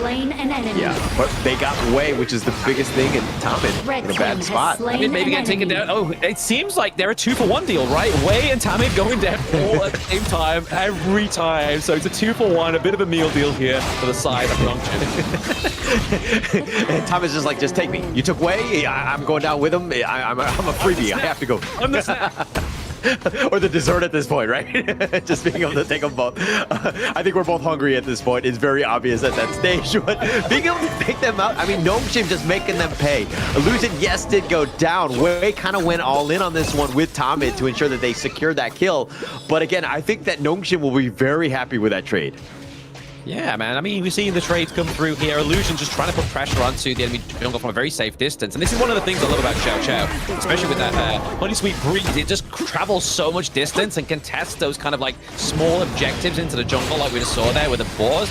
It's just enabled just to be a little bit of pressure that sometimes teams like CMF may crack at. Tyrant has been defeated. It's the Tyrant, yeah, a ship. Potential gets taken down there as well. The Tyrant is going to the side of Nongshim, so they've already lost one kill onto the side of CMF. They're looking to take a few more bloods here. And they're looking pretty low, but it gets a takedown onto Haku. That's pretty huge here. Maybe they can save this T1, but it's not looking like it. They have to retreat. They're looking better than bruised. Yeah, over-aggression by Haku there, a little out of position. Again, I'm just like Asian dad at this point. I'm very nitpicky on him, right? Because yeah, like his potential for that damage and that burst, I totally love it, right? When Haku's on point. But sometimes when he steps out, like dying to a shear on that one, just kind of like too close to the tower, like there's really no need. Like you just kite him, keep him at arm's reach. You did not need to be so close. It doesn't need to be so close, and I can say the same thing here of Psycho Owner, right? Like, he phase checked the wrong brush, and right there, Illusion almost got caught out by Ashia's destructive delusion to the backlines. So we are seeing potential from this team, right? Like, CMF, they have glimmers of hope. It's just making sure they formulate these team fights in their own favor, making sure they're not dropping Wei and Tamid as that kind of 2-for-1 offer. There's a buddying system in Honor of Kings, and we don't really want to be buddying kills, right, at this point in the game. Yeah, I definitely don't want to be buddying kills. That's like the biggest thing. I mean, it's weird because it's like the jungle of Rome, right? Yes, they're sticking together and they're kind of always in the same spot, but they need to do a better job. If they're going for pickoffs, great, but you know, take better risk, or you know what I mean, like high success chances, you know, attacks, right? I think that that's the biggest thing, and stop going all in. You're definitely behind. You need to play a little bit more conservative. Yeah, if you're going to be kind of like expanding the resource that is the Lee and Po, right? Like, Tamid is going to be the key initiator into those team fights when he has that Tremor Smash. So if you're kind of keeping that to yourself into the jungle just to keep Wei alive, is a little bit of an issue, right? Because you're not getting the vision score, you're not getting the intel on where everyone else should be, which is what Tamid was doing in the early game onto Haku. And now he may get picked off here, and there it is! That burst damage from the Xiao Qiao comes through, gets the pick up onto Tamid. He will not be the buddy of Wei for quite some time. Yeah, that Blossoming Fan, I mean, he's just like a sniper with it. I mean, Tamid thought he was safe. He's tanky, yes, but just not enough right now. But they're going in. Oh, Faye with a flash as well. Obviously getting that pick off into the backline of CMF. We're at 7 minutes and 35 seconds, Hola, and we have a takedown of the high ground turret. And even Wei goes down to pay in that 1v1 in his own jungle. He is not safe anymore. Yeah, nobody's safe on the CMF style. I mean, they're diving. They just took down the T1 mid. I mean, this is, they don't care where you are. Nongshim is like, okay, everything belongs to us. We're going to continue to push and put the pressure on. And without Wei right now, this is going to be a world of hurt on this defensive hold. Yeah, they've got to defend really well here, or else Nongshim Red Force are looking to beat the KMW short this time, right? They're still chipping away at the high ground turret. They have this force Psycho into the opposite end of that team fight, right? Trying to get Haku out of there, doing that long-range damage from the pay to get that high ground turret, but effectively, it happened in the end, so it was just a matter of time. Yeah, a matter of time at this point, even for the minion wave that's about to crash in the bottom. Minion wave, mid minion wave, top side minion wave. It's all on 3 lanes at this point of the game, right? Like Nongshim, they've got it going forward, but can they finish it off here? They take the high ground into the bottom side of the map as well. So CMF, unfortunately, don't have any higher ground turrets, but the enhanced minions aren't going to come through until the next following waves. Yeah, okay, CMF is just like, we don't need towers, okay? You know, they're just slowing us down, right? At the end of the day, I think we're going to be fine with just the crystal. We're going to just keep it alive. They need wave clear. They need to have some sort of miracle hold right now. 1 target to protect is better than 3, right? Like, I get the thinking here from CMF. It's what my rank teammates do all the time, but into the back line there, gets the stun, is able to open up this crystal, and it is going to be the shortest game yet between the leagues, and that is a 9-minute and 13 seconds game. So, woo, we just shaved it off there for KMW, so take that one, KM Worst. Yeah. I mean, those guys, at the end of the day, KM Worst, like, what are those guys doing? They can't go as fast as these guys. Nongshim just like speed running here, and they're just able to take them down very quickly. Very well played. Very, like, I mean, almost like 1 or 2 mistakes, I would say, at the end of the day, but I'm being very nitpicky in that regard. But this is just a typical Nongshim game, especially when they have that lead.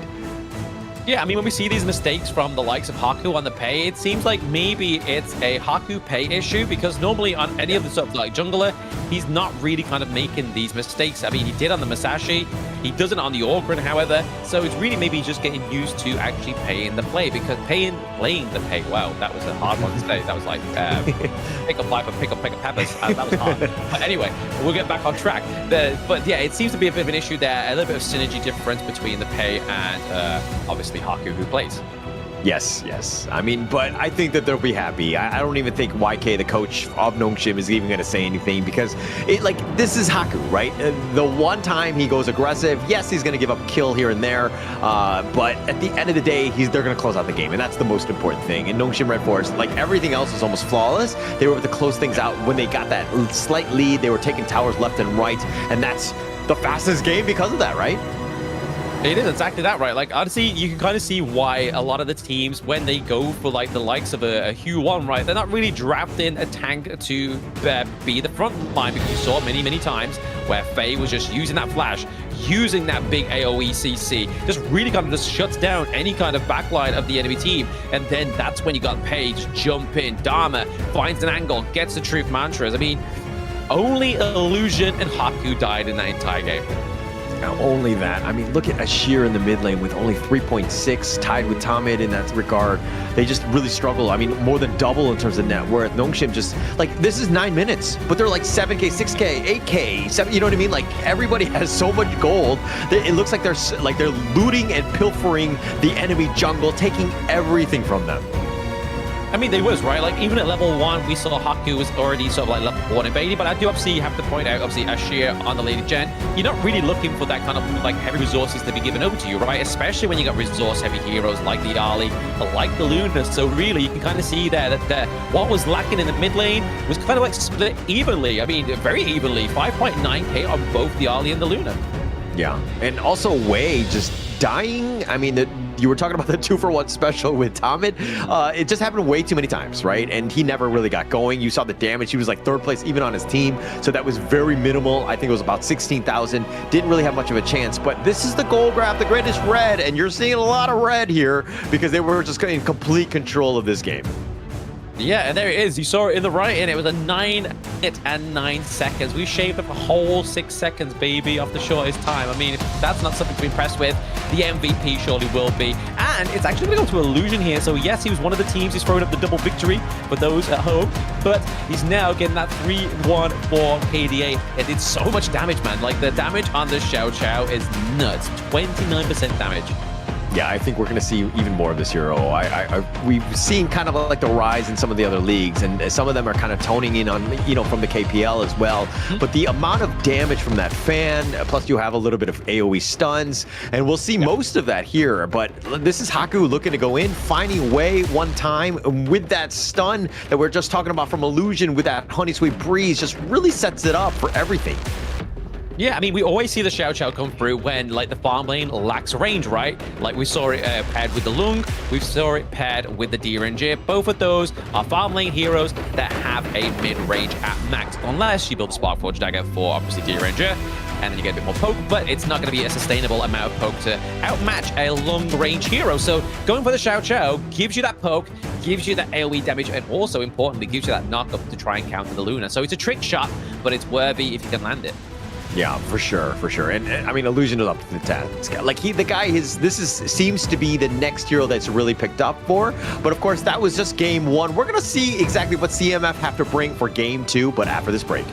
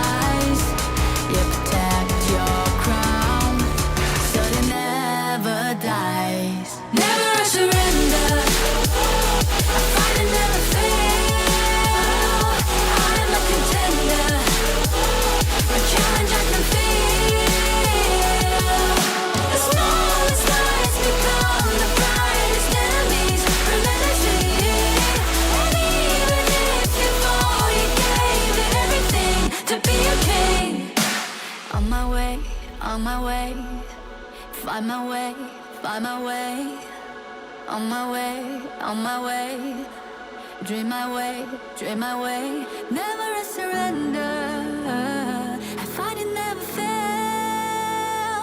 I'm a contender, and challenge I can feel.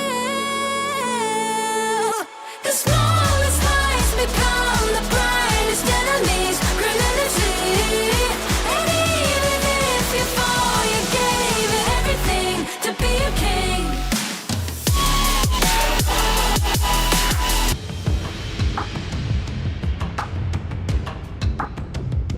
Welcome back, everybody, to the Honor of Kings Major East Fall Season 2025, and we're already into the 3rd series of the day. We're currently looking at CMF going up against Nongshim Red Force. They did lose the game in about a 9-minute fashion, but still, we saw some glimmer of hope here for CMF, right? Like, we were really hoping that in game number 2, maybe they can draft something a little bit more different that's going to kind of like throw a spanner in the works here for Nongshim Red Horse. CMF, their biggest thing was execution on that one. I mean, just going into it and seeing just like the Luna dying early, you never want to see that in the jungler. He was pretty much your carry in that game. He needed to really get going. He died twice with Tom in, 2-for-1 special that you were talking about. Always just not in a great spot, right? And you need to be super careful. You need to stay alive more than anything else. You need to keep on pace with Haku in terms of that farm, and just too much Nongshim in the end. But that was a bit of a disaster, I would say, considering it was 9 minutes and 9 seconds. Exactly. I mean, we just beat the quick smash for KMW as well, right? We shaved up a whole 6 seconds, so I'm proud of that one. Thank you very much, Nongshim Red Force. We'll put that one in the bank. But to be honest, like you were saying in the game against the CMF and Nongshim Red Force, right? Game number 1, KME playing into that mid lane meant that obviously they had eyes onto Haku. They knew where he was going to be at all times, because Pei needs to farm up that mid lane, get the extra little bit of resources over, so it just kind of keeps that aggression going. But right now, they need to do a little bit more than that. They need to not only keep eyes on the Pei, they need to make sure that they take down Haku as well. Yeah, I think the biggest thing for CMF is that they need to kind of just prioritize someone, right? Limit them from having a good game. It's tough to do with Nongshim because almost everyone really kind of picks up the slack if someone's having a bad game. But I think that you need to just be aggressive, like take out Haku or take out, Kyung9 or Siri, one of those two, and then just kind of focus on that so that you can kind of just hopefully get an edge and just build your lead from there.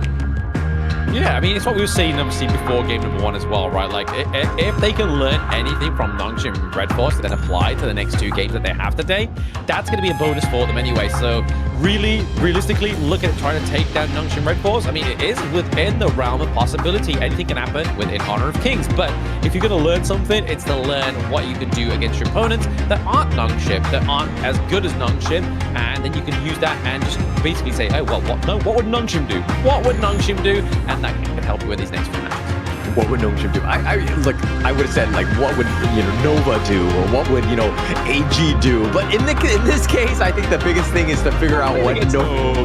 Yeah, true, but I think that if you're gonna learn overall strategy, I think that those are probably the teams. Not to say that Nongshim Red Force isn't there, and this is definitely their opponent that they're playing right now, which is key. Yeah. But if they really want to get to the next level, I think that you got to think even bigger than that, right? And Nongshim right now, this is the mountain they need to climb, at least for now. They need to be focused. They need to figure out a way to kind of dismantle this team right now. But in the same sentiment, I mean, this is a team that came from the Open Series, right? Like, this is not like a team that has obviously been established for quite some time, like the examples you give, AEG, Nova. They have very sort of established rosters all the way since 2025, if not pre-2025 as well, which was obviously with Nova Esports. But they're a learning team. They are obviously, again, a byproduct of the great ecosystem that is within Honor of Kings Esports, right? They got all the way from the grassroots tournaments. They're now into the leagues, and now they're looking to try and get the home calls to learn more against these international teams, because other than this, like the scrims, the potential for CMF aren't going to be at this caliber, right? So if you're into a competition like this, you are going to do as much learning as possible whilst you are playing the game that you love, right? Yeah, but I mean, if you're able to extend the games a little bit longer than 9 minutes, I think that you'll have a little bit more time to learn, right? And it's easier said than done, especially when Nongshim are just literally running it down mid and just having a tough time, just trying to take any sort of fight. They've controlled the map, right? But it's shoring up that early game so that you have a fighting chance. I think that that's the biggest thing. And yes, this series might not be great for them. Yes, they have 2 other series matches ahead of them even today, but hopefully they can take what they've learned in this one to kind of put it on the other teams. Exactly, yeah, put it on the back, wear it as a badge of pride. Obviously, yes, there is a potential here that it could be a 2-0, or maybe CMF come back with a bit of boom, boom, pow within this game number 2 as we get into the BP right now, and obviously just the normal suspects. We have obviously the Q1 being banned out to the Pei, because Nongshim picked him up in game number 1. And now they're going to give over the Lung to Siri, which we've already seen before, right? I mean, it was the Siri and the Xiao Chao combo, so now it's going to be a little bit different flavor here for Nongshim Red Force. Yeah, and they're giving Siri his main in that regard. He loves the Loom, so they'll be happy with this one. But CMF going a different route. I think that they're, you can see some smiles right now because they're thinking about the Princess Frost Leon combination. This is a tough one. If they're able to lock you down, this is one way to control a potential assassin-style jungler that's kind of diving you, right? But Nongshim, the perfect counter with the Guan Yu. Yeah, man. I mean, we love to see this control combo come through, but if you've got like immobile heroes, Guan Yu just comes through, he's gonna make you mobile, but he's gonna make you die as well. Like, he's gonna push you into the board. He's gonna push you into range of the Lung, right? Like, there's gonna be a lot of bullying going on potentially here for Nongshim Red Force now that they've locked in this Guan Yu, because this seems to be like the green light go whenever Guan Yu comes through. It's just if you have immobile heroes, it's pretty much Guan Yu come through. Yeah, you have that one lockdown, you have the winter is here, potentially just creating a difficult zone. But if Kyung9 is already in the back line and he's looking to Razor Cavalry the rest of your squad into the heart of the rest of Nongshim, you're going to have a tough time. And CMF right now trying to solidify, trying to go take themselves. They're going to pick up the Flowborn. Yeah, Flowborn Tank is going to round this one out pretty nicely. Again, just some more area of effect coming through thanks to his ultimate, that big slam that you can get. So not only do you get the knockup, which is obviously really helpful in terms of taking down shield as well, and obviously access into the backline, mainly going to be trying to use to get a pick up onto maybe the potential of the Lung here. But CMF are making sure that Nongshim don't get that carry kind of jungle hero. So I can imagine the ban out the Luna as well here, as well as the Jing, because Pei's already been played. Yeah, and actually the Jing ban is interesting, because I always feel like you had the Liang, you had the Princess Frost, you already have a good counter, right? I don't think that you're so scared of that. I think for Nongshim, you're thinking probably like an Oghren, something like a Dune maybe. Obviously, I think you need more damage, so I think the Oghren is a little bit better here, but you need somebody who's just like a tanky frontliner, and CMF might struggle with that. Exactly, yeah. I think it is all signs are pointing towards the Oghren. And I mean, yes, the AoE comes through from the Princess Frost, which is going to be a bit of a good counter here in terms of slowing him down. Because obviously with Oghren, it's the whole thing, right? Use the Path of Passing to get in, do a lot of damage onto multiple heroes at once, and then drop your Conductor of Souls when you're a little bit down on life. But Conductor of Souls can be pretty mitigated at level 4, right? Because you don't have the likes of the Eye of the Phoenix being built onto your itemization. Therefore, the HP regen is not going to be as stacked as it used to be.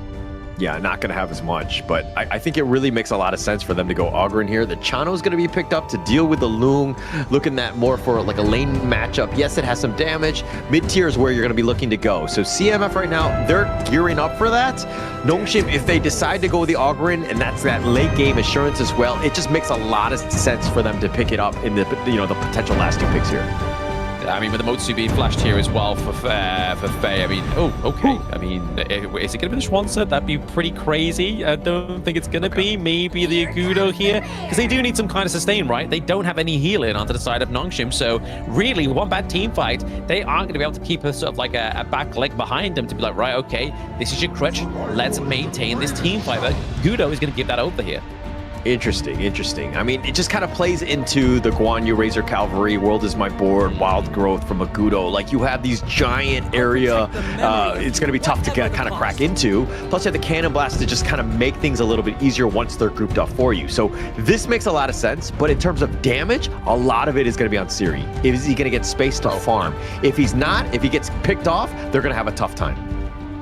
Yeah, I mean, damage obviously will come from Siri, but also obviously illusion on the Yixing as well, right? Like, if he's like able to sort of just make sure he's not getting picked off into the early game, which illusion was obviously one of the members of Nongshim that actually did die in the last game, then he's got to make sure that he's kind of keeping a safe distance, using that board to kind of trap and ensnare the side of CMF. Yeah, makes a lot of sense here. We're going into this one. I mean, look, they could have gone with the Oghren, they could have gone with the Agudo. They decided to go with the Agudo. Haku is great on both. It doesn't really matter. It's either 1A or 1B. I think in this case, it makes a lot of sense, especially since you have so many of the other AoE style heroes and that control. It's going to be a tough nut to crack, especially if they decide to just run it down mid with this death ball style. Yeah, I mean, especially with Agudo as well, right? Kind of makes sense. If you launch Furball into the backline, you're going to get a knock-up, but then because you're dismounted from Furball, Agudo now gets that dash, which can obviously mitigate CT when timed properly, and you can dash out of those AoEs. So it's really going to be kind of like an escape mechanic here for the side of Nongshim Red Force, using that pseudo tank that is going to be Furball. Yeah, it's almost like the perfect counter. I mean, the Liang Princess Frost, you're thinking, this is going to be crazy. We're going to be able to just assassin style, like just one by one each of the guys and then just run it down. But look at what they picked, Nongshim, right? Like, you have the Agudo, you have that Furball to, like, he's got the suppression on you, you throw in Furball, breaks it up. You have Cannon Blast from Faye. You have so many different options to deal with the potential questions that CMF are going to be asking. Yeah, and I mean, it's not like Liang and Princess Frost are tanky heroes as well, right? Like, they're very squishy, so one good pick-off, it's going to mean that they're both going to get taken down, which you can really see here that CMF, that's why they drafted the likes of the Flowborn tank, as well as the Sun Tzu, just to kind of potentially give them a little bit of a lifeline to get out of a team fight that they maybe didn't want to commit. But Tarmid here, maybe getting committed here, taking a lot of damage. Oh my goodness, the kind of blast, and then obviously Guan Yu over the wall gets the takedown. Yeah, Kyung9 all the way from the top lane to the mid lane, goes through the drive-through, picks up first blood, makes his way back into the top lane, munching on that one, that food, that free food that was given to him. But if there's any condolences, Tarmid died solo. He didn't take anyone down with him for a 2-for-1 special. Yeah, there was no meal deal that time around. I think they've learned from game number 1 now. They've got to make sure that they got to work for that 2v1, right? I mean, definitely with inflation and whatnot. But right now, as you can see that Haku is rotating out to the bot side of the map. That Gorge mobilization coming through has to force the flash from Tarmid. He's looking like he's going to get low. Purple's one in blood and gets it. The Frigid Prison, however, is going to lock in Haku, but the Cannon Blast is going to see them through. That's a stay as well coming through. That's a double kill going up to the side of Nongshim. They're looking for more. They could potentially get another kill, and that's another one going over to Siri. Yo. Hold up, okay? This is a Wendy's, right? Let's just, just hold our horses. Why are we diving the top T or the bottom T1? We're going in between and just forcing it down, taking, what, 5 kills at the 2-minute mark? Like, Nongshim, guys, calm down, buddy. It's a family bucket. It's a family bucket. They are literally just picking up this replay. Obviously, the top side of the map, we did miss out there, but it's meant to be down to the bottom side there. But we do get a kill that we missed into the clash lane as well. So there was a lot going on. There was definitely multifaceted kills. Yeah, multifaceted, just all the different angles and just coming from everywhere, right? Haku looked like he was in a bad spot, but Faye and Siri were there to help kind of just salvage him, keep him alive, make sure that he's kept going, and he's level 6. I mean, yeah, he's tied with Wei or whatever, but Wei has not made an impact because he's been busy solo farming. Yeah, I can say Wei won't make an impact until right about that mid game, right? Like, he needs a few of those items on the board. He needs the kind of anti-heal to deal with the likes of the Gudo. And Flowborn tank, he isn't the fastest farmer as well. Like, he's got to make sure that he's not being contested, and that's probably like a Hail Mary right now. The fact that Wei has not been contested just yet, but Psychonana has to use the set cell defensively to get back up into his lane.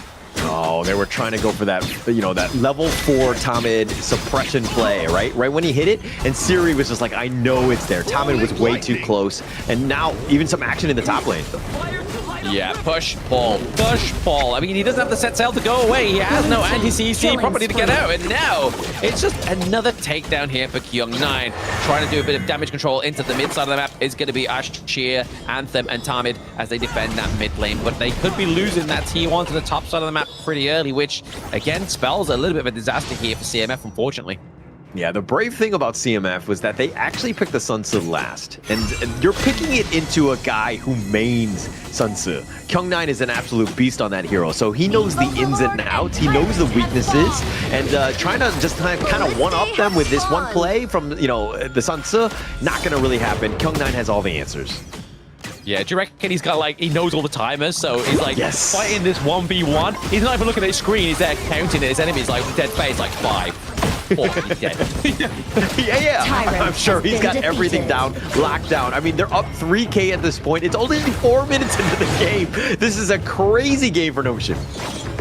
Very crazy, but I mean, I didn't expect anything less, right? Especially when Haku gets a pick that matches the pace of a Pei, right? Like a Gudo, yes, he's not going to do as much damage, but he still has that siege potential, which we're seeing right now. It's nothing stopping them. They get the T1, sorry, and they get the Tyrant into the bot side of the map as well. So extra damage going over to the side of Nongshim, but the set sail actually lands onto Illusion here, but there's no real setup because of the rest of Nongshim. Haku maybe trying to get a hit onto Tarmid. Tarmid it's knocked about in suppression. That is not what you want to do when you are Liang. And then a Sheer has to use the flash out of there because he would have been gone bye-bye.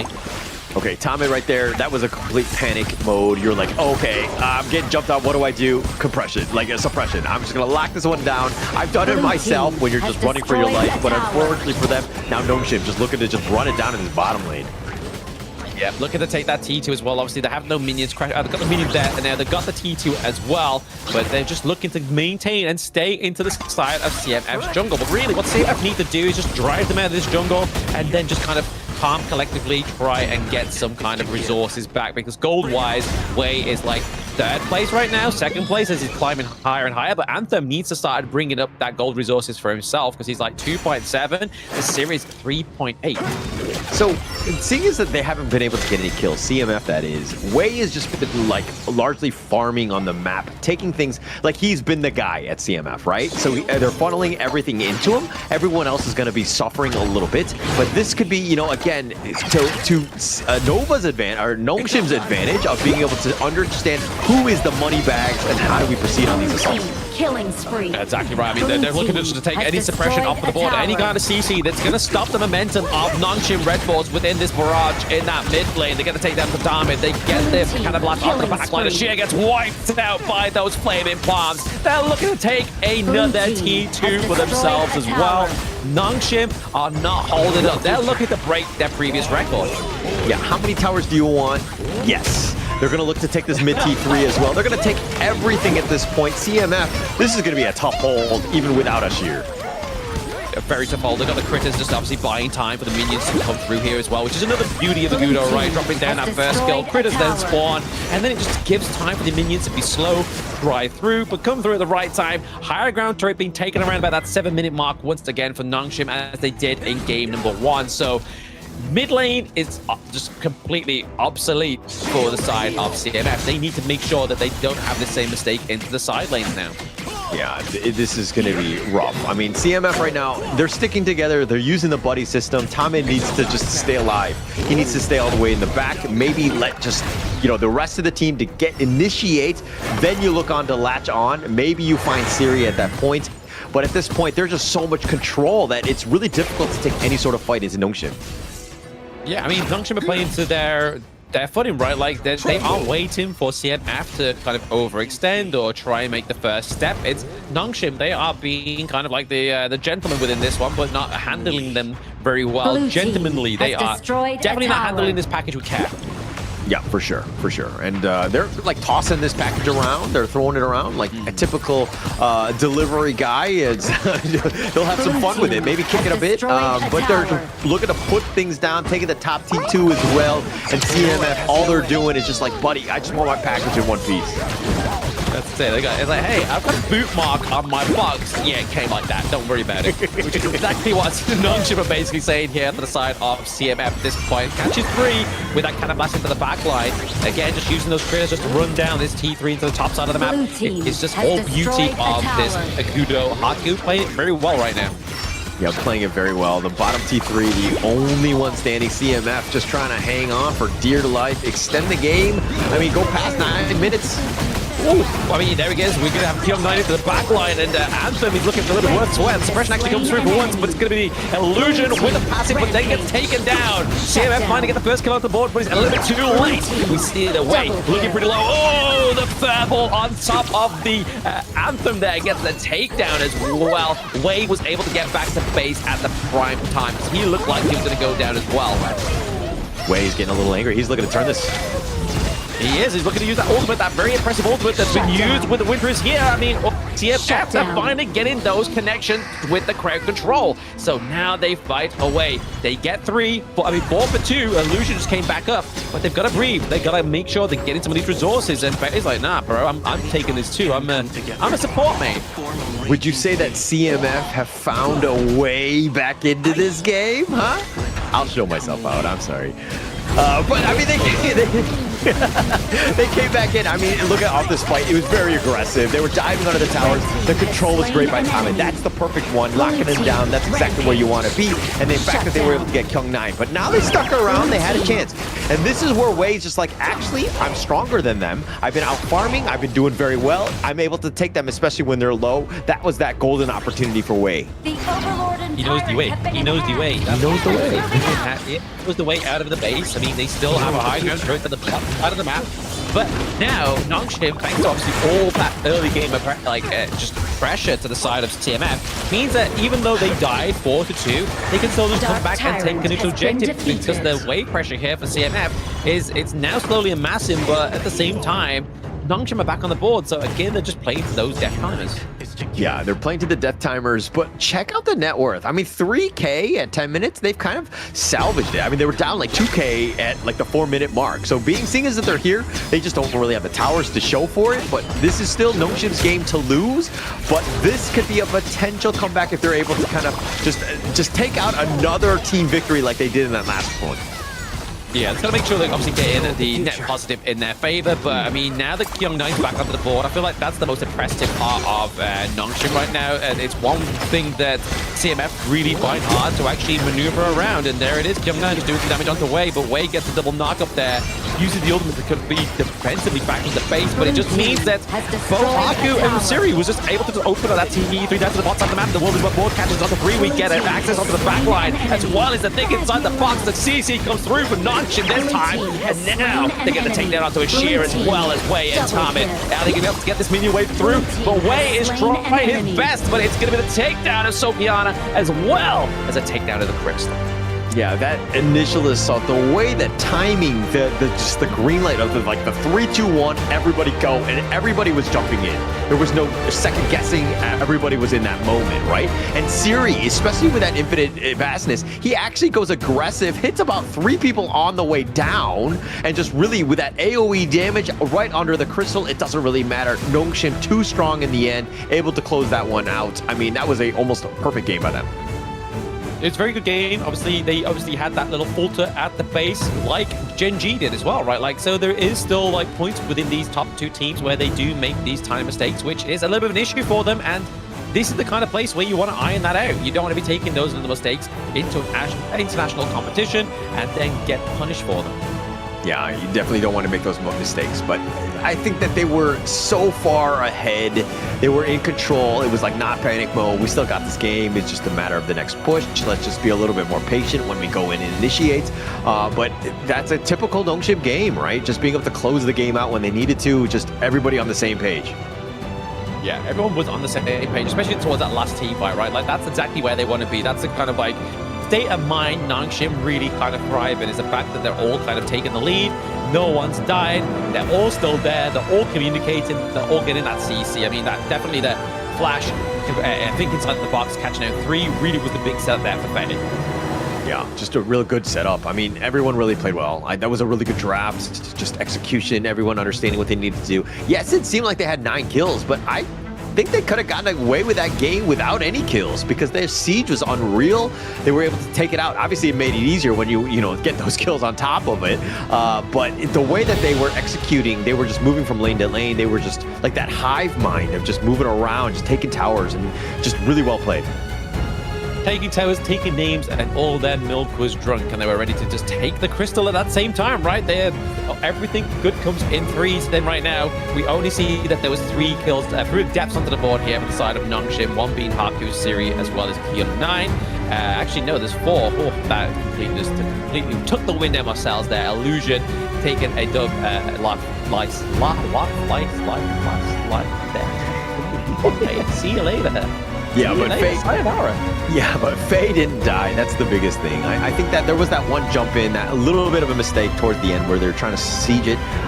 They did go aggressive. They got a little impatient, and that's, Nongshim, they will do that at times, which is a bit of a problem. Kind of just starting things off. But, I mean, if we're looking at the damage, not too much. It wasn't a whole lot of time to do the damage. It was more about doing the damage on those towers and taking them down. That was the biggest thing. But this is pretty much an even spread throughout.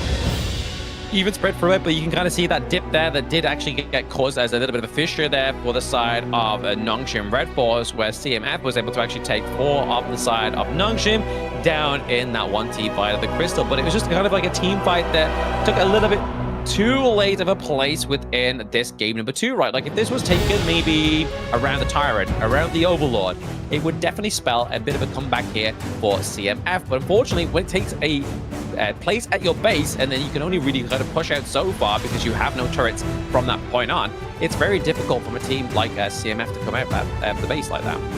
Yeah, and whenever we talk about a team losing, we're always like, they're learning. But this one, I think that you just forget about it. Let's not learn anything from this, because I think you just need to move on, worry about the other two series. But, you know, look, if anything, it's going to be Haku in the MVP. 7-1-5. His sieges, his fur balls, everything was so on point. And the fact that he also got 7 kills, he was just completely the clear MVP in this one.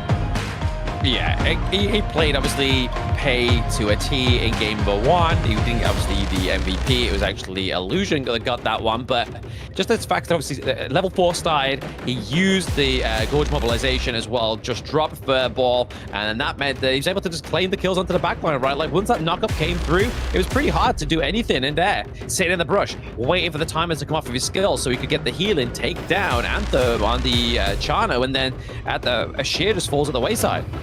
Look at how they execute. Like the way that they're team fighting, they got each other's backs. They're showing up at the right moments. And I mean, I think that this is the one they mess up. So I'm talking a lot of good things. This is the bad thing. This is the one moment where, you know, CMF were able to come back off of Way, just doing some of the damage. But man, the team fight, they are so well, you know, it's like a symphony, like you know, the way that they move around. They're playing around each other, understanding and supporting at the right moments. Yeah, exactly that, right? I mean, we did see Faye kind of whiff that think inside the box in the first part where they did take 4 lives, but then thinking outside the box where they're actually dedicated and into that team fight meant that they was able to kind of just turn it into their favor. So that's it for Nongshim as well. So Nongshim do get the 2-0 there against CMF. That is our 3rd series of the day, but CMF still have 2 more games to play after this. Obviously, they're offline on the broadcast as well. Hopefully, they've learned something from Nongshim here in terms of maybe early game aggression, how to dictate these team fights into your favor, or even maybe just a bit of a better draft. Yeah, definitely a better draft. I mean, Nongshim will just be very happy with that performance into day 3, but that just builds up even more drama for tomorrow when they go up against Genji Esports, also undefeated, to see exactly who's going to be the top dog, the number 1 seed going into Group S. It's going to be a huge statement piece, and obviously Genji want this because like R8 has been to, or R8 has kind of struggled with Genji has struggled with Nongshim, so we'll see how that one plays out tomorrow. Absolutely. But next up is going to be R8 Esports against Scars. So we're going to go for a short break, guys. Don't go anywhere. We'll see you after the break.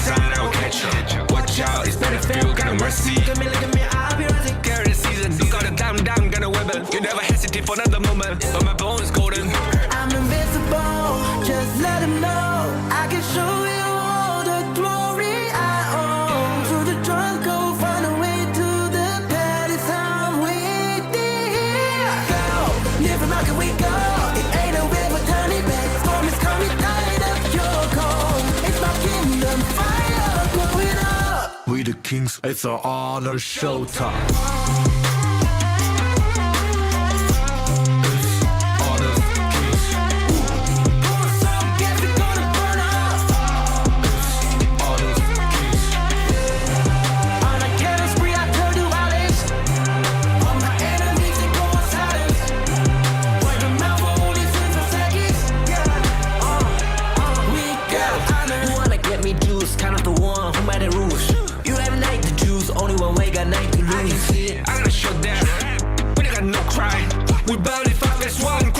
You can cheat. First blood, double trouble, then I take a pen, I kill.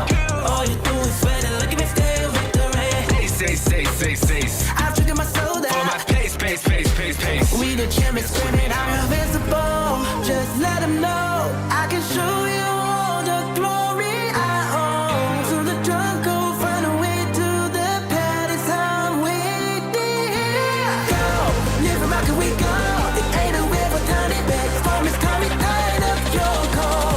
It's my kingdom, fire, blow it up. We the kings, it's an honor showtime.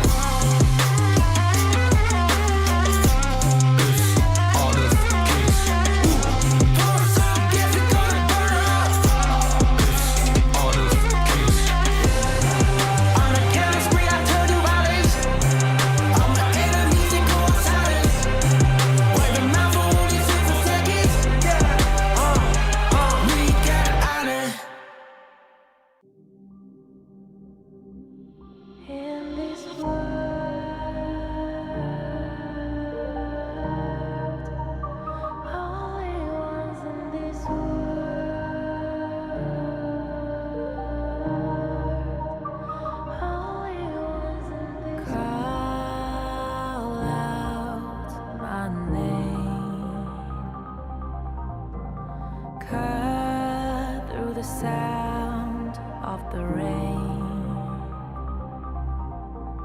No matter how I feed the flame, you know I feel the darkness and the pain. All of the ways we tried, you know we made it out, we found the light. I fly so high, light up the skyline. Let's do it this time, like it's a whole new vibrant world.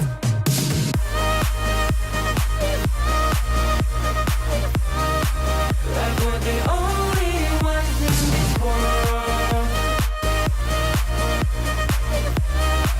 Like we're the only ones in this world. Now I see that I got everything I need. It's alright, I'm on fire, I'm alive, 'cause now I fly so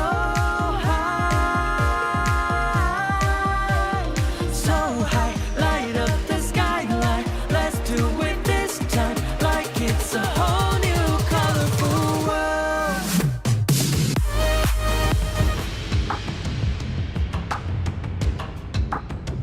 Welcome back, everybody, to the Honor of Kings Major East Fall Season 2025. I am Blam, and with me once again is Hauler, as we are going to be going into the last series of the day, which is with none other than R8 Esports going up against Scars.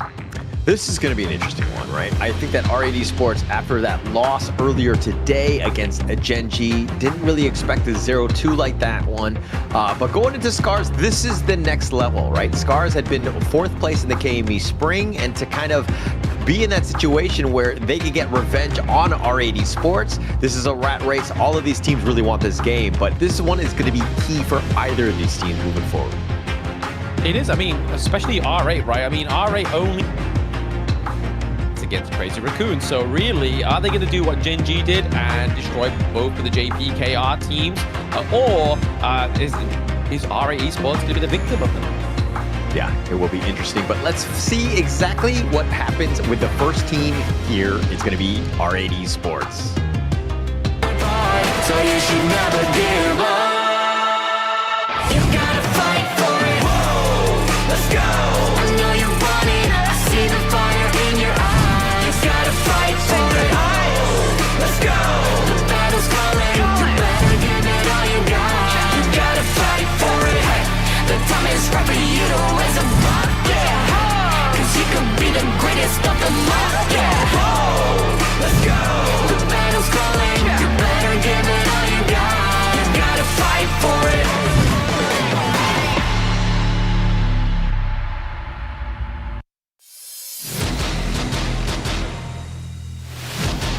R8 Esports to infinity and beyond. It's going to be, again, for the second time today, it's going to be Doma into the Clash lane, Guxing into the jungle. We have Xenon into the mid lane, Chi into the farm, and then Echoj as their support players. So we've already seen these guys onto the Gorge already today. They played against Gen G. They had a little bit of hope as well, because we were looking at that early game and we were really thinking, like, wow, R8 Esports have definitely gone infinity and beyond here.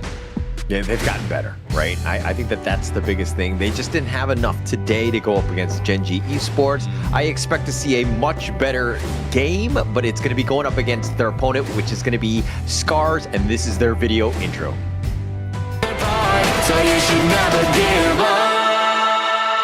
You gotta fight for it. Whoa, let's go. I know you want it. I see the fire in your eyes. You gotta fight for it. Let's go. The battle's calling. You better give it all you got. You gotta fight for it. The time is right for you to raise a bar. Yeah. 'Cause you could be the greatest of them all. Yeah. Let's go. The battle's calling. You better give it all you got. You gotta fight for it.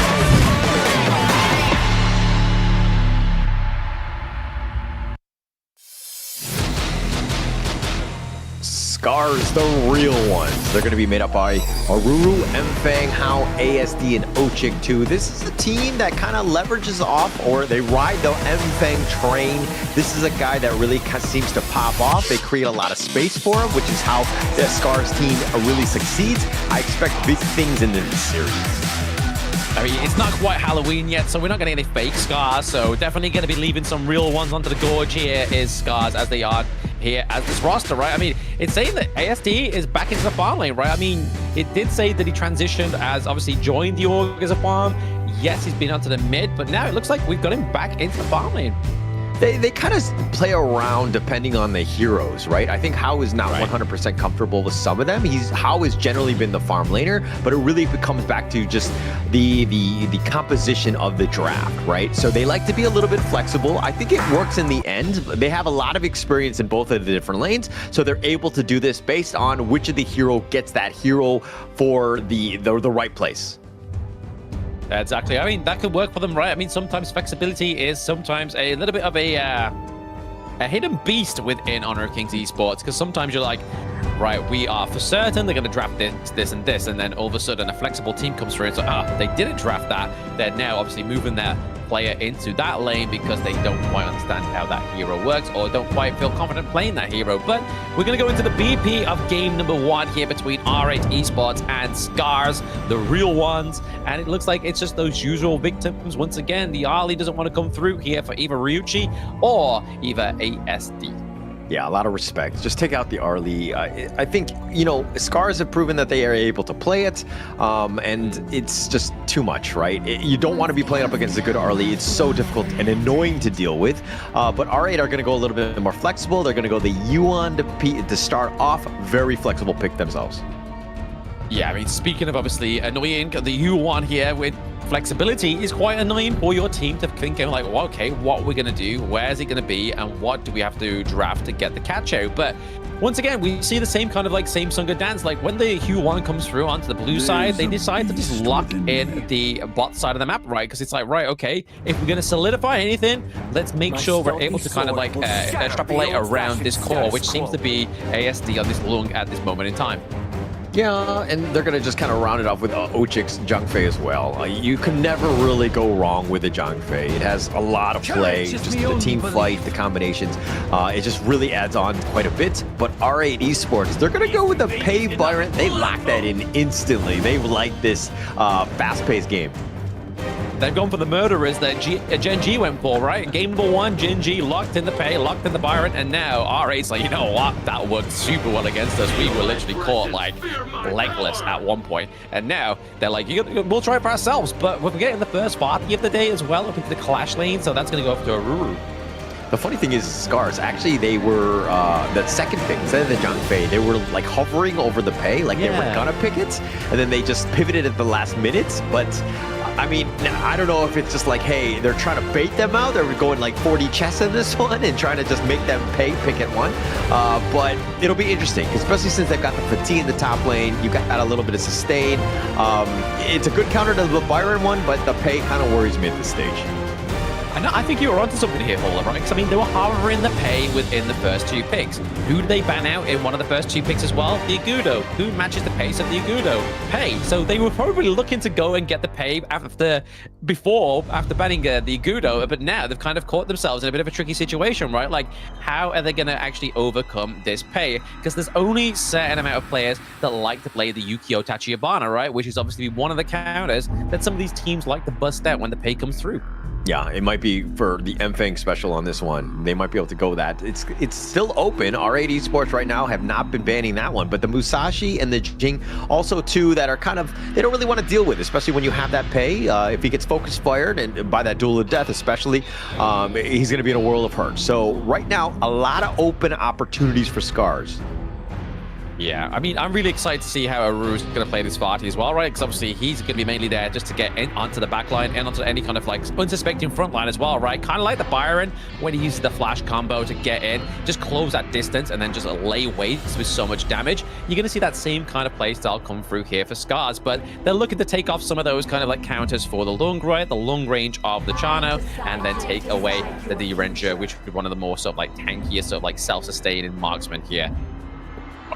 Okay, so the Nua and the Shoyu moats to kind of round out this draft. I mean, you have that late game assurance in the Shoyu, but you have the pay with the early game spike, as you know, that can help accelerate you and get you there. But this is a team that's looking to go kind of end to end, like beginning to end. They're not afraid. They're able to kind of close out this game. Yeah, I think with R8, there's a little bit of like group error here. There is the Yukio Tachibana, potentially getting locked in here for the side of Scars. But if they're able to kind of take out the likes of the Motsu here, that's already to kind of like cutting off one of the lifelines of the Shoyu. Like that means that it's kind of like a killing spree or open season for Fati to dive in onto the backline, because he's going to outrange the Lung. Lung will have to exhaust the flash to try and get in range of the Shoyu, but even still then, he can use the getaway and just kind of dive away and then obviously be aided by the Hu1 in terms of sustainability as well. So they've got to play this one very well in terms of Scars, in terms of team fights. And we already know that R8 can play team fights very well in terms of positioning. So I think it's all down to how they press go. Yeah, how they press go, how they're going to go for this one, because this is going to be key going into this draft. I do like the Yukio ban, or the pickup here. I think it's going to play into their strengths. R8 Esports, if they get caught out and they struggle against it and they're not able to do pay things, the Shoyu might not really have that space to get to the late game. So that's a potential opening for this Scars lineup. It's potential opening, but at the same time as well, like if we look at Scars lineup once again, where's the sustainability going to come from for the whole entire team? Yes, we have obviously HP regen on the likes of the Yukio as well as the Fati, but you've not got any healing. You're really kind of just hoping that the shielding from the Leaping Saviors is going to be enough to kind of save those squishier heroes like the Nura and the Lung. But really, there's no kind of sustain within the team fight. So if R8 keep Scars within distance long enough, they can outsustain them. Yeah, they have a lot of range. That's like the biggest thing. I mean, yeah, you have the new those annihilations, but there's only so much, right? And the pay Shoyu, they can almost outrange some of the best from the side of Scars. So this is going to be an interesting one to watch. I mean, if you're going to give any of these teams an edge, do you have a favorite? I mean, from how R8 played so far within this one, I'm probably going to go edge more towards R8, and because of obviously how they do have the early game, obviously thanks to the pay, they have obviously long extended team fights if they really need to with the Q1, and then they have their late game assurance, which is going to be Ryuichi on the Shoyu, but they're already kind of bringing the pain here to Enfang onto the jungle of Scars at this point in time. Yeah, but they're slowly taking it down. This is a lot of time wasted. The rotations are coming. Ochik he's going to be there as well. I mean, the problem is if they take a team fight in the enemy jungle at this point, they're going to have obviously the Guardian Spirit as well, which means that they are going to do less damage onto the side of R8 Esports, whereas Scars is going to do pretty much 100% damage dealt to them. So they've got to be careful on how they take this team fight, but we do see here that Doma is trying to get the knockups here onto the likes of the Barty just to kind of keep him at bay, but there it is. Nu is just attacking from a distance. How here, just doing the damage, and he's not even being seen. There's so much time that's being wasted. Oh, flash forward, Doma.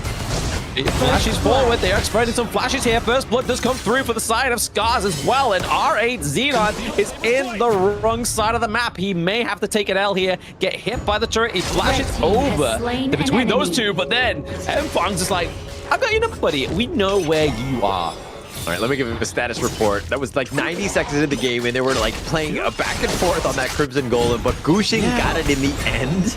Yes, they gave up 2 kills for it. I don't know if it's a worthwhile trade, especially since Scars has a 600 gold lead, but you can never count Gushing out, especially since they got that buff.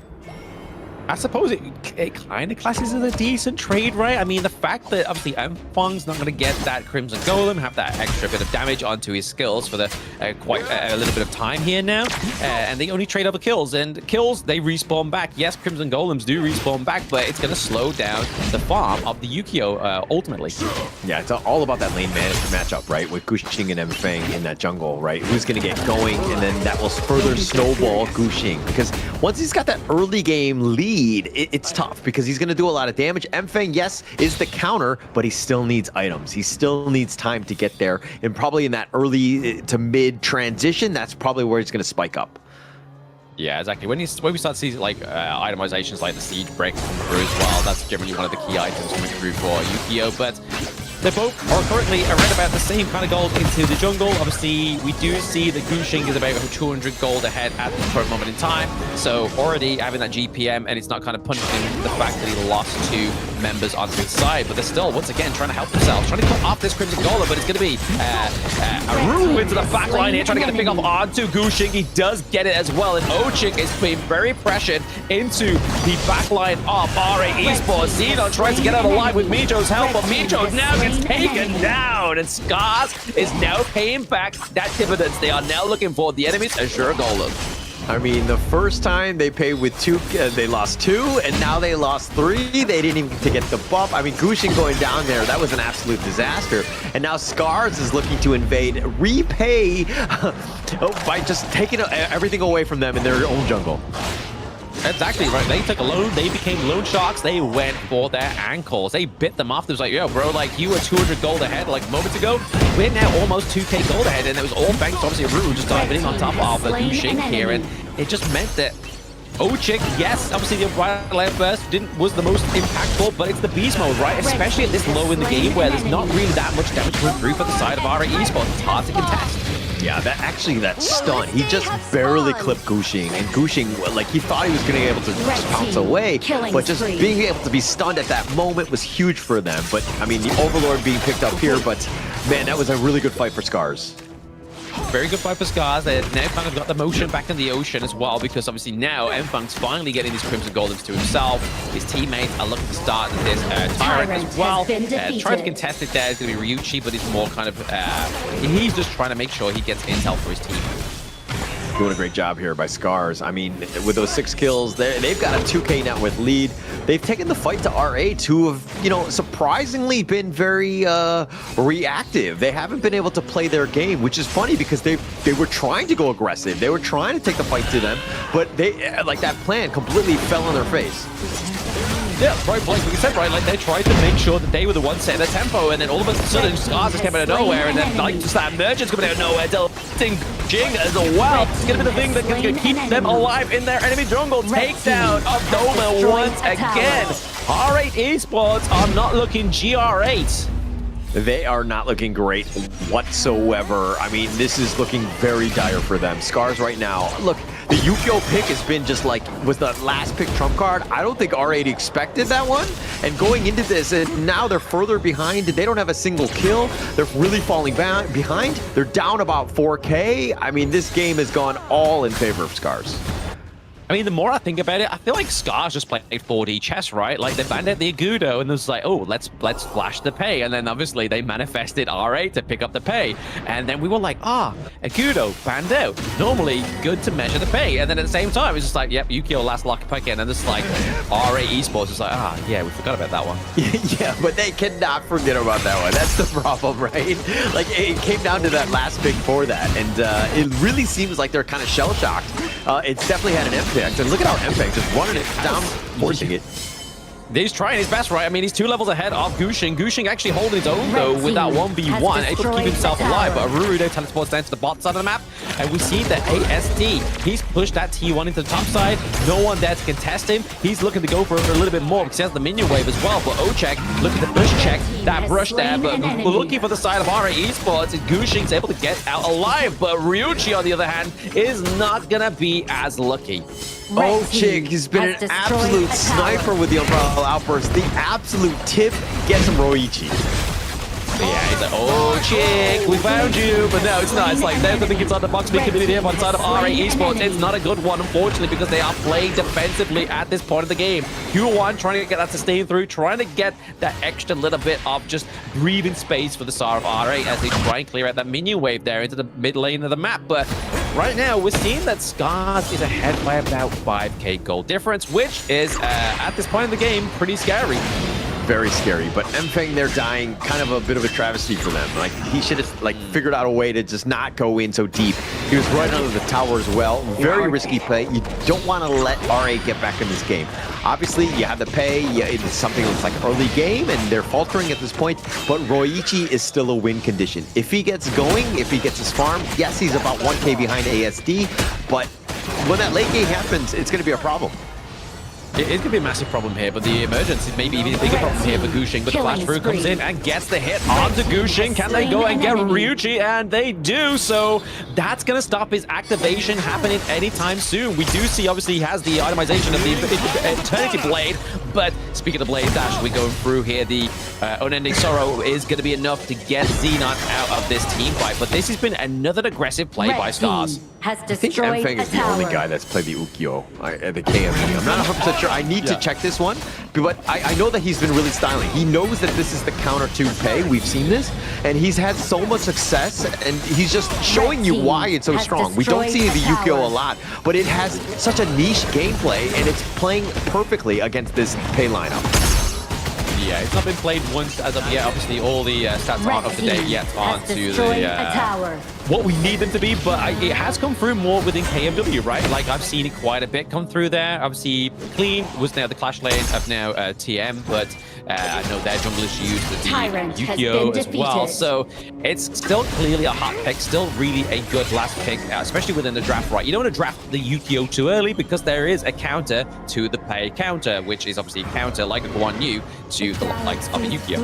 Yeah, a lot of different options, and that's what makes this game so much fun, right? It's the chess match of the draft, but the execution has been key, and Scars right now, like, executing almost everything perfectly. Like the 12-1, 7K net worth lead, that's a huge one, especially since it's not even 10 minutes into the game. Scars right now in control, and, you know, RA just doing whatever they can to just potentially come back in this one. I mean, it's reflected in the itemization as well, right? I mean, you can see here, ASD has obviously the Starbreaker, he has the Eternity Blade, he has the Master Sword as well. Like, that's 3 items at about 9 minutes. That's a lot of damage going over to this Lung already. And he's looking to build, obviously, that fire, again, just another kind of attack damage item coming through. More than likely going to be the likes of potentially either a Daybreaker or something along the lines of that. But it's going to be, whatever it is, it's going to be painful for the side of RA, and they aren't holding up to the punches right now of Scars. They're being completely controlled. I mean, they're being pushed back into their own base, essentially. They can't find any sort of farm. This is a real feels bad, man. I mean, they're fighting for whatever farm they can get. You know, they're fighting for scraps, and it's looking to be a free tyrant going the way of Scars. They played this one perfectly. Has been defeated. They played it very well, right? I mean, Ochek as well, he's playing like Vision Score as if it's kind of like the means to the end of this game, right? Like, he's always in these brushes, making sure that they know where RA is going to be approaching from, especially when you see the takedowns of those neutral objectives. So I feel like Ochek is definitely one of the star players for me, especially with his performance of his Zhang Fei. He's very good. I mean, Vision, I mean, it's not underrated. Everyone knows the importance of it, but Ochik gives it in spades. And look at how far up he is. He understands. He's a tanky boy. He's going to be fine. He's going to be fine. He has the right left burst if he really needs to use it, but right now he doesn't. They get the 2 T3s into the mid and into the bot side of the map.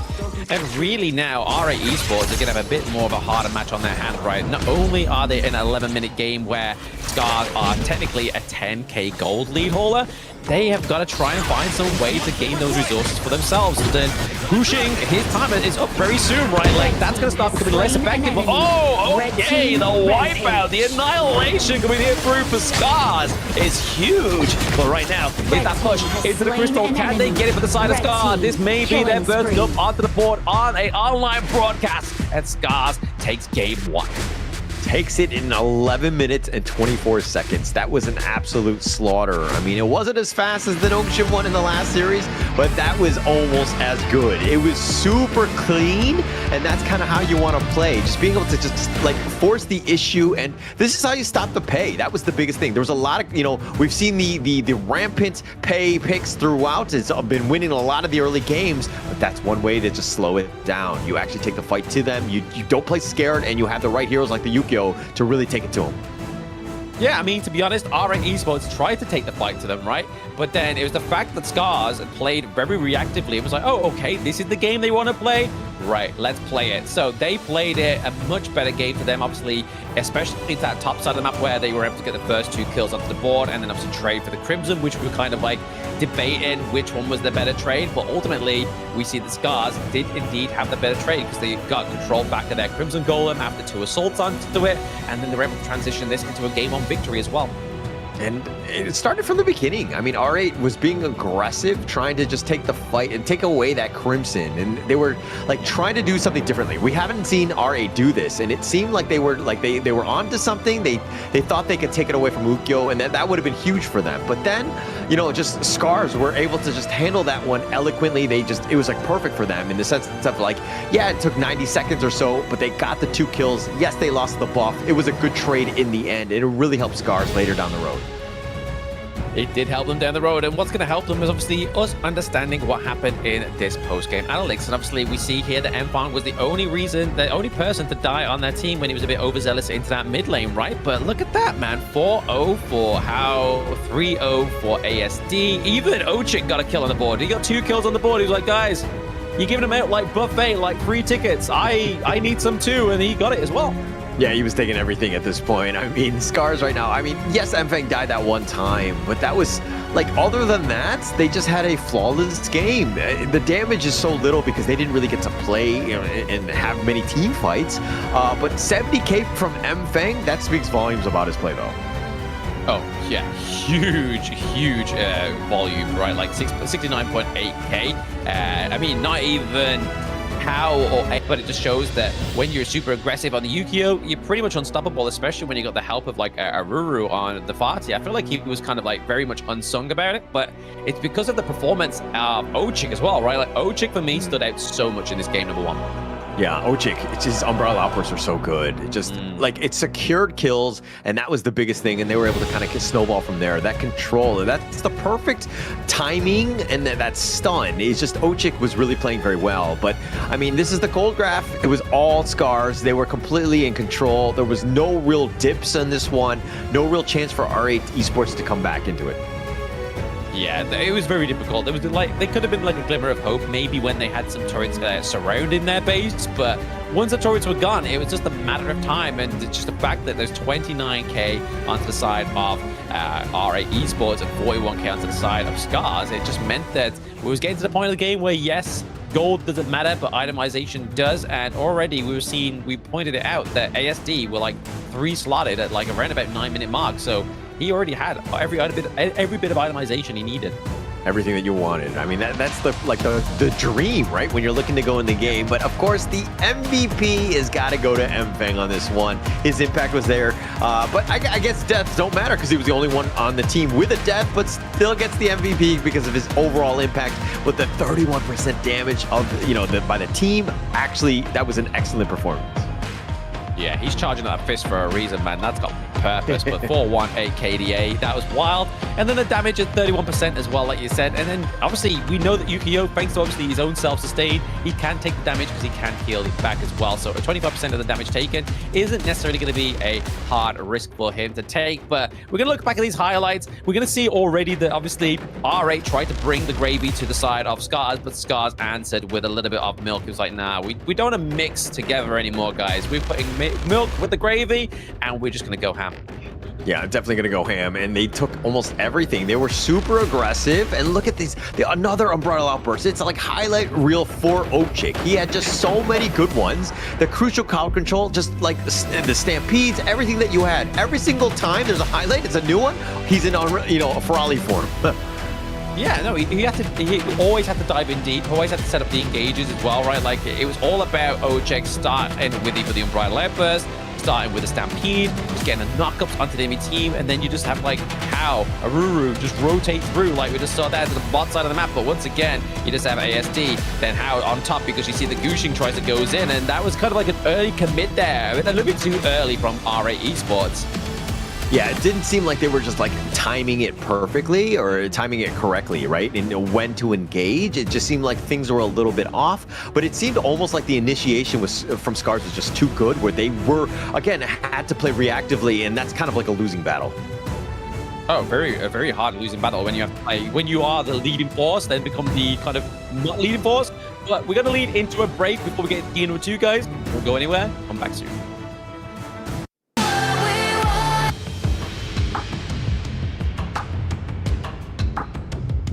Welcome back, everybody, to the Honor of Kings Major East Fall Season 2025. And we are going to be back with potentially the last game between R8 Esports and Scars, especially if Scars plays as dominant as they did in game number 1. This could be the last game for R8 Esports, Hauler.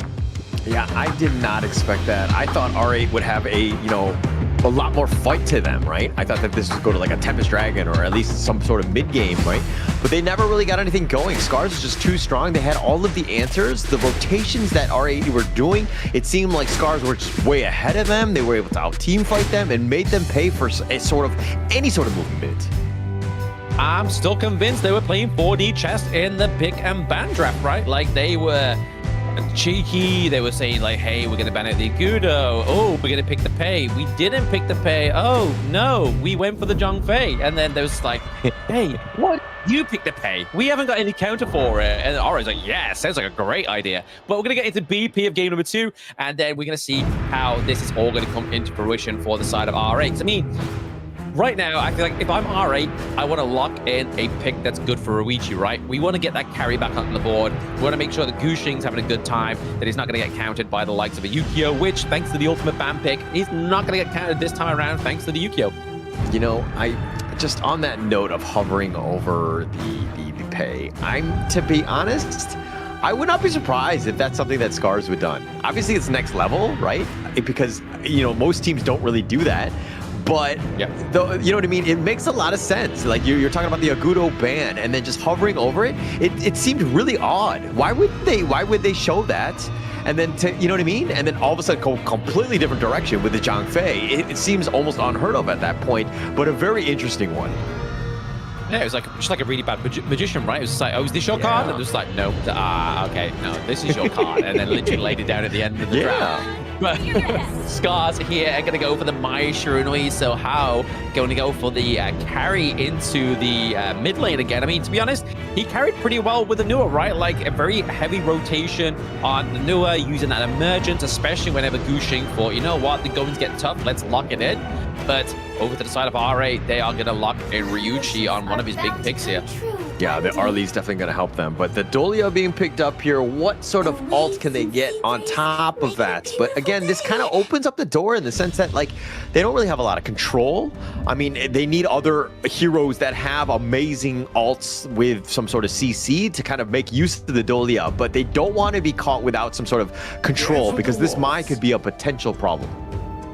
Yeah, Mai potentially getting locked in here is definitely going to be what they need to get on top of the side of R8 Esports, which we're following that same kind of pattern, right? Like, we saw that Aruru likes to get in on top, doesn't always necessarily get the kill, but then that's when we see the likes of Hao and Fang jumping on top. And the fact is they got the Mai Shiranui as well, right? That's a lot of burst from the word go, right? And then Chano being the natural counter here to the Ali is going to cause a bit of an issue here, a bit of a stir, but also give Scars that late game insurance.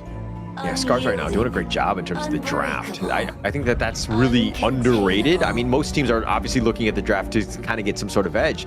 But Scars right now, just the way that they've been playing this one out against R8, it seems like, I mean, the R8 lineup isn't bad, right? But the Scars lineup, the way that they've been drafting, everything is like fitting into the right piece in the role, but it's also a bit of a counter. So they're always looking for that edge. They are always looking for the edge. I mean, to be honest, we're starting to see those Dolia combos come through, right? They got the Lady Jen here as well, double destruct the Deluge, which could, at this moment in time, looking at Scars, would be a great lockdown to the Mai Shiranui and the Mayin, but it's going to be it has to be a very well-placed ultimate for that to actually come through into fruition, right? Like, you've got to make sure that you are putting it down at the right moment, and the fact is that Lady Jen is not a tanky hero, so she could get picked up before she even gets the opportunity to place down that ultimate. Actually, everyone from R8 right now, very squishy. If they get the jump on them, I mean, if Mayin, all of these guys just get onto the back line, this is going to be a tough situation. So R8 right now need to go something tanky. They're going to look to go for their own backline access through the Charlotte themselves. Yeah, I mean, Charlotte obviously is probably a much better late game clash laner than she is obviously into the early game, especially going against something like the Mayin. But potentially here for Scars, maybe Ochik going for some kind of healing, right? The Sakia could again just be another knocker potential, but no, they're going to go and maybe take off Mijoji's pick from game number 1 and the Mutsu here. I like the Motsu. It makes a little bit more sense because, you know, the Mulberry power is great and all, but they're never really going to be grouped up. Like, if you're looking at the lineup from R8, it's going to be, whoa, okay, now they're just playing with their own. Okay. I like the moats big because you need that range. These guys are going to, generally speaking, be keeping each other from arm's reach. They're not going to be looking to death ball. So the moats, you know, you have that range advantage. If you can get that stun, it's pretty much a kill at that point. Yeah, exactly right. I mean, the Jing maybe have a bit of an issue with the Lady Jen here as well. So they gotta be careful. They need some kind of like AoE that's going to be a bit of a disruption here for the side of R8 Esports. So the lock in the Flowborn tank. So really, is this going to be the same kind of Flowborn tank we saw from CMF, where he just kind of just had a jolly old game where it was just farming up to make sure it was at the right point to actually be the pinnacle of actually being able to do anything within a team fight? But this time around, R8 pair it with the Dolia, so it is going to get the double dunk this time. Yeah, and that dunk is definitely going to help. I mean, it's just getting in and out and then getting onto the backline of Scars, who are kind of squishy themselves, right? Yep. They don't really have that frontliner as well. You have the Mayin, but that's kind of like not really the best one. So both of these squads have a lot of vulnerability. Execution is going to be key on this one, but I feel like we're going to see a lot of fighting early. Oh, yeah, absolutely. I mean, just look at Scars' draft. It screams fight, right? Like, you see that in your ranked games, you're like, oh, man, this is going to be like 4v1 down to my bot side of my map, and I'm just going to get taken out. It's not going to be any fun. So you can imagine here, that's exactly what may happen here for Scars and RA, because if you look at, obviously, in terms of sustainability, you've obviously got Charlotte that can self-sustain herself. You've got Dolia onto the side of R8 that can literally just give out those pulls, those odes of healing. But onto the side of Scars, they have no healing for, like, the majority. It's only for these singular players. Yeah. For me, it's going to be Roichi, right? I think that we need to see him just really just step up. If you're going to go the early, especially in the draft, you're making a statement. You're saying, I'm going to be in complete control. I'm going to dominate the game. I need to get that farm. Roichi really needs to step up in this series. Yeah, he does, definitely. I mean, to Scars, they have to make sure that they don't give him the Siri treatment, right? Siri was left alone in his lane, and then he was just able to kind of dominate in that way. But now, they got to make sure they're actually doing something to counter this Arlie. And right now, at this moment in time, they're just giving over the enemy resources to the Arlie, which could trouble disaster. But ASD is able to get the Phoenix. I don't know how much of a consolation prize that is, but he gets it. Yeah, and look at how just like R8 right now are just grouping up together, giving everything to Roichi. This is obviously, it's going to suffer for Doma. He's not going to get as much, but I think that this is overall the better play, right? Making sure that Roichi has that space and time. And if you're looking in the bottom lane, they're not really losing much. So in all, this could be a good strategy for R8. Yeah, exactly. They just need to make sure that just keeping and maintaining what they have right now. They've not tried to be overzealous. They're not trying to bring the fight to the side of Scars. They're just trying to make sure they get the resources up, get that gold lead, which is very effective in the early game. Yeah, it's going to definitely help them out. I mean, that's going to be key, but no, bottom lane. Me don't, no. He gets taken down. That's first blood going up to the side of Scars. And once again, Mfang is on a rampage.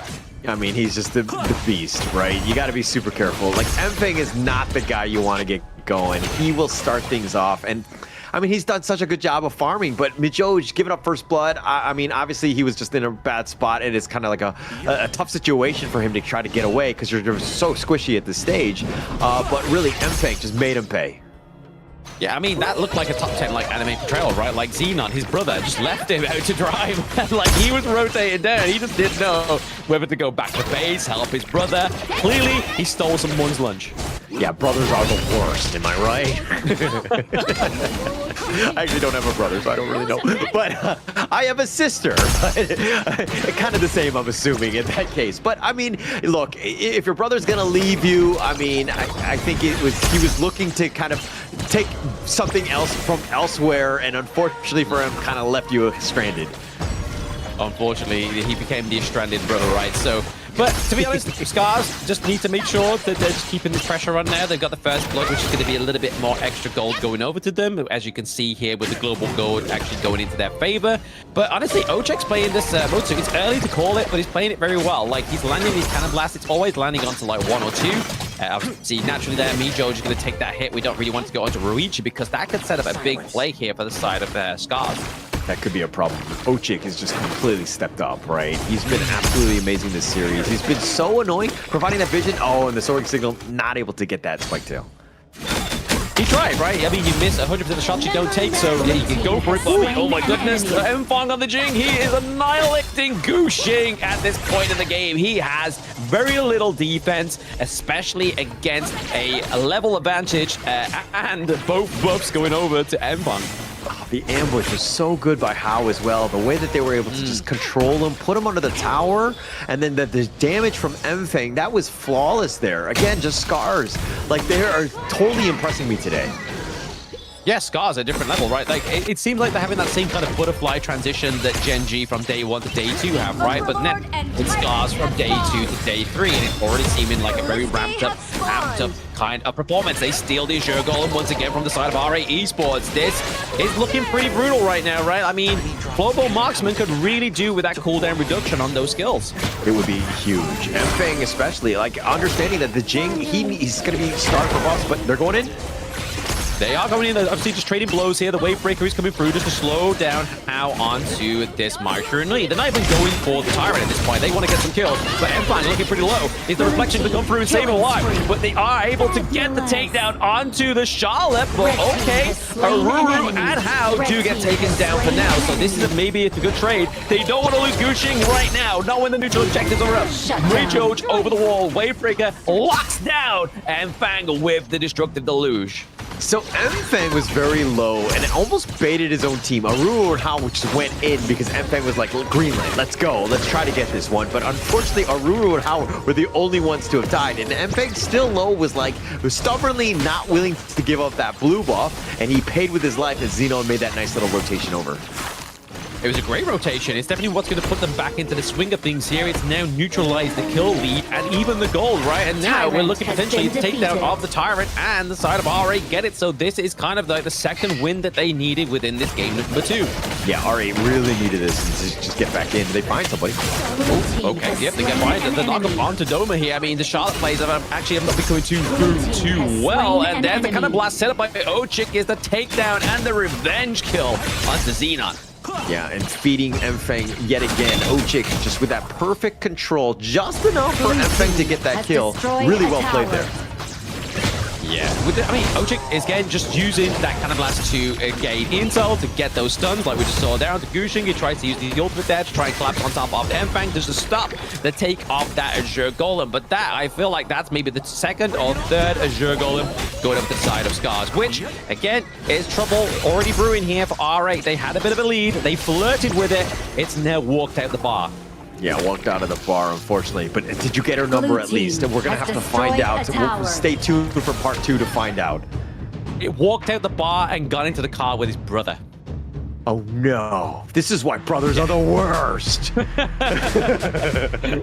speaking of worst, we're just going to get a bit of a technical pause here, by the way, guys. So let's just obviously look and recap at this game so far. So game number 2 is going a little bit better for the side of RA Esports, but it's still like we were just saying there, they were flirting with the lead. The lead left. It got back into the car with Scars, and now Scars have the potential to just basically drive 90 down the highway with it. They had their moments, R8 Esports. Like, you can't give it. I mean, you had like a slight lead. You were able to kind of bounce back. You're finding ways, but then you kind of give it up. Obviously, it comes back in like looking into your own gameplay of just making less mistakes. But these are the things that top teams do not do, right? And this is why we're able to kind of point it out and to kind of, you know, like when you're winning, you need to close the game out and just kind of just take the fight to them. But it seems like there's still gaps for the enemy team to come back. Yeah, I mean, there's always going to be room for the enemy team to come back. And I mean, like, with some of these teams as well, that's currently within the KME and KMW, it's a hard lesson to learn, right? It's like, yes, you got that kind of overall turnout into your favor, but what are you going to do with it? If you're going to do nothing with it, you may as well have just let them take the overturn and then they get on top, right? Yeah, for sure. Totally agree with that. I mean, it's just easier said than done sometimes, though. That's my only thing, is that, like, obviously both of these teams really want it and they're trying to play it, so they'll do things that might be a little uncharacteristic because they want to get back in this game. And I think that we're seeing a little bit more desperation on the side of R8 playing a little bit more, you know, unconventional. Like the jungle invade in game 1, that's something that they don't really do.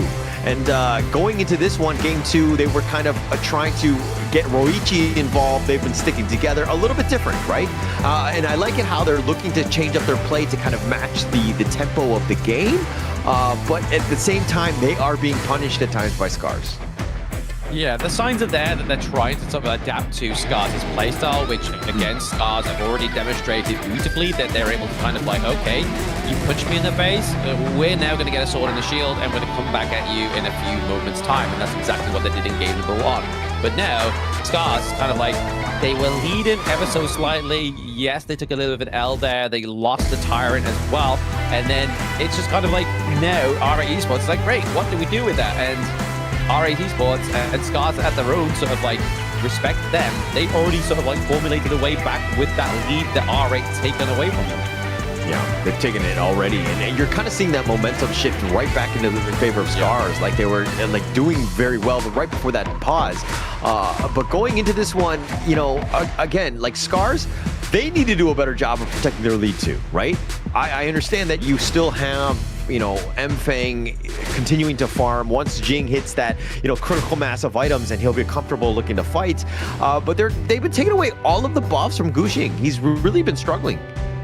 Yeah, it's, again, just a problem and a natural byproduct of the Flowborn tank, right? Like, he's already a very slow sort of farming jungle, so if you've got such a fast and furious Jing on your enemy team and they aren't contesting your buffs, it's kind of like you're doing yourself your own disservice, right? Like, you need to be making sure that because you've got the early game, because you've got that lead, you're going to transition that into something that's going to create an even further lead down the line, which is obviously taking away those Azure Golems, making sure the Flowborn tank isn't going to be as optimal form as it was, or it should be, if left alone. What do you think about the Flowborn tank just overall? Like, do you think it's like S tier, A tier? I mean, obviously, you know, we don't have to rank everything, but where do you think this hero fits? I think paired with the Dachau, you're looking around about like high A, low S, right? Like we saw it in the KWC where that kind of synergy came through, like the fact that you can kind of go in with the ultimate, send him back, he comes back in, huge ultimate again. It's that kind of like, it's like, it's Futsu on a bigger scale, but without the attack speed, without the slow, without the damage reduction. He's just there to commit, deal damage, get the knock up onto the back line. So it is a good pick, but into a draft like this with the Dolia, we're really trying to see here, like, Mijoj is struggling to see where to place that Celestial Melody. Does he give it up to Lady Chen? Does he save it for a second Destructive Deluge? Or do they just play it as a substitute as a Dachau because they're not that confident with the Dachau pick? Yeah, it might be that case. I mean, going into this one, it seemed like they had a good idea. I mean, with the Lady June Arlie, I mean, they have like both those, what is it? The Destructive Deluge, Autumn Storm is just so good, right?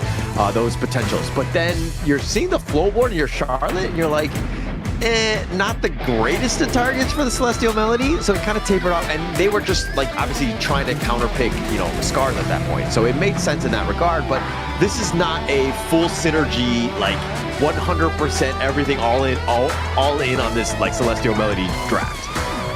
Yeah, I feel like it's maybe Gushing being placed onto a tank like we saw him obviously within the previous series where he played the Dune, it didn't go too great.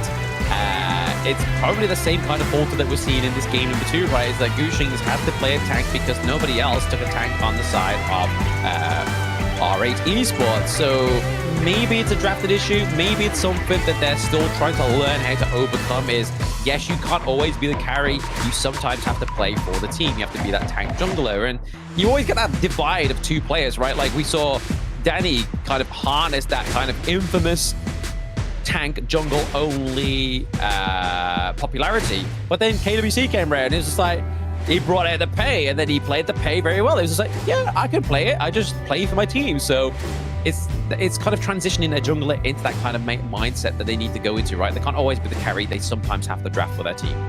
Yeah, but I'm not like, if I have a really good like assassin style jungler, right, like a Zankyu or like a Rock, somebody who I can really rely on to ensure that he gets his farm, he's always going to be there to just do that damage, right? If I had that type, I would be like all in on the assassin style. I would not, I mean, again, I'm very one-dimensional in that thought process, but I think it would really help because yeah, if you go with the Dune or the tank style, but you're really not utilizing your player's strengths, you know? I mean, it's like basketballs. Yeah, sorry, just last point, but okay, go on. Sure. No, I get the point. Like, the fact is you should always be putting them on the assassin, but at the same time, when it's a best of 3 as well, when you can like take one assassin on the board for your, like we've been seeing this time and time again within KME, right? They pick the pay in the first game. They ban the pay for the majority of the series. Then what do they do? The enemy team picks, say, for example, like a Luna one game, that's already one assassin down, especially one of the kind of like the T0 assassins. So then all you need to do is make sure you're banning out either the Jing in the first part of the match, or you're banning it into the latter part of the banning phase, because you know their core player is not going to be, it's somebody else as well. Like it's their farm lane, it's their mid, it's not just their jungle. So I feel like that's the contention that some of these teams are having within these ban pick phases. Okay. All right, makes sense. I just think it's a different thought process. I would definitely want to be kind of gearing my team a little bit more towards that. Just because, like, again, kind of what I was trying to say earlier, just about, like, if I'm a basketball team and I have Seth Curry, I'm not going to have him, like, try to dunk all the time. I'm going to have him shoot threes. Like, that's kind of where I want him. I don't know if you know basketball, but you know what I mean? He's just like a specialty three guy. He can shoot lights out, right? So that's where I would want him, and that's how I would build my team off of the guy's strengths. But I know that Honor of Kings is definitely more diverse in that regard, where you have to be able to play different heroes to kind of match a team composition. So it's kind of like a mixed bag in that regard. It is a mixed bag. I do get that point. I don't get the basketball analogy, unfortunately. I mean, he can shoot 5s, maybe 3.5s, or even a 10. I'm like, sick. Yeah, he sounds like a good player. But no, we'll give the Honor of Kings analogies, the things that I've been learning about. But we go back and visit the fact that, obviously, when you think of assassin jungles, right, like, you've not really got the biggest pool, especially in terms of assassin junglers that work, right? Like, we're thinking, like, a tier. Pay is always going to be the top, especially paired with a Byron, right? And then after that, you're probably looking at Luna, Jing at kind of like steady sort of like second space. Luna, Jing, second space. And then after that, you're really looking at like maybe the potential of Alarm that normally somebody comes through with like, I don't know, maybe like a Lubang up to the Clash lane, which you'd normally see in a best of 5 format, which would then become acceptable and a bit of a ground to sort of like have this conversation on. But you've now got Masashi into the mix as well. Like, we've been seeing a lot of Masashi within the KME. That could have been played here. Gushing loved that pick. So, actually, it'd be funny if we just did like a tier list right now during this break, just like breaking it down. I don't think we need to go down to that level, but I think that it would be interesting to see exactly where all of them stand, because we're seeing the meta. We're definitely seeing a certain elements, but yeah, let's go. Yeah, I think it'd be super funny to see exactly where all of the junglers kind of stand throughout, you know, all of Honor of Kings. Yeah, I mean, it would be here for a long time. I don't think the viewers would appreciate that. They'd be like, we know this. Like, come on, guys, stop daddying me. But at the same time, it would be useful to have. But I feel like you then go into the territory of, like, situational picks of, like, where that jungler does better. Like, a Jing would generally do better if you pair a Sunset, and then you kind of get the setup with a boat, and then use the Jing there. Does that top of pay without the Byron, potentially? So it's kind of like those little, like, synergies, those little niggly bits that you can kind of just like weave in with the draft, right? What do you think about like a Hanshin? Like, where do you think that is? I'm not a big fan of Hanshin. Really? Like, yeah, I mean, he had his heyday, right? He had his, so like in 2024, you know, like Freddy on Dominator Esports, getting the back door with the Hanshin, but it's kind of like, it gets toppled easily, right? Like, yes, it gets, like, it can cover great distance and get that sort of like single target knock up CC. So if you are having such like a phenomenal early game and picking up into the jungle, I mean, picking up into the farm or into the side lane, then it's great. But I feel like if you lock in a Hanshin too early within the draft, it's going to get countered. Oh, yeah, it's got to be like last pick, for sure. But I do think that, you know, when it catches people off guard, it does a really good job. And it has play in the sense that, like, if you're able to, because again, I'm just kind of going back to Rock, right? When he plays the Hanshin, he seems to understand how to farm and utilize and extract as much of the map as possible. He does a great job of that. So I'm just kind of wondering, like, where you see him. But you're looking at this more of just like a hero. I'm looking at it like with the player that's playing it with, like, Rock is definitely like a specialty on him. Oh yeah, especially D&D. But I feel like the Hanshin falls into a draft where, kind of like the Guan Yu, right? Like when they have like very sort of like immobile mages, like a Princess Frost. Yes, she has the likes of the Trick Shot, which has obviously a lot of room for error. She has Winter is Here, which again would be great at level 4. But pre-level 4, you could probably be, if the enemy mid lane's not careful, you could rack up a few kills there and obviously just excel your gold lead at that point. But yeah, it's again highly immobile heroes. Maybe when like there's a Ho Yi on the enemy team, stuff like that. And then I would opt for the Hanshin.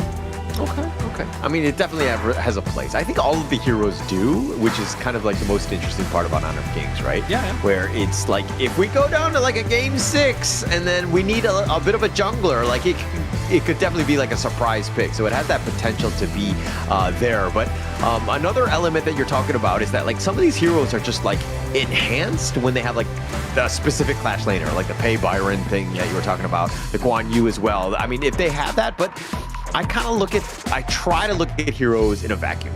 Not the easiest thing to do, especially since you're picking, with a team. But I think it just kind of makes it for an interesting conversation more than anything else.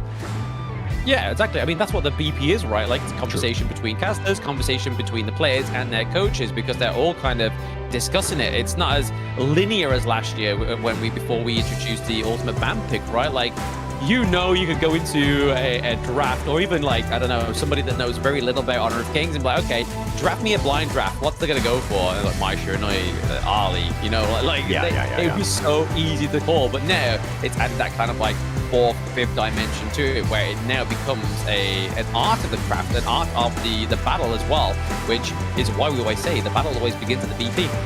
Yeah, actually key, right? And this is why all the teams really kind of need that coach to deep dive, ensuring that, hey, they have the best draft, understanding and doing recon of other teams, right? What are they picking, right? How do we counter this so that we have our own synergy and our guys are well versed in those heroes that can counter the teams, right? I think we saw that in game 1 with Scars over R8. I think that was a squad that they were ready. They knew that this lineup, this Pei Byron, was going to be a problem. They've seen this throughout. It's kind of dominated this league 2025 just overall, and it looks like they do have a bit of a counter. Yeah, exactly. They do have a bit of a counter. They do have a lot of priority as well. I mean, it just Byron on his own anyway as a Clash lane is generally one of the better Clash lanes as a 1v1. It's kind of hard to kind of like find a hero that's from the word go, like level 1, is going to have an easy matchup against the Byron, right? I mean, you might be able to get away with a Mayeen if you're good enough, but Mayeen has such a higher skill gap than the Byron itself. So it's, again, just down to the player, like you say. Yeah, it's all about that. And that's the best part, right? Just being able to kind of see exactly how they stand. But we're getting to the point where you're seeing some of the Clash laners really just outshine. I think that, going in, we've always we talked a lot about junglers. The junglers are definitely one of the keys in Honor of Kings, but having a good Clash laner is so invaluable to the team. Like, if you look at like a Schwan in the, on Nova, it just makes some of those plays that you're like, wow, like, just really won the team fight, won the game because of his play and his control. Yeah, I mean, it would be like having, I don't know, a jungler that's your only kind of like core player or the carry of your team, right? Like, if they have to go 5 games, maybe even 7 games back to back, being to try to be the carry, not only with jungle, the carry potential within a jungle is the hero pool. Let's look at it. It's probably not the greatest, right? Like, you'll have to kind of pull out some kind of like very situational picks, like hope that the enemy team pick a lot of magical damage, so you go for like the likes of a Sima or something like that. But having a great Clash laner offloads that burden. Like, if you're able to kind of serve up that kind of momentum that already was like a slow kind of build for a jungler per se, like we saw with Wawa and Rock earlier, like the Mai combo, it's a great way for them to kind of like, right, relax, I've got you back, don't worry, we'll literally just funnel all these resources into you. But then when you have, if you take Nova, for example, again, if CY is not having his greatest day, Wendy is going to shine, right? He's going to lock in the Kong Ming. He's going to, he can even carry on a Hue 1, for goodness sake. Like, we've seen him within the MKL. He flashes forward, he gets double kills, triple kills. On a Hue 1 that naturally some of these players would be like, oh, I'm too scared to play that hero that way. So I think having just like multifaceted core players that you can kind of like interchange and just like build around is probably like the difference between like a tier A team and tier S team.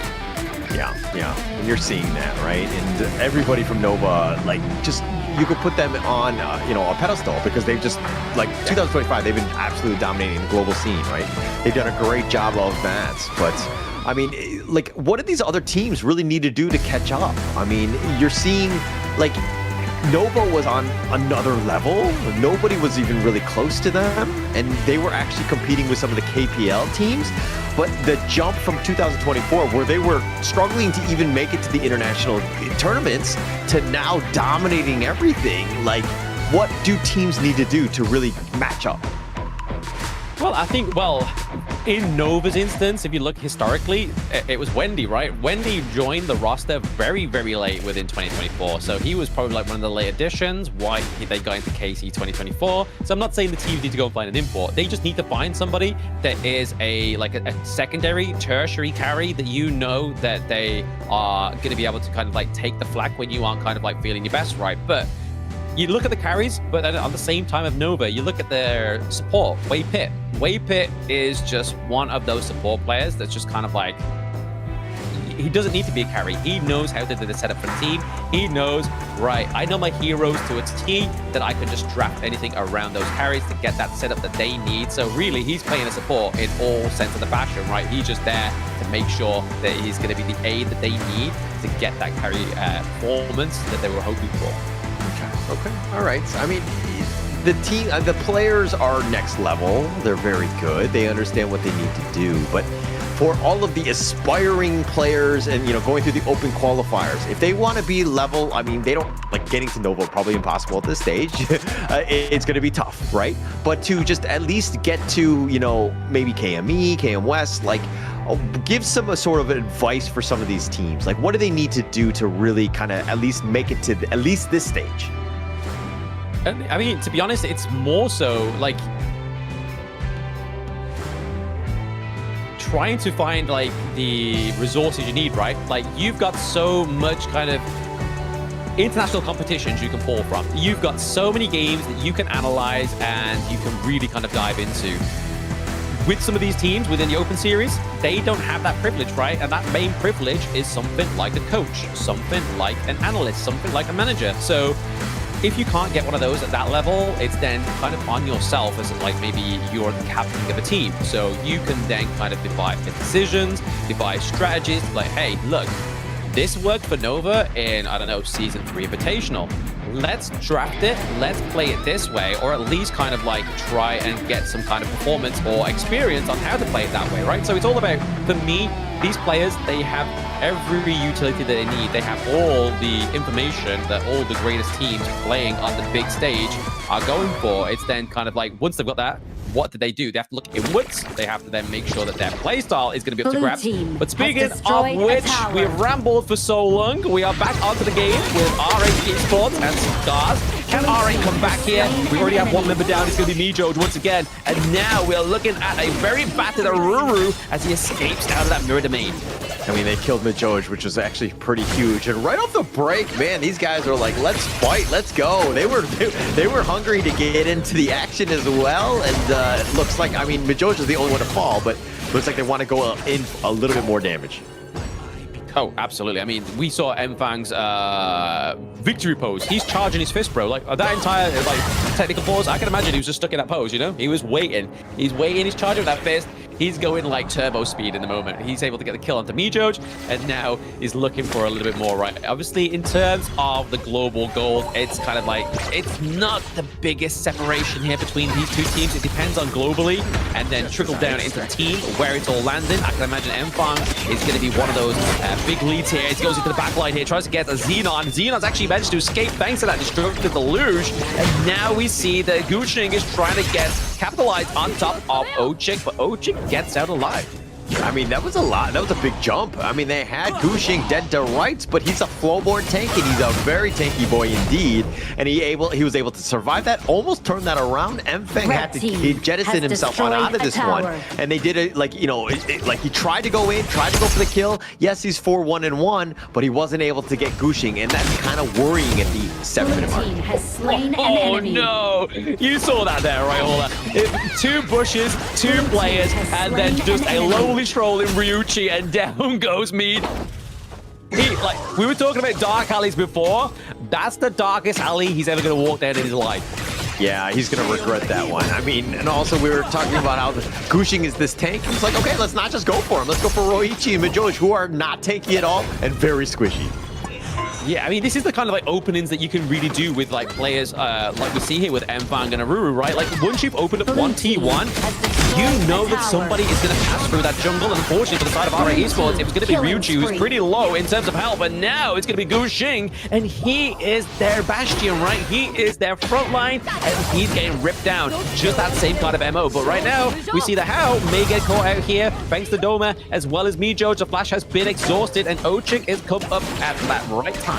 Yeah, it took a right time indeed, but it took a bit of a village in the sense of just taking down Gushing. 4 members just to take him down. Obviously huge, right? Considering that turned into a mid T1 and a mid T2. Yeah, exactly. Again, if you're going to like expand all this is again for people that are kind of like learning Honor of Kings and stuff like that. If you're going to expand like these massive amounts of resources, like ultimates and stuff like that to get the takedown, you want to make sure that you are playing with a minion wave that's crashing through so you can get more than just the takedown. You don't just kind of like, wait, we got the jungle, and then just go back to base, right? Speaking of which, it's going to be Mayin, Aruru into the backline here on top of Ryuchi, trying to get the close down, and there it is. Mfang comes through, as well as ASD gets a soaring shot onto Gushing. That's a double kill off screen for the Chano. They're at the high ground turret. This is looking like Scars want to finish this one off. They need that destructive deluge onto the side of RA Esports, or it is over. Kind of blast into the backline, trying to get the takedown on the Xenon, trying to get the contusions, but it's going to be Mijoj who gets taken down, and Scars win the 2-0. Yeah, Scars with the 2-0. I mean, they right off the break, they were like, okay, let's end this. We figure we're strong enough, we're able to catch them out and just like close that game out so quickly. Scars really just like leveled up, played very well. You were talking about the transitions for some of these teams from day 1 to day 2, like Gen G, but this is the rise of Scars, who played their first games yesterday, didn't have a great time, and now it seems like they've kind of woken up. They played really well in day 3. They wiped the crust out their eyes, they got out of bed early, they drank some kind of orange juice this morning, and definitely had everything they needed to get onto the gorge and display and perform like they should have done in day number 1, right? Like day number 2 in Scar's cases, but they are now getting online. It's again to the beauty and detriment of the actual format of this league, right? They can have one bad day, but then if they come back in the following day and get those dubs onto the board, I mean, Scars, they got what, 1 dub yesterday, 1 dub today. That's now going to kind of like skyrocket them in the ranking week, and then they got 1 more day tomorrow just to kind of capitalize on some more victories.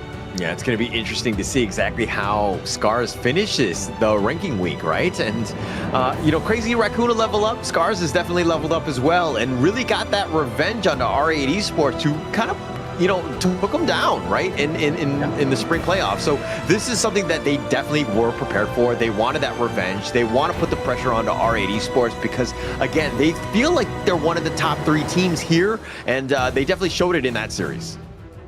Oh, absolutely. Like we were saying before this game even started, the JPKR region obviously has been probably the most improved region, I feel like, going into this one, especially some of these KGL teams as well, right? The Kings Japanese League, Japan League, Scars, it's clearly doing wonders for them, right? Like they're not only getting new members from this league, they're also being able to kind of compete a little bit more competitively, a little bit more frequently, which is again one of those things that these teams need, is the competition very much more frequently than it was before, and they are getting that exactly. Yeah, definitely getting that. And at the expense of, unfortunately, for R8 Esports, who really couldn't get anything going in this game. I mean, Gushing 0-3-2 did not have a great time. Doma got focused a bit as well, 0-3-1. Xenon trying to do what he could with 2-1-1. I mean, probably the only one, but Roichi got caught out 2 times, and that's actually too many times in this case. too many times. I mean, you definitely don't want to be getting caught too often, right? But I mean, look at this as well. In terms of the damage, 65k, once again, Enfang rocking the lead of the damage, even with a Mai Shiranui, sorry, even with Ichano, which again, his damage definitely comes on a little bit more later than the likes of a Jing and a Mai Shiranui. So they were pumping out some real numbers there. And I want to kind of shift focus over to Xenon just for a brief second. And for those that did catch that, 58k on a Lady Chen. I've seen people say, oh, Lady Chen don't do no damage. I mean, that speaks for itself. 58k on a mage in the mid lane. Yeah, it does quite a bit. I mean, if you're able to hit that control, it could be like the Ocean of Tears. You can just kind of do quite a bit. But, I mean, look, it was all Scars at this point. That gold graph completely in favor of them. There was a little bit of a dip, I mean, at that moment. But once that pause hit, Scars were definitely on the rise. And then once we got, the game restarted again, it was just a matter of time. But the MVP of that one, got to go to Enfang. Still charging. He's looking to charge it. Maybe he unloads tomorrow because he wasn't really required today, but he still got 6 kills here. No, it's at the detriment of CMF, bro. Like, that's an off-playing game. He's charging that fist. He's going to let that one go when the day ends. He's like, all guns blazing at that point of the game. But the MVP performance there, definitely only getting caught out once. It seems to be a little bit of an MO for him, right? Like, yes, he may die once, but he's going to make you bleed. Yeah, he's definitely going to make you bleed. And I mean, they caught him gooshing on this play. Enfang continuing on. And look at this is, I think, the dangerous one where he got 2 people killed because he was baiting them out. Tried to start something when they probably shouldn't have. Doma gets caught out here. But Enfang just finding Xenon, just forcing it down. And Ochik with that lockdown, he's just been on point today. Oh, absolutely. Absolutely on point is going to be Ochik. To be honest, I don't think there's any really, like, weak member of Scars overall, right? Like, Aruru was doing what Clash laners need to do, which is catching at the back line, sitting in those brushes when we got that kill onto Ryuji. But then you've also got, obviously, Hao onto the Mai Shiranui. He's already shown that he can play, obviously, the carry, but then also the mage variants as well. So really just showing that Scars have a flexibility to them that we didn't realize, and it looks like their enemy teams didn't realize either, because that now puts Scars at a 2-1 standing. And if they take their game from CMF, that puts them into 3rd place. Yeah, that's exactly where they want to be. I mean, obviously top 2, but they'll be happy with 3rd. I mean, top 3 move on to Group S, right? And that's where you want to be at the end of ranking week. The last day is going to be tomorrow. Yes, there are a couple of offline games that are going to be happening. You already talked about the Scars CMF. That's going to be happening shortly, but again, not on stream. So we'll see exactly how they stand on that one. But after that series against R8 Esports, they've got a lot of momentum. Oh, so much momentum, right? Like, they're going from a really good game against a 3rd place team last spring season, right? So it's not like they were just going up against one of the lower teams. They were definitely kind of go blow for blow. We honestly said in the break, is this going to be a full best of 3 for the day? We honestly thought it was, but Scars, they were 10 toes on business. They went in, they did the shindig, they did the business, they got the victory. Yeah, that was the most important thing. And they did it so cleanly, right? There was no real questions, no huge mistakes to let R8 get back into this one. And I mean, if you're looking at this from the R8 Esports side, you're kind of thinking, man, we were just kind of shellacked. We didn't have any sort of way to get going. They really need to look at today. And today's going to be like a, dare I say, come to Jesus moment of just like where we are, how we got here. Because they had some struggles today, losing to Gen G as well as Scars, not where you will want it to be going into day 3. Exactly that, right? I mean, to be honest, it seems like a little bit of like a love letter, a bit of a Cinderella story, right? Like, Scars got knocked out in the lower bracket finals of R8 with R8 Esports in the spring season. R8 went 3-0 this time around within the ranking week. Scars was like, all right, bet, let's put money where our mouth is, and they beat them 2-0, which could potentially get them into that Group S, which if they are at the end of tomorrow, that's going to mean that they qualify for playoffs. They don't have to fight to the top of Group A. They are going to be just like sitting cushiony, like, right, guys, let's just show the teams what we've got in store for them in the best of 5. Yeah, and that's going to be the true test, right? The global ban pick going into the best of 5, so much, you know, in terms of just like the deeper strategies, right? The drafts and the 40 chess plays is going to be way more apparent there. So it's going to be exciting to see exactly how these teams play out. But I mean, these best of 3s are rough, right? For any sort of league, even the KWC, we saw the impact. Some of these teams are not really prepared for best of 3s. They're not great at it going into this one, but you're seeing just some of the teams, they need to just kind of not cheese their way out, but they're using drafts that are they're very strong with. And other teams, like, there's just so many heroes to ban that it's kind of tough to kind of just focus in on one piece. Exactly, it's very difficult, but for those that unfortunately have only just joined us, today's matches, the spoiler alert is on the screen, and that is obviously Nongshim taking a 2-0 from A-Star. We have 2-0 from Genji against R8.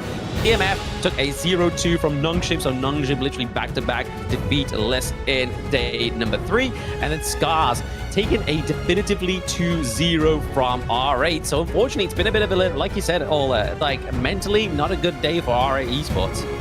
Yeah, not a good day. And going into today, I thought I had high expectations. I thought the Genji one, R8, I was like, okay, who's going to kind of come out on top on this? And unfortunately for them, dropping 2 in today is just like a world of hurt, right?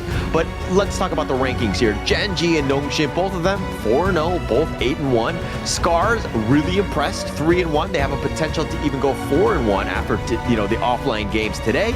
But then you have Crazy Raccoon, which we did not see today. R8 Esports dropping 2, CMF Esports dropping some more, as well as A Star Esports, which have it one final chance against CMF to get into that win column. There we go, and then this is obviously the matches up tomorrow. We have JP against JP. I mean, this, to be honest, I feel like this is going to be a really good match, man. Like, we saw Crazy Raccoon have a great day 1, quite a bit of a whiff of day 2. Scars, opposite story. Not so good day 1, really good day 3. And then we get Genji against Nongshim, right? The battle for that top space of the Group S. Then R8 are trying to take revenge on Crazy Raccoons for the 3rd match of the day, and then finish it off, man. Scars against Nongshim. That's going to be one to watch. Honestly, I don't think there's any bad match tomorrow. No, every single match is good. Every single match. And there's, like, we don't know who's going to be first place. We don't know who's going to be last place. We're going to find out all of that basically tomorrow. And every single match is going to be key because we're going to find out who makes it to Group S. That's going to be very important. Very, very important. But this is all it's been for today, guys. We hope you've enjoyed the action just as much as we have. I've been Blam. Find me at Blam at MOBA on all platforms, and as well as Hauler. He is at Hauler TV on all platforms as well. But we are going to be signing off. We'll be back with Sagi tomorrow for the last day of the ranking week. So make sure you join in same time tomorrow for some more Honor of Kings action. Have a good night.